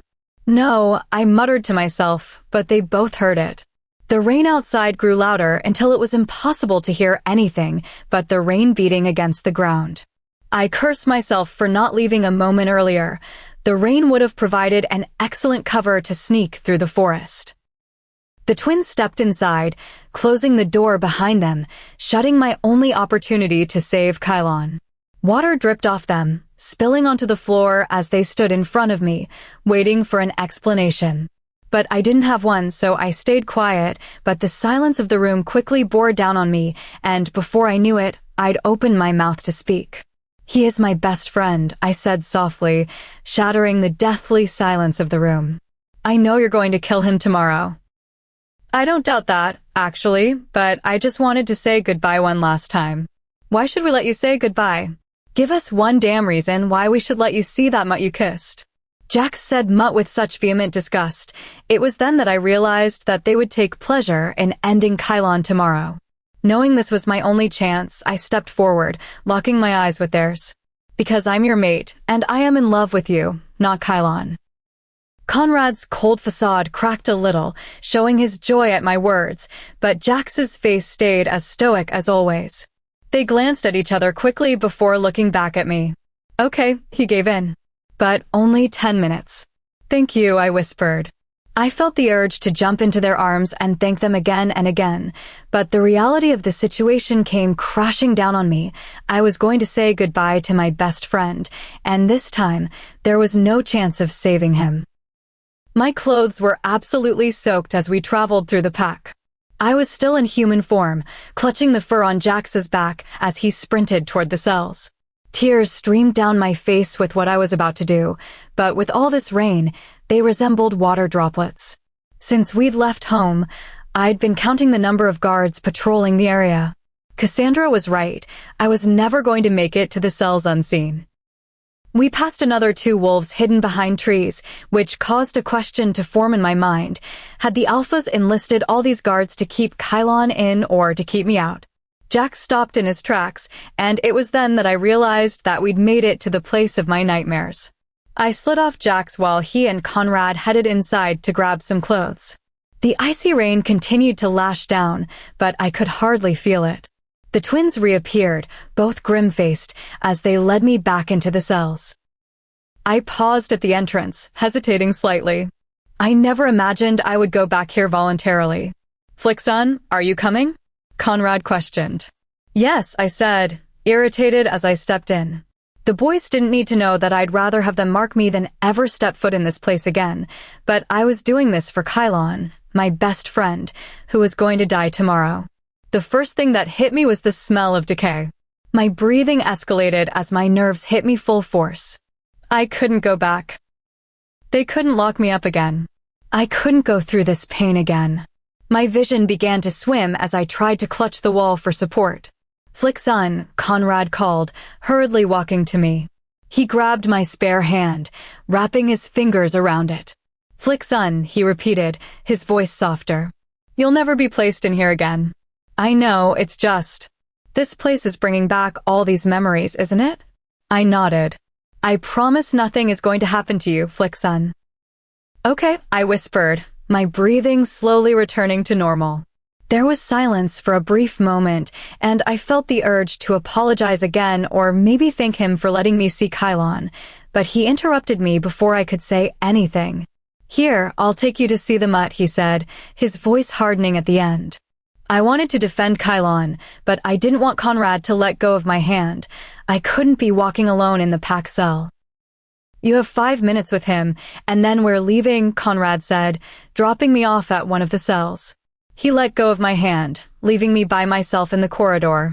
Kylon, I whispered uncertainly as I approached the bars. Flickson, is that you? A voice called out, sounding distinctly like Kylon's. Oh, Kylon, I said as I gripped the bars, peering inside. He was chained to the wall just like I was. The thought brought back unwanted memories, which I quickly tried to repress. I couldn't break down here. I had to be strong. I looked him over. The alphas had left him unscathed as promised, but he didn't look scared. He didn't have that defeated look in his eye that most men had when they were about to be executed tomorrow. Flickson, what are you doing here? He questioned. The alphas brought me here. He scoffed at my answer. Sure, they did. He laughed before suddenly becoming serious. Wait, what did you promise them? Nothing, I said, keeping my voice steady, but my thoughts went back to what I had initially promised them. I wondered if that promise still stood. Seriously, Flickson, don't lie to me. What did you have to give in order to see me? Nothing. I know when you're lie. I gave them nothing. I shouted, venting my frustrations at him and this whole situation. Please let's not talk about it, I admitted, lowering my voice. I don't want to fight, not when this is the last time I'll see you again. Seriously, Kylon, why did you have to kiss me? This all could have been avoided if we had just talked, or I don't know, maybe. Do you regret it? He whispered, interrupting me. His question surprised me, and I had to think for a moment. My immediate answer was no, but that look on the twins' faces will haunt me forever. I have mates. I should have never kissed another man. But it was Kylon, and he's my best friend, and I was angry at them, but it should never have happened. I don't regret that I kissed you, but I regret everything that's happened because of it. I will never regret kissing you. Normally, his words would make me feel dizzy with happiness, but this time I still felt empty. It was only my mate's words that could now have any true effect on me. How are you feeling? I asked, changing the subject. Flickson, this isn't the last time I'm going to see you. I don't believe in an afterlife, Kylon, you know that. No, silly, I'm not going to die tomorrow. But the execution has already been planned, and my mates are pretty adamant about having it. He moved closer to the bar, dropping his voice so that it was just above a whisper. I have allies, friends here, Flicky. I'll sneak out right under their noses. I'll be gone before the sun rises tomorrow. This information surprised me. All day I'd been preparing for his death, and now he was going to live. I should be overjoyed, but these new plans unsettled me. I didn't want Kylon to die, but I felt like I had a duty to tell my mates. Omitting this information felt like I was betraying them and the pack for a second time. You won't tell anyone, will you, Flicky? No, of course not, I said immediately, but I felt like I'd rushed my response. I thought all of the pack members were loyal. Which ones are your friends? I asked, searching for an answer. As a Luna, it was my duty to protect this pack. Oh, you wouldn't know them, Kylon answered, his response purposely vague. Flickson, your time is up. Jax shouted, his voice echoing along the corridor. Goodbye, Kylon. I'll miss you. Don't worry, Flickson, you'll see me again. I'll get you out of here, away from those mates, I promise. I glanced back at Kylon, looking at him one last time, but as I walked back down the hallway, I realized that his words had never sounded so wrong. The whole trip home was silent. Surprisingly, the rain had stopped, but I didn't feel like saying anything. Nothing was said as we walked inside the house or as I dutifully followed the alphas up to our room. I didn't know what to say to break the tension, so I left it. The information that Kylon has allies within the pack played heavily on my mind, and I felt the urge to tell my mates, but I knew that it would come at the expense of Kylon's life. I used the shower first, washing off the rank smell of the cells. Before I came here, my life was so much easier. All I worried about was sneaking out at night. Now it seemed like I never got a break from all these problems. Jax and Conrad used the shower after me as I slipped into bed, the sheets feeling cold against my warm skin. At this moment, I really didn't know what was going to happen tomorrow. I could wake up and watch my friend be executed, or I could be woken up to the news that my friend had just escaped the most powerful pack in America. I wondered if the alphas would suspect that I might be somehow involved. The bed depressed as the twins slipped in. Jax draped his arm over me, leaving me feeling safe and protected. I didn't know what tomorrow might bring, but for tonight, I was simply happy to be next to my mates. Chapter 28. A knock at the door startled me from my sleep. Jax's hand tightened on me as I slowly opened my eyes. The room was still pitch black, but from this angle, I could see the sun creeping on the horizon through the window. Someone knocked again. "I'm going to murder whoever is disturbing us," Jax muttered as he peeled the covers away, leaving the warmth of the bed. Partially awake, I sat up, rubbing my eyes. Kylon was going to meet his fate today unless he already escaped. As much as I loved him, I didn't believe he stood a chance at escaping from this pack. There were too many guards patrolling the area. I didn't want to say goodbye to my friend, but there was nothing I had left to offer the alphas in exchange for sparing his life. Conrad sat up next to me, black rings hanging under his eyes as he focused his attention on the door. I must advise him to get some more sleep. He looked awful. Jax twisted the knob, opening the door. Instead of waiting to come in, the guy just stormed in. With a wave of his hand, he silenced whatever Jax was about to say. I stared at him in shock, not believing that he just blatantly disrespected his alpha. I noticed that he was slightly taller than Jax, bigger as well. His black hair was cut so short that it looked almost sharp to the touch. However, what stood out were the black tattoos that ran along his arm. A permanent scowl lined his scarred face as he stood in the middle of the room. "Hunter, what the hell is the meaning of this?" Jax yelled at him. Conrad was already out of bed, standing next to his brother. "The bloody prisoner has escaped, and she had something to do with it," he admitted, pointing accusingly at me. I glanced at the twins, waiting for them to defend me, but all I was met with was silence. I didn't have anything to do with it. I hardly know how to escape the pack myself. I defended myself, but the twins didn't look convinced. "You're lying," he spat out. "Prove it," I seethed. This man was starting to get on my nerves. Who the hell was he to start bossing around the alphas? He turned to the alphas, and by the devilish curl in his lip, I knew that I was in trouble. "Use your alpha command and ask her yourself." My eyes went wide in alarm as I stared back at the alphas. I placed my hands back under the covers to hide them, trembling guiltily. They wouldn't ask me. They couldn't. "Flick son?" Jax asked. I shuddered, feeling the alpha command behind his words. How could he do this to me? "Yes, Alpha," I was forced to respond, hating every word that I said. "Did you know that Kylon was going to escape?" I clamped my teeth together, trying to keep myself from speaking, but with the alpha command masking his question, the words just slipped out of my mouth. "Yes, I did," I whispered. "Flick son," Conrad said, struck again by my betrayal. He didn't say much, just that he had allies in the pack and he was going to escape before the sun was up. I tried to explain, but it seemed that I was just creating more problems for myself. "And you didn't think to tell the alphas this, you stupid girl?" Hunter asked condescendingly. "You were going to kill Kylon," I said, turning to Jax and Conrad as a tear slowly leaked from my eyes. "I wanted to tell you, I did, but this was his only chance to escape." For God's sake, girl, you're going to be our future Luna, and you're more worried if your friend is going to live or die. How about worrying about the safety of the pack? Because of your betrayal, the whole pack is now in jeopardy. I stayed silent, not wanting to respond to his statement. That filthy rat deserves to go back to the cells where she belongs. No, she doesn't, Conrad interjected. She might have betrayed us a second time, but we promised Flickson that we'd never send her back there. Thank you, Conrad.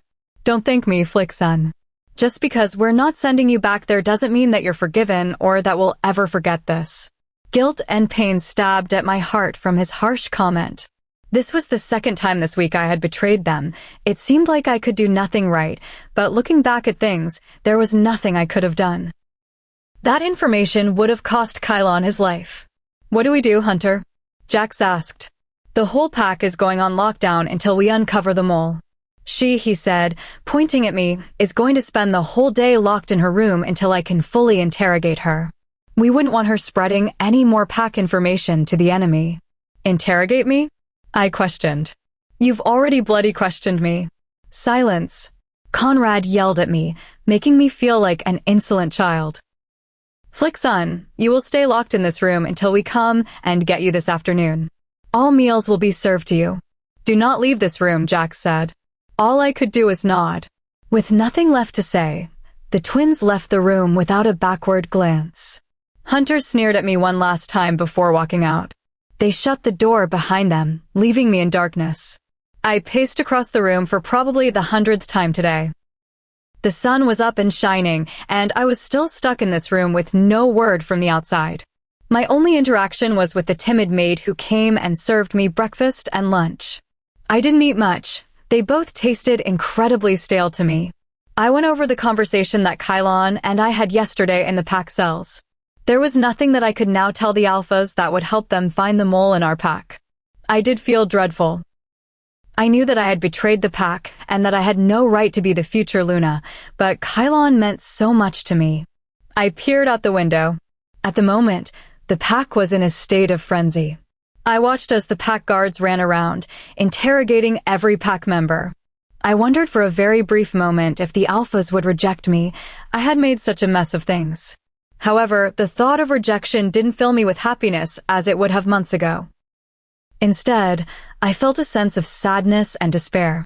The door creaked open, and I whizzed around, expecting to see the alphas, but instead, Hunter strolled in like he owned the place. How are you feeling, Mutt? He sneered as he closed the door behind him. My heart rate escalated as I realized that my chances of escaping from him were dwindling by the second. I'm fine, thank you, I said casually, but my fear leaked into my words. You shouldn't be here alone with me. The alphas wouldn't like it. He laughed. Are you afraid of being left alone with the big bad wolf? He taunted. Guess what? They asked me to be here, more specifically to interrogate you. His words set every nerve in my body on edge. How could the alphas leave me alone with this monster? My back pressed against the window. I sneaked a glance at the latch hook that I would need to pull to escape. I realized that with Hunter's werewolf speed and senses, there would be little chance of escaping through the window. Why don't you take a seat on the bed, and we can start? He gestured to the bed where he was currently sitting. I'm actually quite happy here, I stated firmly, with my back pressed up against the window. Fine by me, he said, walking toward me like a predator ready to catch its prey. He stood in front of me, towering over my body in his best attempt to intimidate me. So when did you first discover that Kylon was escaping? Last night, I stated, keeping my words to a minimum. And why didn't you inform the alphas? I kept quiet, not wanting to answer him. Let me ask again, why didn't you inform the alphas? His spit flew in my face as he screamed the last part. Because I wanted my friend to live. If I informed the alphas, he'd already be dead. So you thought it'd be better to save one life and jeopardize the rest of the packs? This time, I permanently stayed quiet.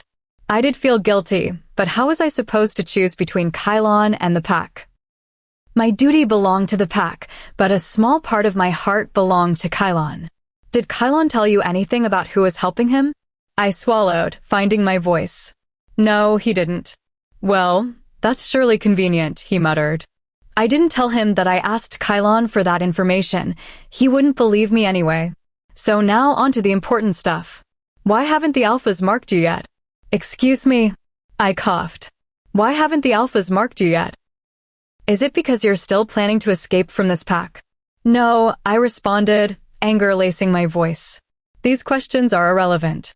The alphas gave me permission to ask you anything, he said, his lips tilting into a smirk. I don't think they had this in mind. It doesn't matter. So maybe we should move on to another question. Are you a virgin still? I stared at him, completely disgusted by what he just asked. You have no right to ask me that. According to the alphas, I have every right to ask you whatever questions I see fit to determine who the mole in the pack is. I'm leaving, I declared as I stormed past him. I would not sit here and let him ask me these sorts of questions. His fingers latched onto my arm, gripping it hard enough to leave bruises. You don't have permission to leave. I don't give a damn. I glanced down at his fingers still wrapped around my arm. The alphas may have given you permission to interrogate me, but they gave you no permission to touch me. His face turned a shade of white as he realized what he'd done. He instantly released my hand, taking a few steps back. Heading toward the door, my hand was just about to turn the handle when he said, I'd rather die than ever see you become Luna of this pack, so I promise that you will be gone from this pack before the month is up. I looked back. The scared, nervous look I'd just seen moments ago was gone, instead replaced by death-like seriousness. I didn't say anything as I left the door. His words continued to echo in my head as I headed toward the nearest exit. You will be gone from this pack before the month is up. I swallowed back the nausea that rose from my stomach. There'd be no point in telling the alphas. They had enough problems to deal with, and they probably wouldn't believe me anyway. Nobody stopped me as I stepped out from the mansion. I just needed to get out of that room, away from Hunter.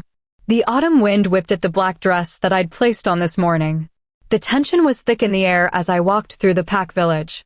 Nobody said anything, but I could feel their eyes on me the whole time. Before I knew it, my feet had dragged me to the alpha's office. I didn't know what I was doing here. Jax and Conrad didn't want to see me, but I should at least try talking to them, explain my side of the story. I quietly opened the door. I didn't want the alphas to know I was here, not until I fully saw them. I crept along the hallway. I was about to reach the room when a voice cut out. Oh, I love you, Jax. We love you too, Conrad breathed. My heartbeat escalated as I silently continued to walk to their room. Listening closely, I heard the distinct sound of people kissing. What the hell was happening? Had they really replaced me? Taking my final step, I discreetly looked into the room. There in the middle of the room were Jax and Conrad kissing the blonde girl who tried to hurt me. Chapter 29. The twins were still preoccupied with my attacker as I slowly took steps back, careful not to disturb them. Betrayal hit me hard as I finally made my way out the door. It felt like I'd been forced to swallow wolfsbane, the poison seeping through my bloodstream, destroying anything alive in my body until I was left for dead. I knew I betrayed them. I kissed Kylon, and I'd be living with that mistake for the rest of my life. But how could they do this to me? They were so utterly upset when they found out. Didn't they think for 1 minute that I would feel the same way? Maybe it was revenge, or perhaps they were always going to cheat on me. I wasn't sure anymore. I silently walked away from the office, traveling deeper into the forest. I'd reach the pack boundary soon if a guard didn't stop me. Goosebumps began to appear on my skin as the wind swept through the forest, picking up and distributing dust and debris in its wake. I clutched the jacket tighter around me. I wasn't going to turn back. If I had the choice, I would never return. Regardless of what they said, there were always going to be 2 sets of rules, one for me and one for them. They were never going to think of me as an equal. I wasn't going to continue living like this. If they wanted to cheat on me, they could do it after they rejected me. Rejection, no. Emmeline cried. It would be better than this. There's no point in staying here anymore. Don't. Wait, there must be an explanation, she said, trying to stay calm. Explanation, I huffed. I'd like to see what excuse they come up with. Their wolves aren't responding to me, she said, panicking. Maybe because they're distracted by someone. I shut Emmeline off, not wanting to listen to any more of her excuses. With the alphas distracted, I might actually have a chance of escaping. Conrad's POV, half an hour earlier. How could Flixen do this to us? Jax exclaimed as he continued to study the map. The first time she betrayed us, it felt like she had purposely placed a dagger in our back. She left us the night to heal, and now she's ripping out our stitches, letting us bleed to death. I wanted to agree with him. We had every right to be upset. Flixen had betrayed us for a second time, but we had placed her in a difficult position. If she had informed us about Kylon's escape plan, there was a good chance we would have just ended him right there and then. Who are our top suspects? I asked Jax, ignoring his question and hoping to change the subject altogether. He handed me a sheet of paper. The list revealed the names of our most loyal pack members. Looking at them made me sick, knowing that we'd have to go interrogate each one of them. Are you sure there isn't any other suspect that the commander hasn't thought of? No, he's absolutely certain that the betrayer is on this list. I stared back at the page. It seemed impossible that any of these people could betray us. Who's protecting the pack borders? I questioned. We've got our best warriors circling the border at this moment, protecting our people whilst trying to track down anything that could help us find the culprit. This was all a big disaster. If any of the other packs got word of this, they'd automatically assume that we'd grown weaker over the years. It would make our pack a target and our mate Flixen, who was both our greatest asset and weakness. My thoughts wandered to Flixen. I wondered how she was doing. We had given the commander full power to ask her any questions that were relevant to the incident. I still wondered if that was the right choice. Do you think any of the neighboring rogue packs were a part of this? I asked. It is a possibility. A soft, feminine voice interrupted us. At first, I thought it was Flixen. I wanted it to be her, but my hope quickly diminished when I saw Samara leaning against the doorway. Her golden blonde locks framed her face, highlighting her blue eyes alight with mischief, and her red lips pulled into a smirk. "Hey, boys," she announced as she strolled into the office, her skirt riding just above her thighs. "Samara," I stated cordially. "What the hell is she doing here?" I mind-linked Jax. The last time she was in the pack, she attacked Flixen. My anger rose at the immediate thought, and I had to hide my clenched fists behind my back. Jax barely concealed his growl behind a cuff. "You're still not hanging around that weak she-wolf, are you? We both know that I'm the better-suited Luna." I could feel my wolf emerging from Samara's disrespect. It took all my energy to keep him at bay. "How do you want to take this?" I asked Jax. "I've got an idea. Follow my lead." I leaned back against the desk, giving Jax full rein. "Samara, you do know that we're only keeping Flixen around for her power." He got out of his chair until he was standing in front of her. "We know that you're the better Luna," he said, cupping her face warmly. I knew it. She squealed, her face showing pure delight. "I am the better Luna." I wanted to scoff at her words. I didn't know what game Jax was playing. How he had the restraint not to end her instantly was beyond me. "Jax?" I questioned. "Play along," was his only response. "We've been waiting for you to return," I said sweetly, my voice hiding my hidden anger.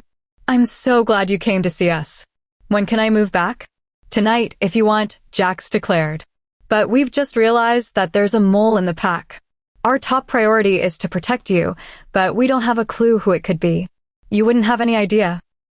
The question was phrased so perfectly that I let a smile grace my lips. "A mole," she exclaimed, clearly shocked. She took a moment to think of her answer. "You know, I wouldn't put it past that much to betray the pack." I internally groaned. That was not the answer I wanted.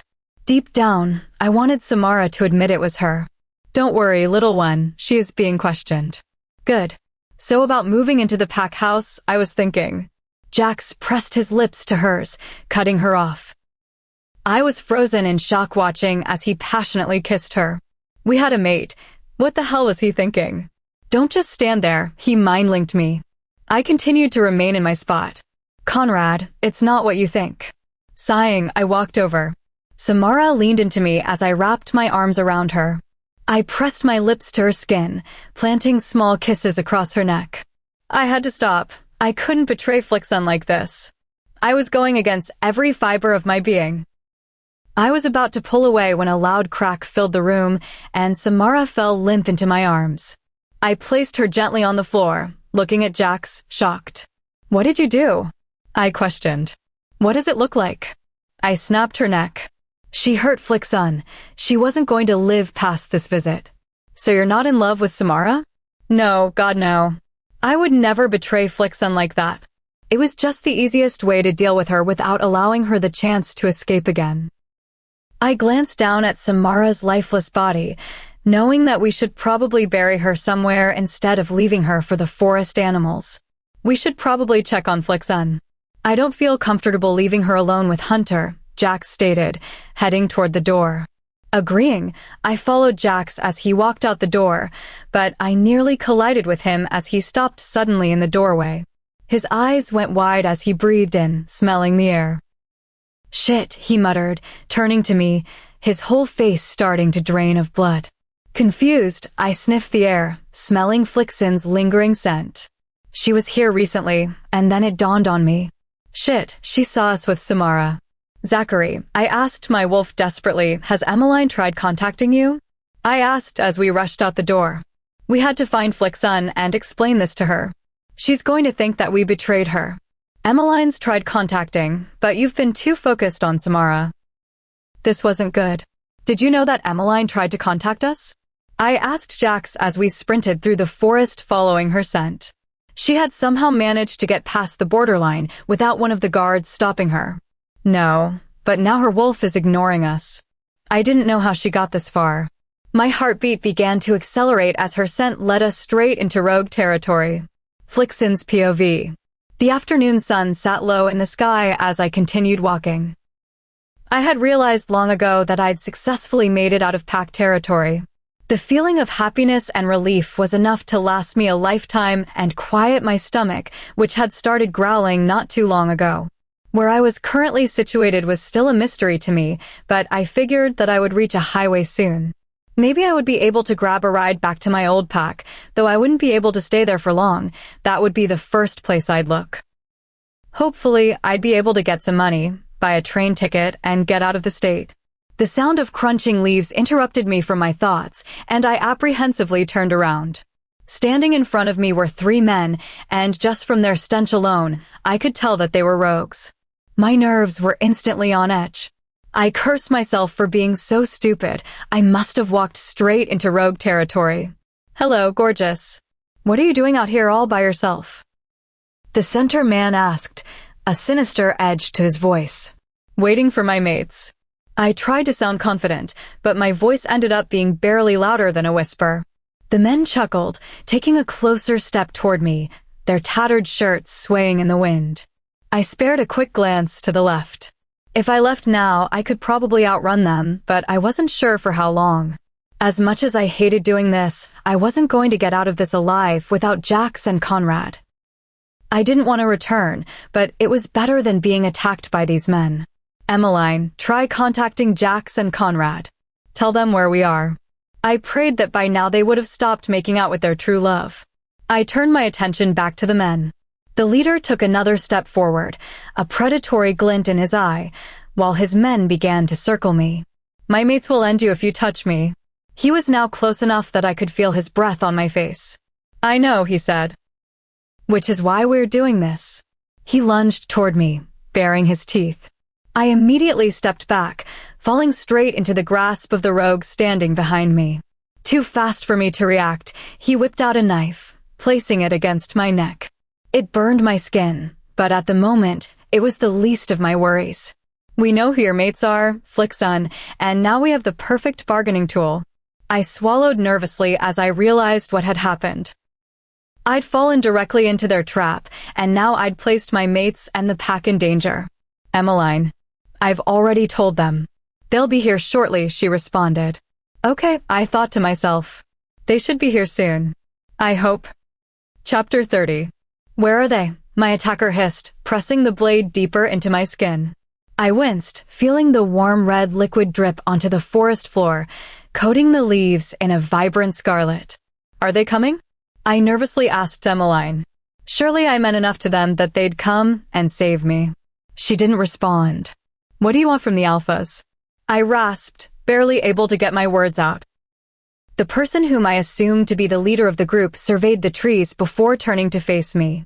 If the alphas want you to remain unscathed, then they'll need to denounce and reject their alpha title and hand over the pack to us. I stared at the leader, waiting for the punchline of this joke, but he continued to stare back at me, fully stoic. Expect disappointment. The alphas aren't going to give up their pack and their position. For you, they will. I scoffed, but quickly regretted it when I felt more blood drip to the floor. You've got the wrong person. Maybe you should try kidnapping the girl they're kissing right now. My words did more damage than good. The leader stormed up to me, his face contorted in fury as he stopped 2 breaths away from me. Don't mess with me, girlie, he gritted, squeezing my wrist until the point of bruising. The alphas wouldn't betray you with another girl. You're wrong, I wanted to scream at him, venting out my frustrations. I thought the alphas would stay loyal to me, but they were actually self-serving. Emmeline, I asked again, are they coming? They should be, she responded, her voice wavering slightly. Their wolves said they were on their way. Her words did little to calm my nerves. Even if they did come and rescue me, all I'd be doing is falling into another problem. What's taking them so bloody low? The sound of a gunshot reverberated through the forest, shaking the trees slightly. A scream escaped my mouth as I heard the bullet find its target. The pain in my neck lessened as I saw the blade fall to the ground in front of me. Turning around, I watched as the guy collapsed to the ground. My eyes went wide as I stared at the 2 other attackers. My fight or flight response quickly awakened as I grabbed the blade from the ground and sprinted left, placing as much distance between my attackers as possible. Shit, I heard one of them mutter, but I didn't look back. The safest place for me to go, to my regret, was the pack house. Jax's POV. Call for backup. I mind-linked Conrad as we crouched behind some bushes, the thick tangle of leaves covering our bodies and hopefully our scent. I watched hopelessly as they pressed the blade deeper against Flixen's skin, drawing drops of blood. My body shook with anger as I clenched my fists so tightly my knuckles turned white. Conrad rested an arm on my shoulder, slightly calming me. Strike now, my wolf commanded, but I ignored him. Flixen would be in more harm than good if we attacked now, and I knew from my years of planning ambushes and nights of studying war strategy that we needed backup if we wanted any chance at saving her. I took a moment to study the rogues who would be unmercifully dealt with before the sun went down today. I had heard of this small rogue pack before. They had successfully managed to capture the Luna of the Moonlight pack years before. Apparently, the Alpha was forced to surrender a large sum of money to these filthy rogues. The slight shift in the area alerted me to the presence of my Beta and our other pack warriors in the vicinity. Conrad nudged me slightly, and I momentarily switched my attention from Flixen to him. In his hands lay one of our many weapons loaded with silver rounds. I didn't want to make it quick and easy. Personally, I wanted to tear them apart. But at this current moment, this was the safest way to keep Flixen out of danger. I took the weapon from Conrad, gripping the cold metal tightly. I waited for the wind to shift before aiming, still partially hidden in the bushes. Closing one eye, I focused on my target. Flixen and the target were in such close vicinity. One incorrect shot, one wrong move, and there'd be no point in saving her. She'd already be gone. I tried not to let these thoughts consume me. I needed to focus. "You won't hit her," Conrad whispered, but it did little to reassure me. I positioned my aim, praying to the moon goddess that Flixen wouldn't move her head. The leader glanced to his left, and I took this moment to fire the shot. The bang reverberated through the forest, followed quickly by Flixen's scream. Panic consumed me suddenly. All I could think about was that I hit Flixen. But then I noticed the target collapse to the ground. Perfect shot, Conrad mind-linked, and I couldn't help but grin. "Shit," the leader muttered as he scanned the trees looking for us. I watched as Flixen used the opportunity to escape, heading left toward the pack house. A smile fell on my face. Even though she probably hated us, she knew that she'd always be protected with us. Conrad nudges me, directing my attention toward the rogues. "Finish them," my wolf urged me. "No," I thought to myself.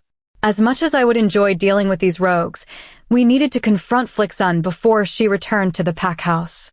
We desperately needed to explain everything to her. Come on, I told Conrad. We need to find Flixun. I know, he responded, but glanced back longingly at the rogues. I laughed. The thirst for vengeance ran deep in our veins. Take care of them, I commanded my beta and the pack warriors. My pleasure, Alpha, was all he said before shifting into wolf form. We walked away from our hiding place following Flixun's faint scent. We started into a slow jog as we ventured out of rogue territory and back into pack lands. We slowed our steps as we smelled Flixun's scent hanging heavily in the air. What am I going to do? She shouted, a few meters away from us. Using our alpha skill, we silently moved closer, lurking behind some trees as we watched her. I can't go back, but I'm never going to have another chance of escape. She paused for a moment, rubbing her face. Why, Moon Goddess? Why did you pair me with these alphas? Because we love you, Conrad admitted, stepping out from the trees. Flixun shrieked in fright, stepping back. However, the shock slipped from her face as she registered us. I stepped out from the trees, standing united next to Conrad. What are you idiots doing here? Don't you have some girl to kiss? Pain flashed across her face as she said this, and I knew that we'd messed up big time. Flixun, let us explain. Are you serious? She huffed. Let you explain what? The fact that you chewed me up for kissing Kylon, but in not even the next second, I find you kissing some girl. Hey, I exclaimed. The same thing could be said for you. Oh my gosh, are you seriously going to keep bringing that up every time I do something wrong? I apologized. Isn't that enough for you? Or maybe I should grovel on my knees for your forgiveness. Or maybe I show. Flixun, the girl's dead, I stated, interrupting her. What? We only kissed her so we could distract her and then deal with her. So, you didn't. No, we didn't cheat on you. I watched as the wheels slowly turned in her head. We would never betray you like that, Conrad said, walking toward her before finally enveloping her in a hug. Conrad released her, and Flixun stepped out, still looking confused. I don't know what to say, she admitted. Nothing. Come on, let's go home, I said. Okay, she said, placing her hand in mine, a small smile tugging at her lips. Thank you, Moon Goddess, I said in my head as we began to head back. Today could have ended a lot differently. Chapter 31. Flixun's POV. What are we watching? Conrad asked as he joined me on the couch, snuggling up next to me. I don't know. I'm in the mood for a romantic comedy. Romantic comedy, no thanks, Jax declared, handing me the popcorn. I think I have some paperwork to finish off. No, you don't. I grabbed his hand, pulling him onto the couch next to me. What do I get if I spend the next 2 hours watching some inane show with you? My love, I stated, a smile curling at my lips. I thought you loved me already, he replied, looking at me in complete shock, but the mirth in his eyes revealed that he knew I was joking. I do, I said, grabbing a handful of popcorn. But I'd love you even more if you watched a movie with me. I would consider her proposal, Jax. She strikes a good deal, Conrad quipped, grabbing the bowl. Fine, he relented. Go choose a movie. Yes, I squealed. I placed a small kiss on his cheek before running over to the DVD drawer. Looking at all these DVDs, I thought back to the past 2 weeks. After that day in the forest, things had started to improve. They hadn't found the mole in the pack, which had frustrated the alphas, but they hadn't once brought up my interaction with Kylon. Last Sunday, we had dinner at Kara's house. Thankfully, it went a lot smoother than before. The topic of children wasn't brought up, but the conversation was still very forced. I don't think she'd forgiven me yet for cheating on her sons. With the alphas being busy with pack work, I had spent most of my days with Cassandra. Our friendship had really blossomed over the past 2 weeks. Flixun, have you found one yet? Conrad asked, jolting me out of my thoughts. I quickly flicked through the DVDs. Got it. I pulled out Notting Hill, showing it to them. Haven't seen it before. Even better, I said, placing it in the DVD player. I love that movie, I said. The end credits had just started to roll. My mates had been quiet throughout the movie, no snide remarks from Jax about the story. I actually think they had secretly enjoyed it as well. Okay, let's go to bed, Conrad said as he got off the couch. Yeah, come on, Flickson. I'm exhausted, Jax agreed, following Conrad off the couch. I stared up at my mates, my thoughts running a million miles a second. These 2 weeks had been perfect. This night had been pure bliss. I think we were ready. I was ready.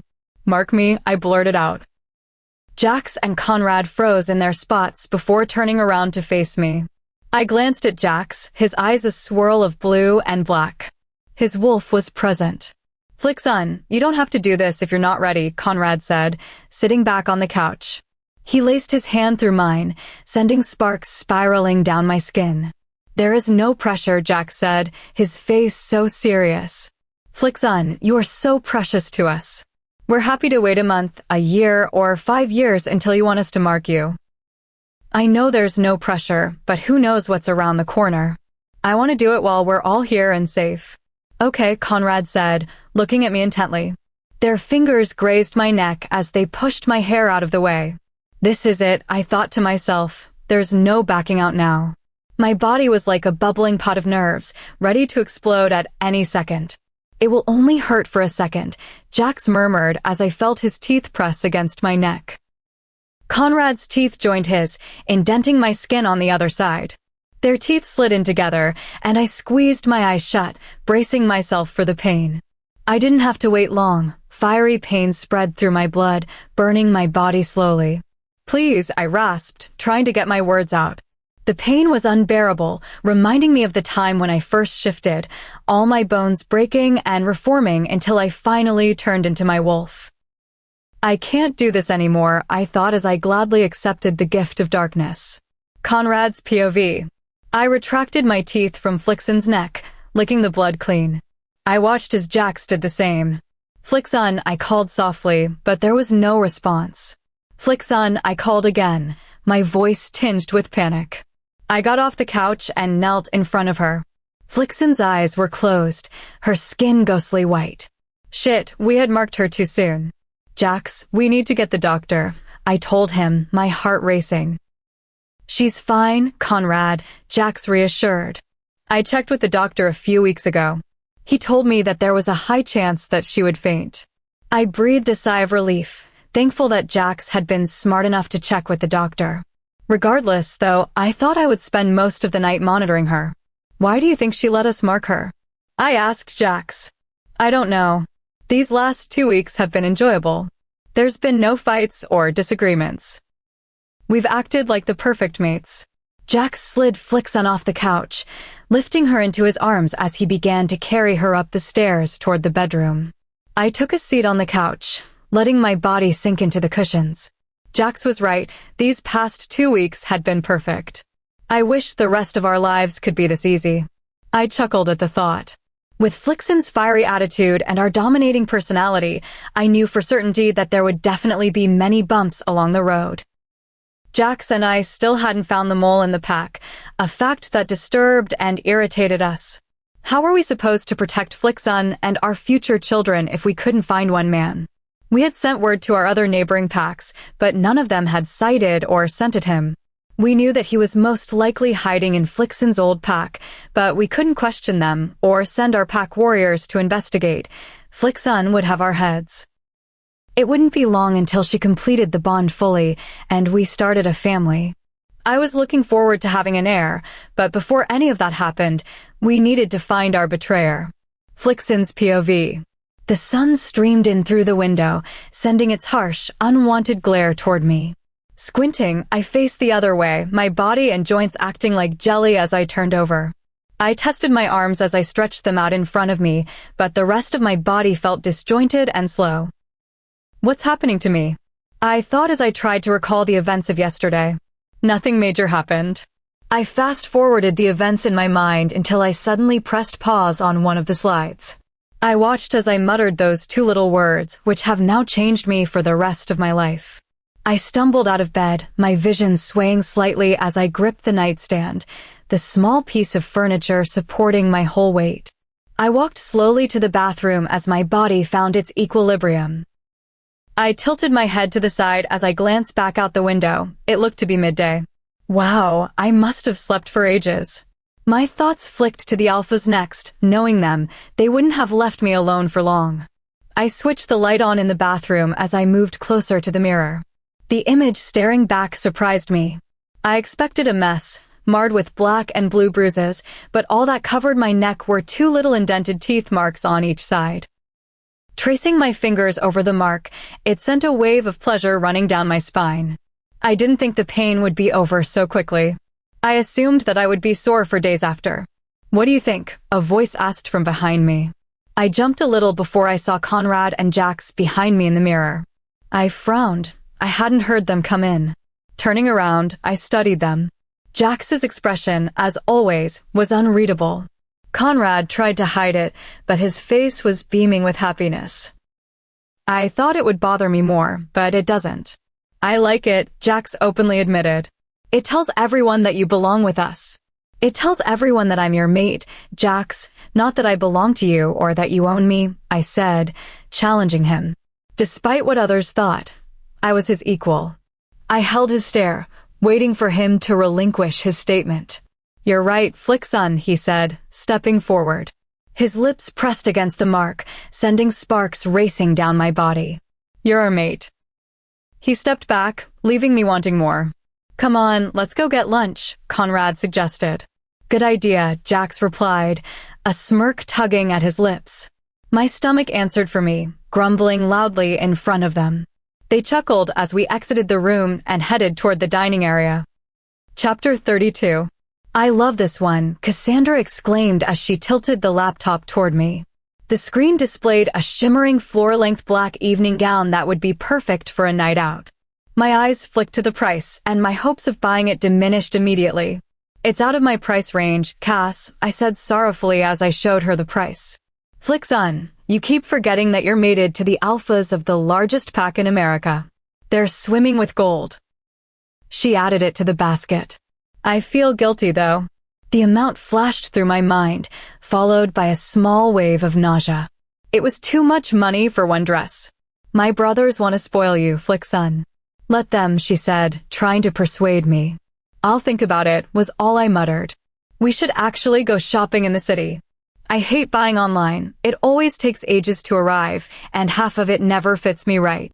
"That's not a bad idea," I agreed, scrolling through more clothes. It would actually be nice to try the clothes on. There's just one problem, asking my mates. I cast a sideward glance at Cassandra. It would be highly unlikely that the alphas would allow us to go. They were still stressed about finding the mole in the pack. I couldn't wait for the time when we had no problems or neighboring threats, and going to the city was just as simple as hopping in the car and traveling there.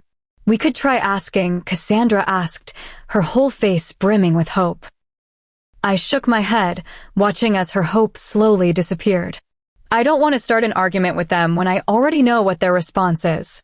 Maybe when they find their betrayer and aren't stretched thin with paperwork, we could ask. "Maybe," she said, her voice dubious. She didn't make eye contact with me, instead concentrating on the laptop as if it would somehow answer her prayers. We continued like this for the next few minutes. I kept sneaking glances at Cassandra.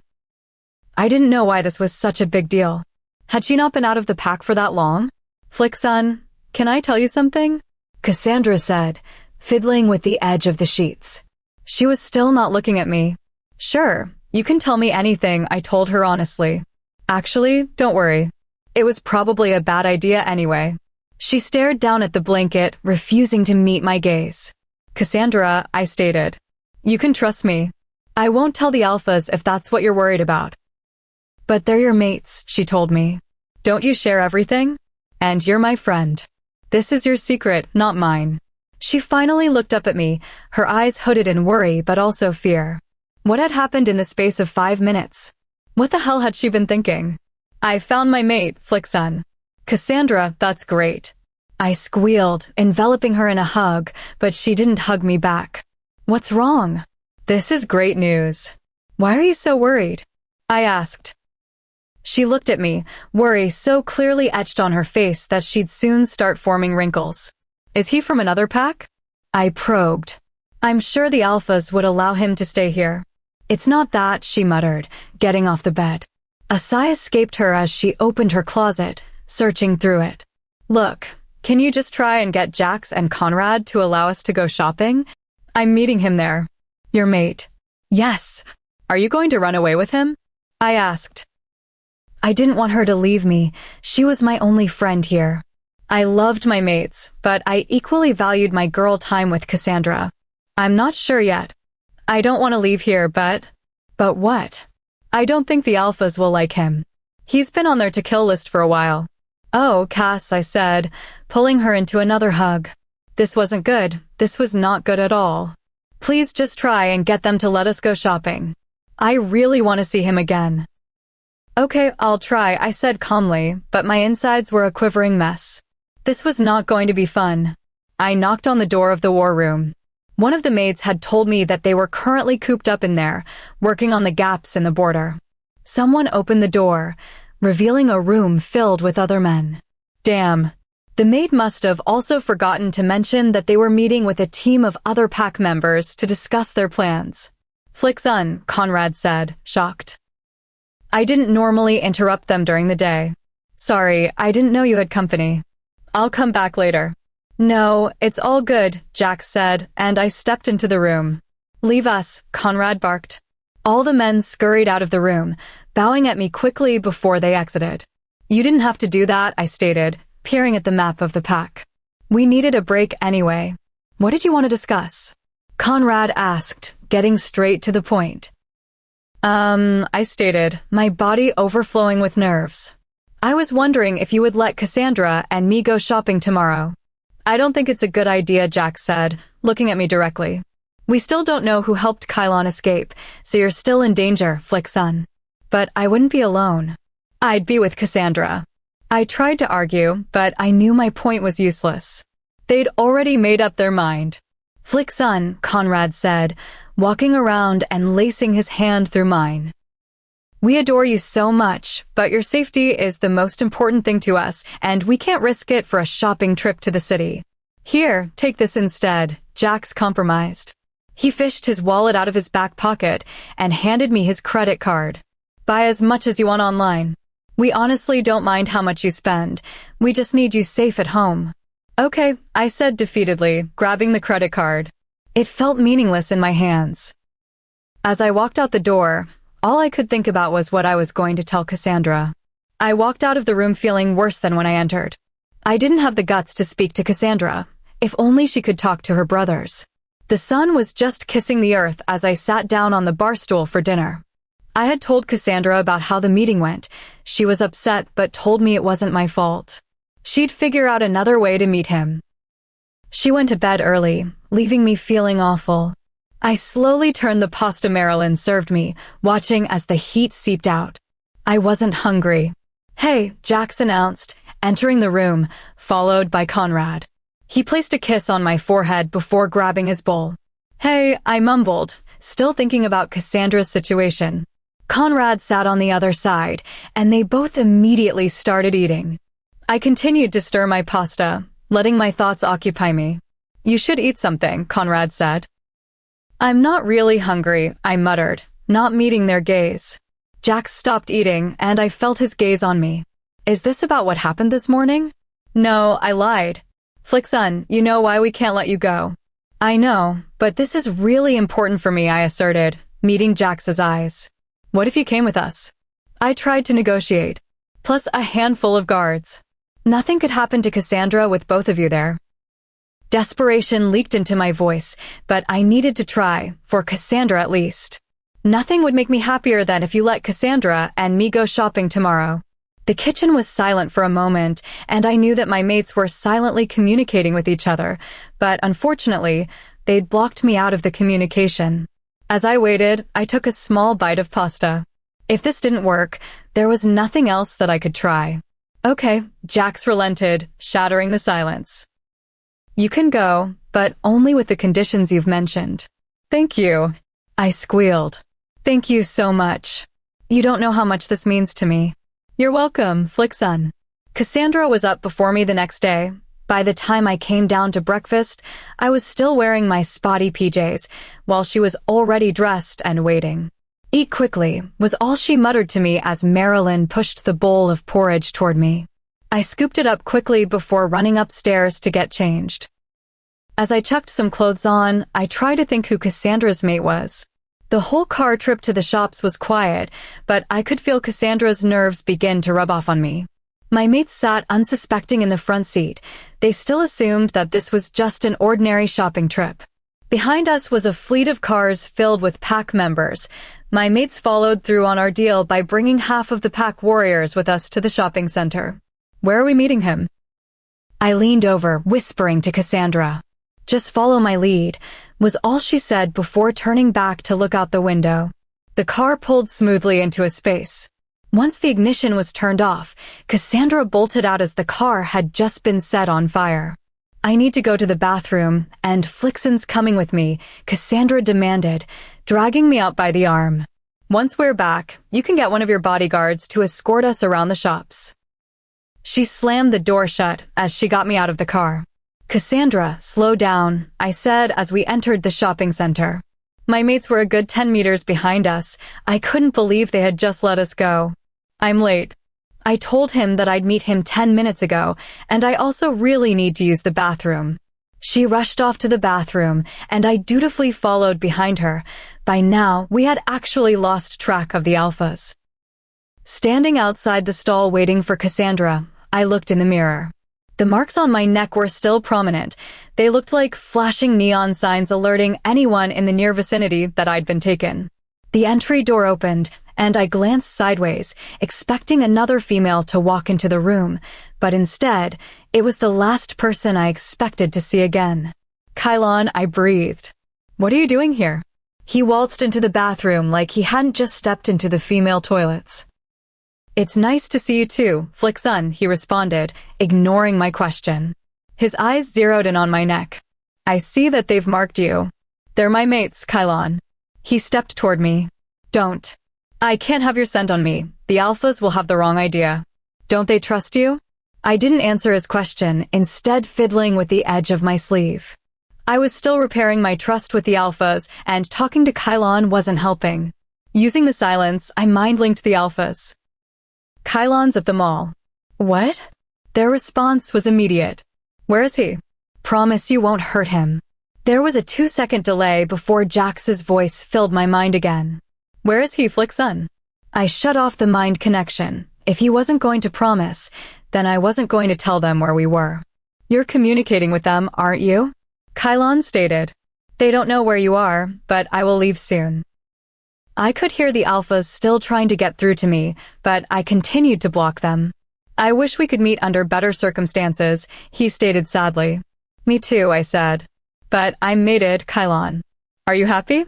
I took a moment to answer. "Yes, I am happy." He smiled at me in response before turning to leave. "Wait, Kylon, who helped you escape?"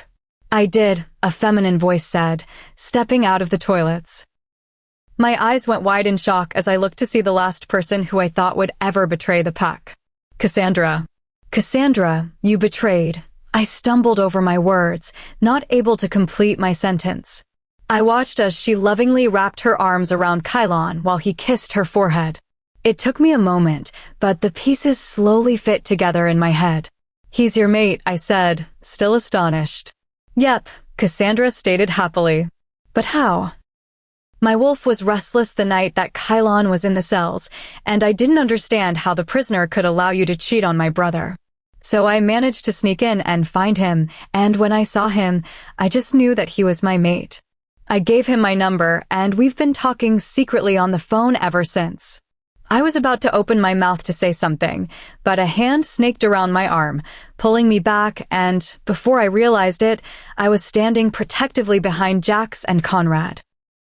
I didn't even hear them enter. I tried grabbing their attention to explain everything, but they refused to meet my gaze.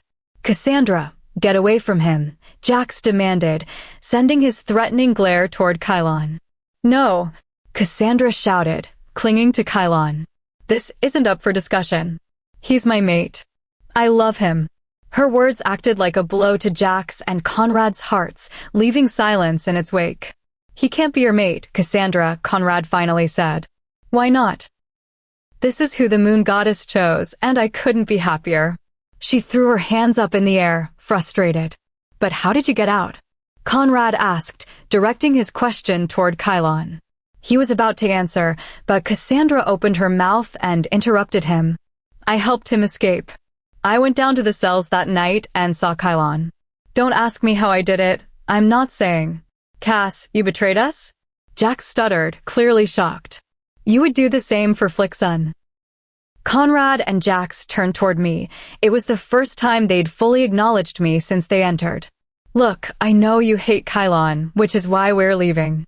We've decided to head to Flickson's old pack. No, Conrad stated, stepping in front of Jax. You're not leaving us, Cassandra. Kylon can't live in your pack. Yes, he can, for a little while at least. I could hear the struggle in Conrad's words, and I knew that he was only doing this for his sister.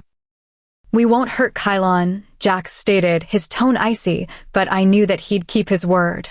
You guys can stay with us until we get things sorted. Just don't leave us, Cass. Okay, she whispered, lacing her hand through Kylon's. We'll go back with you. Chapter 33. I don't feel safe with him in our pack, Jax stated as he paced the bedroom floor, slowly wearing a hole in the carpet. I don't understand why he has to be so close to Cassandra, Conrad muttered, rubbing his forehead. They're at opposite ends of the house. They couldn't be further apart if you tried, I argued back, looking at both of them. They were both being unreasonable, and I wasn't sure if it was because Kylon had been on there to deal with List or because he was now mated to their sister. He could be in the cells, Jax muttered lowly, but I happened to catch it. He could also be sleeping next to Cassandra, I snapped, getting tired of their comments. Jax growled, looking at me fiercely, but I flicked my eyes away, ignoring him completely. A few months ago, that look would have scared me, but now I knew that it was meaningless. He wouldn't hurt me. They're not mated yet, Conrad declared, trying to argue with me. Neither was I when I first came here, but from what I remember, you both couldn't bear to be away from me. Silence met my statement, and I stifled a grin. There wasn't much that they could argue. Kylon and Cassandra deserved to be together. For God's sake, they were mates. Look, I'm going to bed. You guys can stay up all night trying to figure out a way to get Kylon in the cells, but I'm tired. I slipped into bed, the cold sheets pressing against my skin. Believe it or not, the house will still be standing here in the morning, and so will the pack. So if I were smart, I would get some sleep. My mates looked unconvinced. Go to sleep, Flickson, Jax murmured, dimming the lights. I didn't argue with him. I closed my eyes for a brief moment when a knock on the door startled me. Peeling my eyes open, I watched as Conrad opened the door for the beta. He stepped into the room, bowing quickly to Jax and Conrad. We have 6 guards patrolling the outside of his room, the beta informed them. I want it doubled, Jax ordered. I let out an exasperated sigh. Flickson, Jax warned. What? I spat, sitting up in bed. This is getting ridiculous. He's not going to do anything while he sleeps under your roof. I don't trust him. You don't need to trust him. You need to trust me and the fact that he's Cassandra's mate. They didn't say anything at all, still unhappy with the situation. Maybe I should stay with Kylon in his room, just to make sure he doesn't destroy anything, I muttered sarcastically, but as usual, my mates took it as the truth. No, they screamed together. Flickson, you're not seeing Kylon tonight. And neither are you placing 12 guards outside his room, let alone one. He loves Cassandra. Can't any of you idiots see that? He's not going to do anything to jeopardize this relationship. My mates looked at me in shock, but I hadn't finished yet. Thank you for the information, Beta, but I don't want any wolves guarding my friend's room. I stressed the word friend just to spite my mates. Yes, Luna. Conrad looked like he was going to open his mouth, but I cast him a fierce stare, and he backed down immediately. The door closed, and I placed my full attention on my mates. Now both of you get in the goddamn bed. I watched, waiting for them to disobey me, but at the same time equally petrified that they'd yell at me for stepping over my boundaries. Okay, Jack said, and I could tell by the glint of humor in his eyes that I'd gotten away with it for this time. If this house does burn down, Flickson, you do know who we're blaming, Conrad clarified as he snuggled next to me, warming the sheets. I know, I stated, rolling my eyes, but deep down I was really hoping that Kylon wouldn't do anything. The smell of something burning woke me up in an instant. The sun had just peeked over the horizon, but the room was still cast in the cool dark shade of the night. I turned my head. From their still forms, I knew that the alphas were still sleeping. The smell of something burning drove me to get out of bed, Conrad's words from the night before echoing in my mind. I really hoped that my mind was playing tricks on me and that the smell wasn't from the fire Kylon was starting. I quietly closed the door as I tread down the staircase. The lights were all off except for the one in the kitchen. I really hoped Marilyn wasn't cooking. It was too early. The smell increased as I neared the kitchen. The artificial lighting blinded me momentarily as I finally entered. My eyes scanned the room, landing on the problem immediately. A thin wisp of smoke trailing from the toaster. Surprisingly, it was burned as well. The outside was a smoky black, a stark contrast from the clear white color it was yesterday. What happened? I muttered to myself as I went to examine it. Someone had definitely burned it or maybe left it on for too long. My fingers ran across it, feeling wet like someone had just thrown water on it to stop the fire. This wasn't my fault, Kylon said from behind me. A smile graced my lips as I turned around to face him. He leaned against the doorway, looking as innocent as the devil. He stared back at me, but there was no love clear in his eyes like the time when he had met me in the forest. He finally loved someone else, his mate. So you didn't leave a piece of bread in the toaster on high heat and forget to check up on it? Of course not, he grinned, sarcasm dripping from his voice. I laughed, recalling the memories in our old pack where Kylon had successfully managed to burn all our toasters. He walked toward me, enveloping me in a hug, and I didn't back away. I breathed in his familiar scent that smelled of home.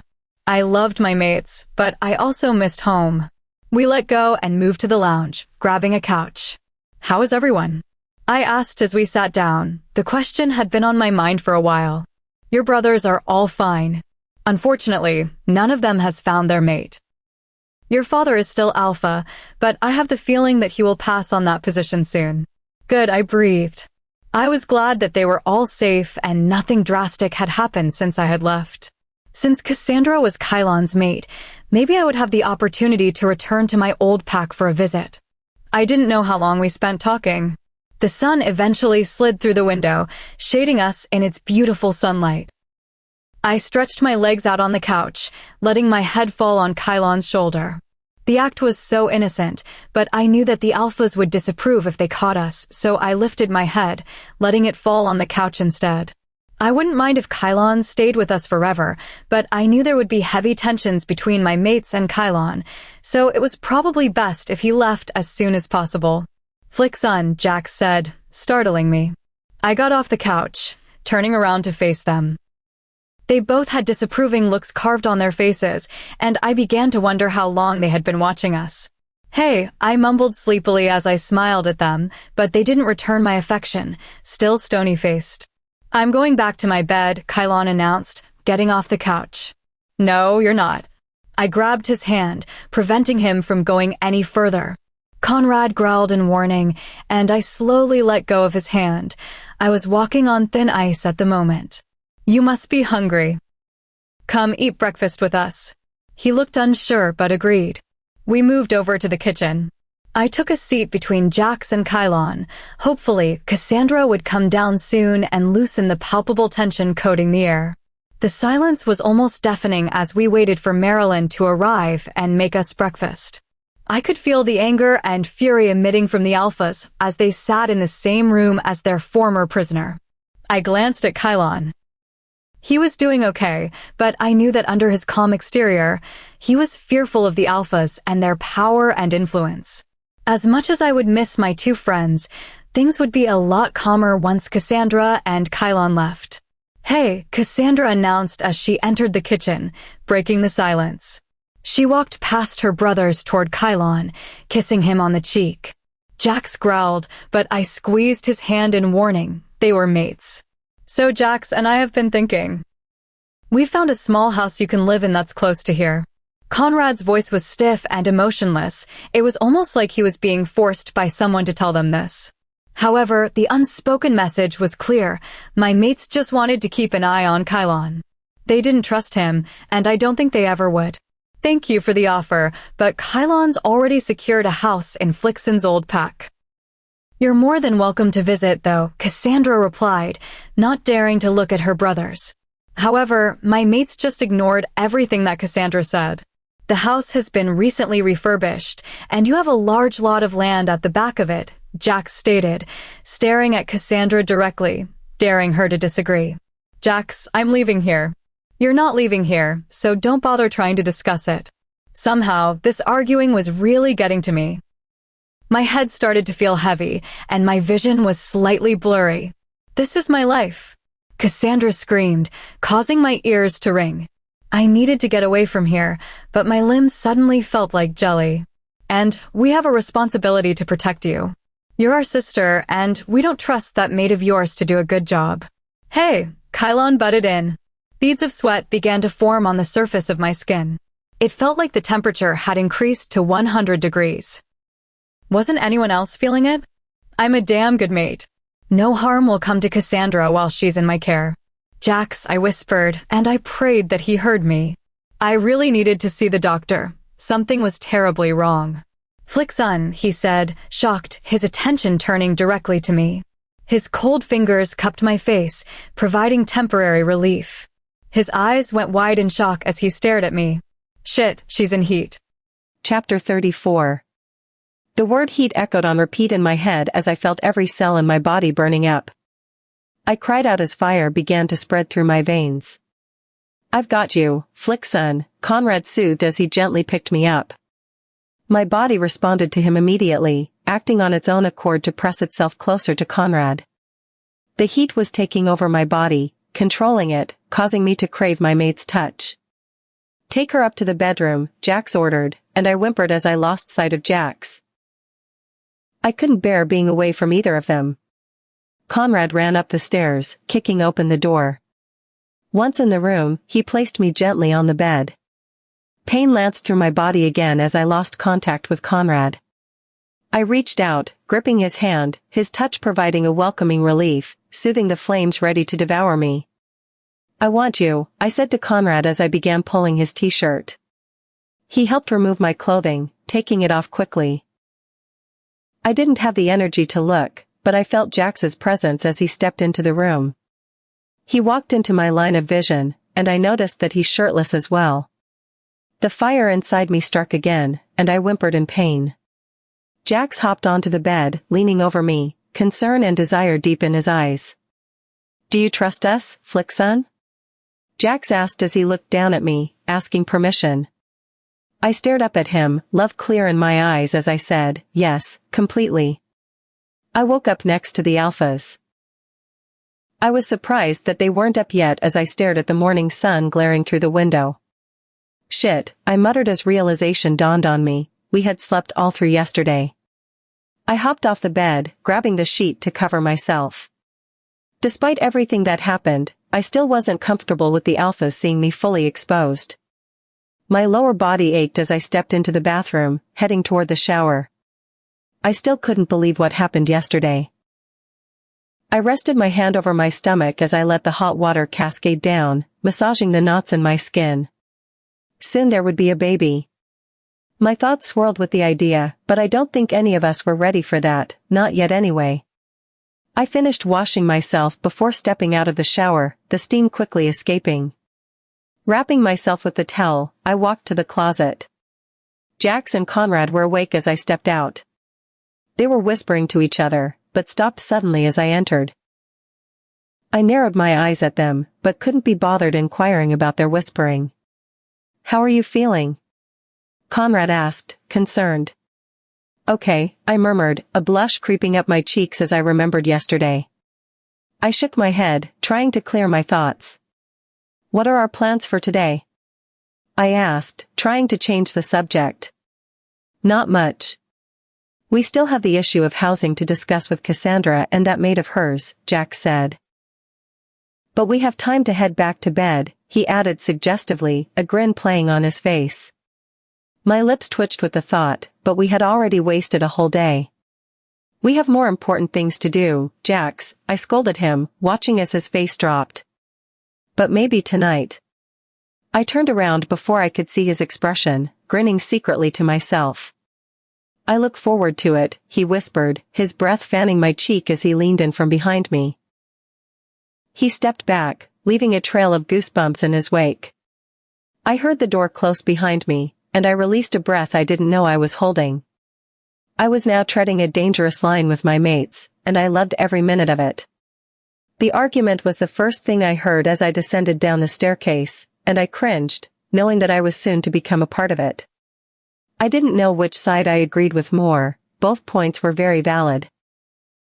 Cassandra and Kylon had every right to move to another pack, but I understood Conrad and Jax's intentions. They loved their sister, and they wanted her to safely remain within the pack. You don't own me! Cassandra screamed, and I winced as I entered the disaster zone. Conrad and Jax were on one side with Cassandra and Kylon on the other. My mate's expression softened a little when they saw me, but it didn't last long. Which side are you on, Flickson? Cassandra questioned, her tone harsh and demanding. My loyalties were tied to my mates, but I cared for my friends. I knew that I wouldn't be a very good Luna if I sided with the alphas every time. I think I'll play referee for the moment, I stated, staying at the edge of the room.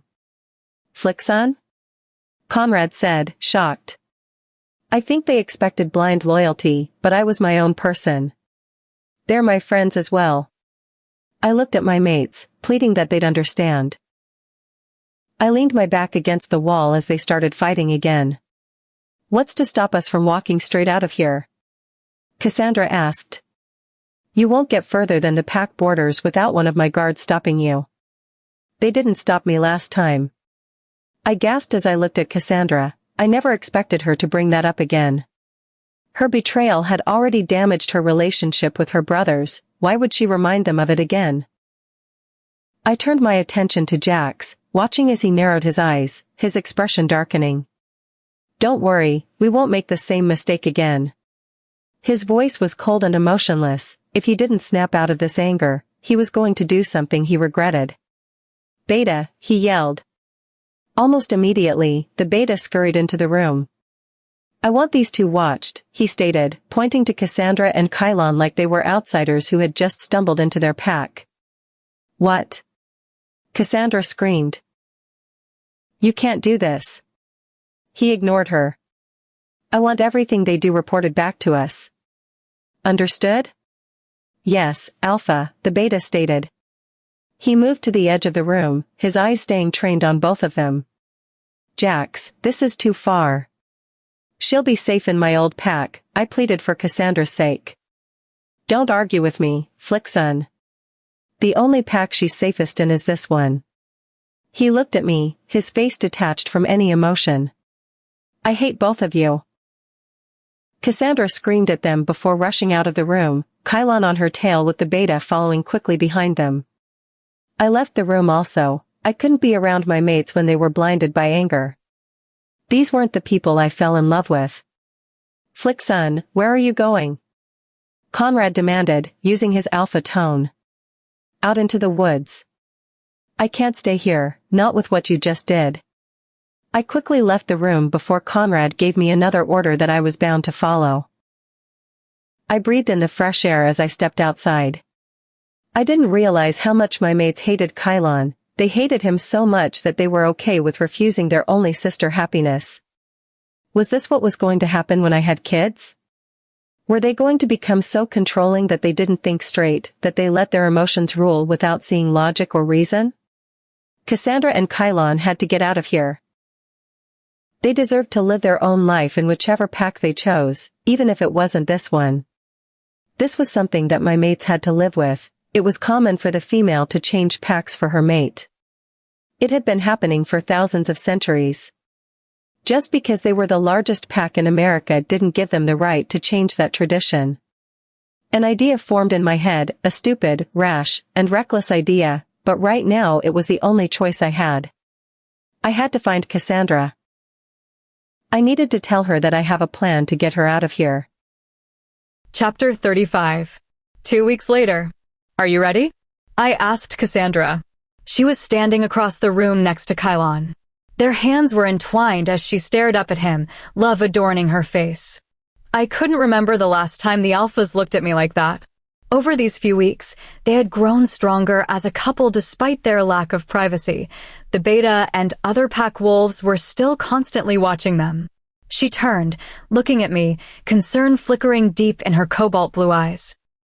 She had aged since she met Kylon, changing from the sweet, innocent girl I once knew to a strong, mature woman. I am ready, but what about you, Flickson? You're the one who'll be living with the consequences. I leaned against the cream armchair that had just been shipped in. The alphas, as promised, had given Kylon and Cassandra a beautiful double-storied house, already furnished and ready to be lived in. As much as they wished they didn't, they both loved the house. We were currently situated in the living room. It was designed perfectly with the couches surrounding the warm fire, its crackling flames warming the house. But it wasn't enough for both of them to relinquish their freedom to my mates. I didn't know what was going to happen to the house once they left. The alphas and I hadn't been talking much. Since that argument, the alphas were still upset that I had chosen Cassandra's side over theirs. They saw it as an act of betrayal. I can't imagine what they were going to think after today. Don't worry about me, I said, lifting my lips into a smile. I'll be fine. I will always worry about you, Flickson. She released Kylon's hand and walked over toward me, wrapping her arms around my body as she hugged me. I'm going to miss you, I said, still holding on to her. Me too. We stepped back and looked out the French windows opposite us, watching as the winter sun slowly crept into the room. I glanced at Kylon. He nodded at me in appreciation. Over this time, he had fallen so deeply in love with Cassandra that he often didn't spare me a second glance when I entered the room. I was so happy for him, so delighted that he had found a mate who loved him just as much as he did. Holding my emotions together, I left the room, sparing one last glance at both of them. If this plan worked, it would be the last time I'd see them. I couldn't imagine my mates allowing me to visit my old pack. My face was devoid of any emotion as I stepped into the hallway, walking toward the door. Internally, my emotions were a wreck, but to everyone watching, this had to look like another one of my morning visits. I swung the door open, letting in a gust of cold wind. Wrapping the cardigan tightly around me, I trudged back to the house, trying my best to keep my teeth from chattering. I nodded my head at the beta hiding within the trees, but he didn't acknowledge me, staring forward impassively at the forest before him. I sighed inwardly, knowing that he, like usual, would have already informed Jax and Conrad of my early morning visit. The lights were all lit up inside as I grasped the icy handle, opening the front door. My core temperature rose a little as I savored the warm air inside. The smell of breakfast wafted through the house, and I let my body lead me quickly toward the kitchen. My feet slowed as Jax and Conrad entered my line of vision. They were sitting on the bar stools, eating breakfast. Normally, they were still asleep in bed. There was a spare seat in the middle, leaving me trapped between them. Keeping my face neutral, I hopped onto the bar stool, my eyes lighting up as Marilyn pushed the bowl of warm porridge toward me. Thanks, I said, sending her a gracious smile as I started eating. The warm porridge calmed my hungry stomach, and for a moment, it felt like everything was right in the world. What did you discuss this morning with Cassandra? Jax asked, annoyance seeping into his voice. Some food lodged in my throat, and I started coughing, trying to clear it. The food finally went down, but I continued to cough to buy me time to answer. They had never asked this sort of question before. Just the usual girl stuff. Clothing advice, new hairstyles, I mumbled, staring at the food in front of me. And where's Kylon when you discuss these things with Cassandra? I groaned internally, feeling the urge to rub my temple for the oncoming headache that I was going to receive. He's normally in the bedroom. Jax sighed, looking at me. Why do you lie to us, Flickson? His voice was calm, but I knew that beneath his cool exterior, he was raging inside. Why do you ask questions you already know the answer to, Jax? I matched his tone, staring him straight in the eye. I was tired of these games. His mask cracked slightly, but I didn't back away. This argument had been brewing for weeks, and I wasn't going to jump out now. Why are you spending so much time with our sister? Are there new rules now that dictate how much time I get to spend with my friend? Maybe there should be, Conrad stated. I turned my attention to him. Though he wasn't as aggressive as Jax, I knew that he was still furious with me for choosing the wrong side. This is ridiculous. Both of you are so blinded by your anger that you can't see that your sister is miserable. She's safe here, Jax growled. And she's safe in my old pack too. Jax stood up, his chair scraping across the ground as he towered slightly over me. We know that you're helping Cassandra escape, Flick son. He looked up at me, and I tried to keep my face neutral. But no one is leaving this pack without our permission. We'll see, I seethed. I hopped off the chair, pushing past Jax as I left the room. How the hell did they find out? I thought as I slammed the guest bedroom door shut behind me. In the space of just 10 minutes, they had managed to destroy weeks of work. Shit, I cursed. What were we supposed to do now? Luna, lunch is ready, a member of the pack announced as he knocked on the locked bedroom door. I'm not hungry, I said. It wasn't a lie. I had been feeling nauseous since breakfast. I didn't know if it was because the alphas knew about our plans or because I was coming down with an illness, but most werewolves didn't get sick. Our bodies were strong enough to withstand most infections. The pack member mumbled something else behind the door, but I ignored it, thinking deeply of another cause of my illness. Hopping off the bed, I stumbled into the adjoining bathroom. I couldn't believe I was even thinking of this, that there was even a possibility of this occurring. My pale complexion stared back at me as I studied myself in the mirror. This was terrible timing. I wasn't ready. I bent down, opening the doors underneath, praying that they had what I was looking for. A moment later, I found it. The words pregnancy test flashed in my face, and I felt myself wanting to be sick. I didn't expect it to happen so soon. With trembling fingers, I quickly read the instructions. They were simple enough. I can do this, I muttered to myself, trying to gather some courage. There was still a chance that I wasn't pregnant. I headed to the toilet, hoping for once in my life that I failed the test. I didn't know how long I had sat there, lost in my own thoughts. The clock on the bedside table read 5:30. I still couldn't believe that I was pregnant. I glanced out the window. The sky revealed black, ominous clouds rolling in from the north. Despite the pregnancy and the Alpha's knowledge of Cassandra's wish to escape, we still had to try. Cassandra deserved her happily ever after. I stared down at my stomach, realizing now that I had someone else to look after, to be responsible for. A little boy or a little girl was growing inside my tummy, or maybe both. I groaned at the thought. I did not want to give birth to twins. I grabbed some paper and a pen from one of the drawers beside the bed, and I began to write my note. The plan was to write a fake rejection note, saying that I was leaving them. I knew these were serious issues within werewolf society, but we had no choice. We needed the alphas to chase after me tonight, not Kylon and Cassandra when they escape. The ink flowed freely as I quickly filled the page. Guilt ran through me, but I pushed it aside. I had to stay on track.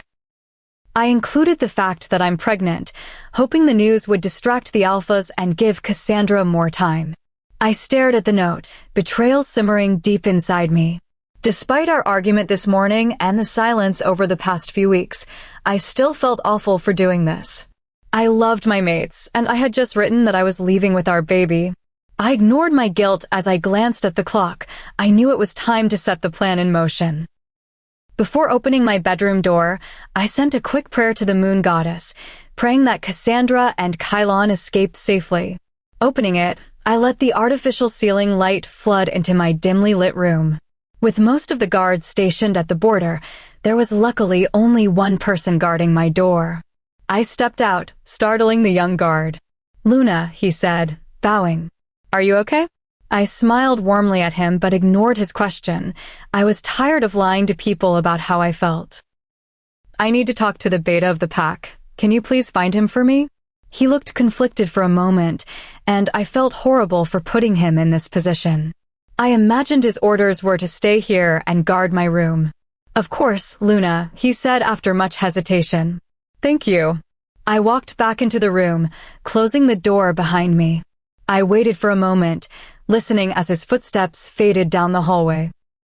With the beta coming to see me, there would hopefully be one less person guarding my friends. I ran over to the window, unlatching the hook. I swung the window open. It groaned as it reached full length. The winter breeze whipped at my clothes as it slipped swiftly into the room.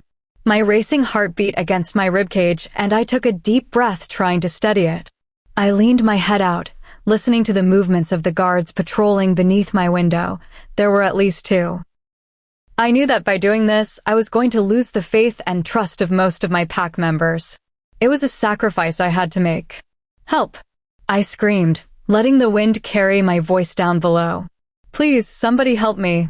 I heard the scrambling feet of the guards underneath, and I knew that I had only a few seconds before they came rushing up here and realized my cry for help was fake. I pushed myself onto the windowsill. I had done this before. I could do it again. The only difference now was that I was carrying the future heir to the pack. The wind pushed against me as I leaped out the window, landing gracefully on the dirt outside. I ignored the pang of regret that coursed through me as I glanced back up at the window. Sighing, I shifted into my wolf. I headed north, the opposite direction that Kylon and Cassandra were planning on leaving. My mates were closer to Cassandra at the moment, but I hoped that when the beta alerted them to my note, they'd rush after me and leave my 2 friends to escape. I shifted into my wolf, shredding all pieces of clothing as I started running. I couldn't remember the last time I had shifted. I forgot the feeling of dirt beneath my paws and wind brushing my fur as I zigzagged through the trees, spreading my scent as far as possible. Emmeline and I hadn't spoken in a while. We had been at odds since she wanted me to side with my mates. It had been silent on her end for the last week, and I hoped that after tonight we could start repaving our friendship. I hadn't even made it halfway to the pack border when I heard the Alpha's voice in my head. "Flickson," Conrad whimpered. Guilt hit me hard, and I halted my steps. "Please don't leave us," he whined. His words struck at my heart. Maybe we should have figured out another way for them to escape instead of writing that horrible letter. "Flickson, we're sorry. Come home to us," Jack said. Doubt crept in, and I glanced behind me, expecting to see a dozen wolves running to force me back to the pack, but the forest was as empty as a graveyard in the middle of the night. Jax never apologized for anything, and I began to think that this was all some lucrative trap to distract me. "Why are you apologizing?" "Because you were right, Flickson. So damn right.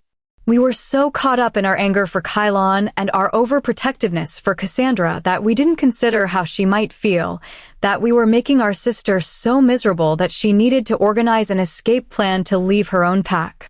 My mates were seeing reason. They really believed I was leaving them with our unborn child. And Flickson." Jax began to choke on his words, and I didn't even think. I started sprinting back to see them, to tell both of them that I loved them and that I would never leave them. "Flickson, we're so sorry that we placed you in a position where you had to choose between your friends and us." I followed their scent, leading me back to the house. "Flickson, we love you so much, and we're sorry," Conrad's voice added in, and it only made me want to see my mates even more, to apologize for writing that note. I shifted into my human form and quickly grabbed some clothes off one of the lines. I hastily slipped them on. Running to the house, I slammed open the door and sprinted up the stairs, not caring at the moment who was watching. Their scents became stronger as I reached the guest bedroom. Turning the knob, I stepped inside, seeing my mates sitting on the bed with tear-stained cheeks. They glanced up, shock morphing their faces as they saw me standing at the door. "I love you both so much." "I would never leave you," I said, running into their open arms, tears streaming wildly down my own face. "I'm so sorry about all this," I gestured to the open note lying on the bed. "No, we were in the wrong, Flickson, for you to have to do this just to get us to see reason. This will never need to happen again," Conrad said, lacing his fingers through mine. We sat like this for a moment, all 3 of us just happy to be together with my fingers entwined with theirs. I realized that this was going to be the first of many fights and arguments, but what this night showed me was that we could get through it. This was the reason why the moon goddess paired me with the fearsome twin alphas, because I was compatible with them. They loved me so much, and I was so lucky to be their mate and love them too.